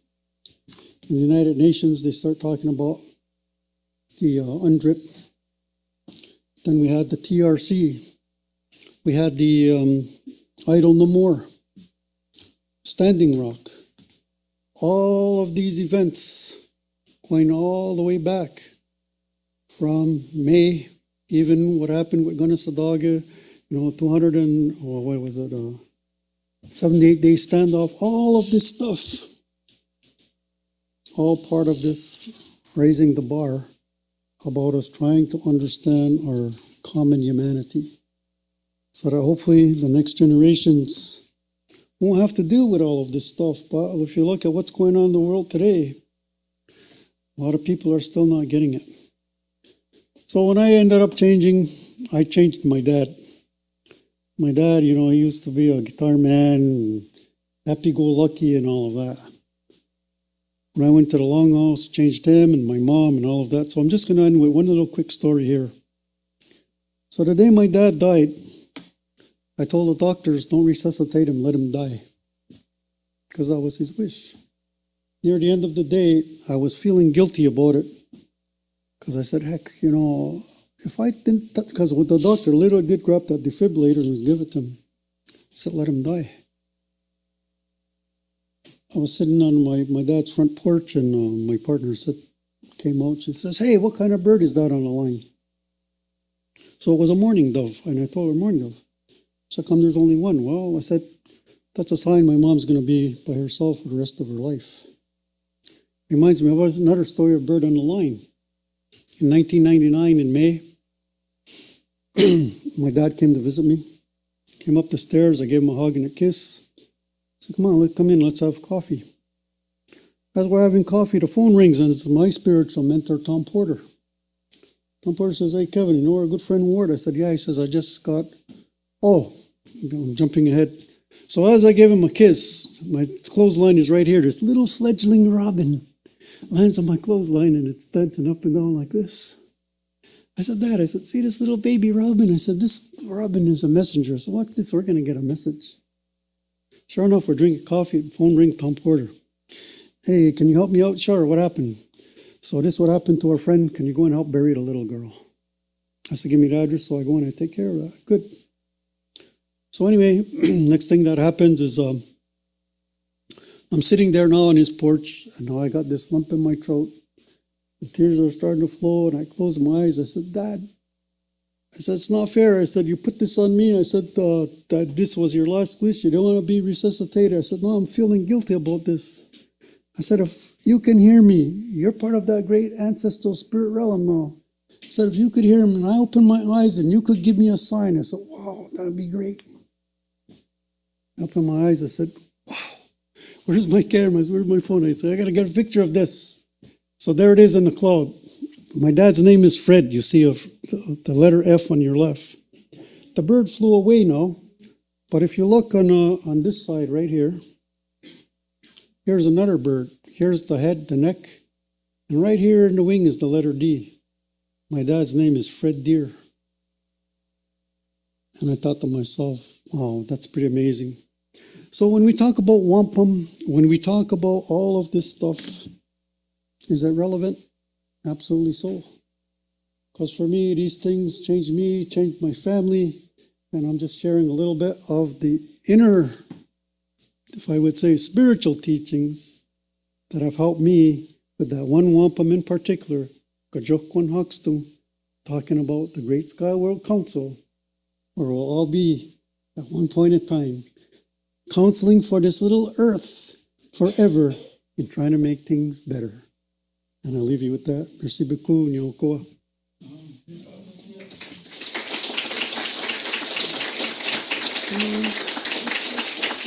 Pick up my drumstick. All right, thank you.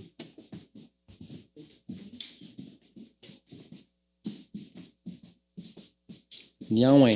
Thank you so much, Kevin, for this speech. Inspiring, totally different than what we do, historians, with our archives and rather, I don't know, dry writings sometimes. I'm looking online if people are reacting or having comments or questions. So far, I don't see anything. But here in the audience, if someone wants to ask a question to Kevin or add something, or we still have a few minutes before the end of the conference and the small cocktail that is prepared across the door.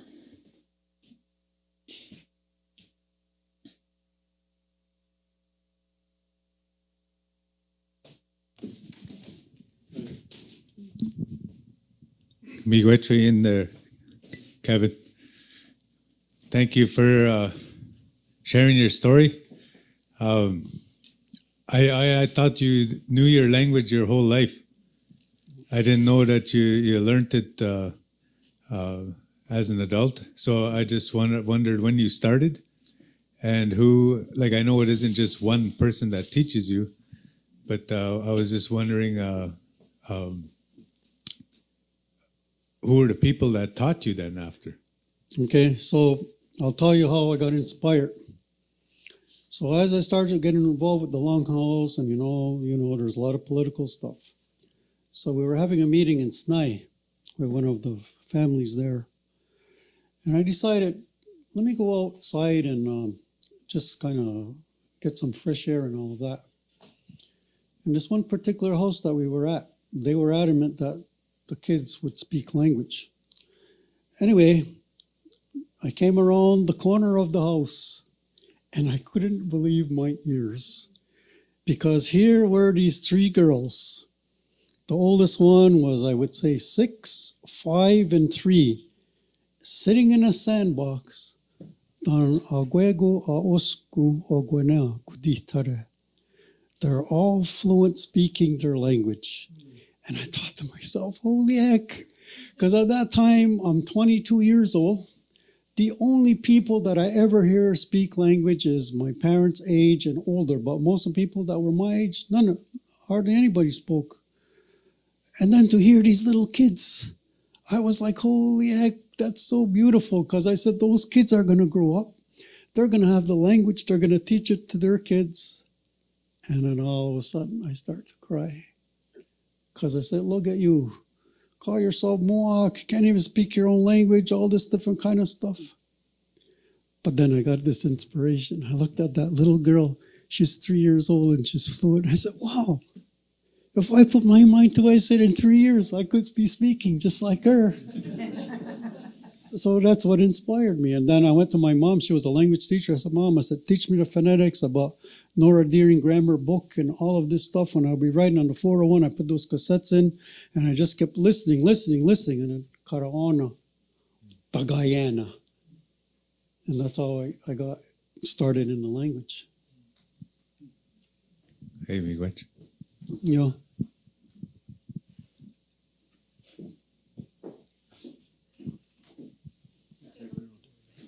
Yeah, she's married.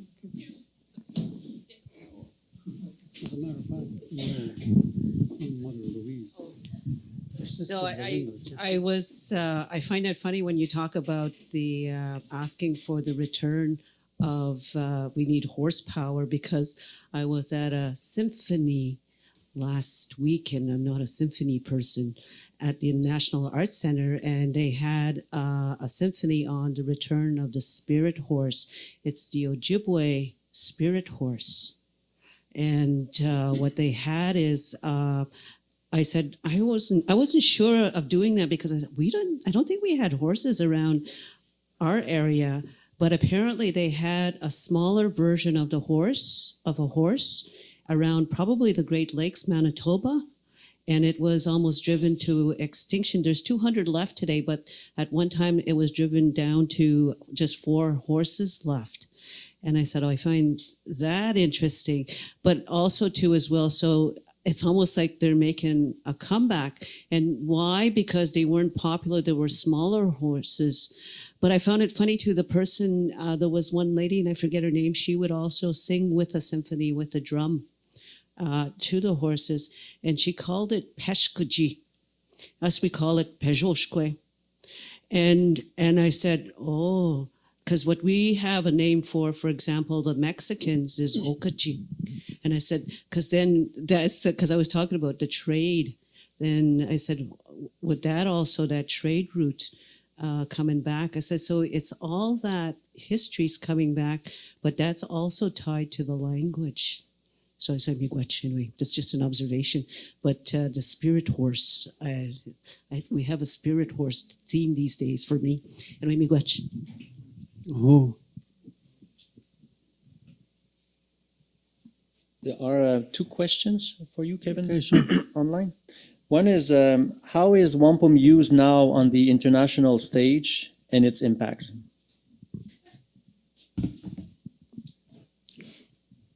No, I'm not sure how we would interpret international stage if we're talking about at the United Nations level. There's a lot of work that Kenneth Deere and individuals have done, to try to bring this whole relationship, the Turo, and everything that has happened to us with the invasion in our lands, in our territories, and all of the injustices that we're still suffering today as a result of that imperialistic attitude by both Canada and the United States. But as I said, we're in this time now where we all have to start, like it says, the ceremony at that wood's edge. We all better start to see different, hear different, speak different, and we all better start trying to work to make things different, or if not, we're all going to be gone in a very short period of time. So it's up to us. David Suzuki says, we're this last generation that is either you're going to make it or break it. He says, if you think that the economy is more important than the ecology, well, then don't take another breath.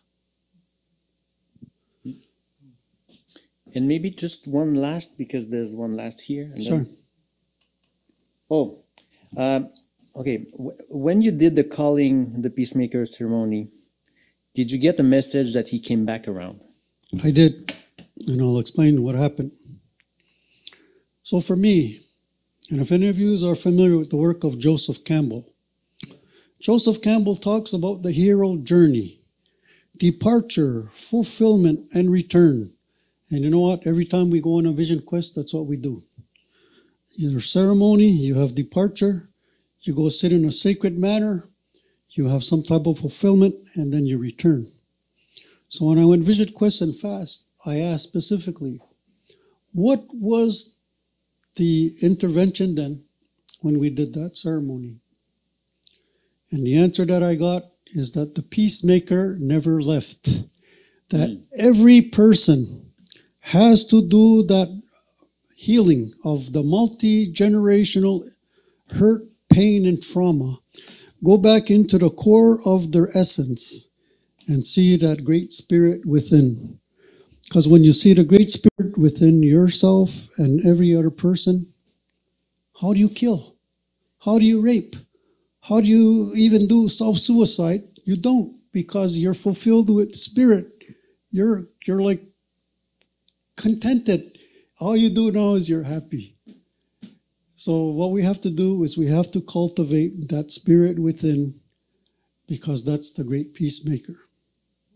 It has different other names or connotations, but it's the whole idea that that energy, that spirit is in all of us. Thank you. Do I see more comments, reactions, questions? No? Okay, so I think we'll end here. Thank you so much. I really hope you enjoyed as much as me and my colleagues. Very interesting day, and we have another as much interesting day tomorrow. Thank you, everyone.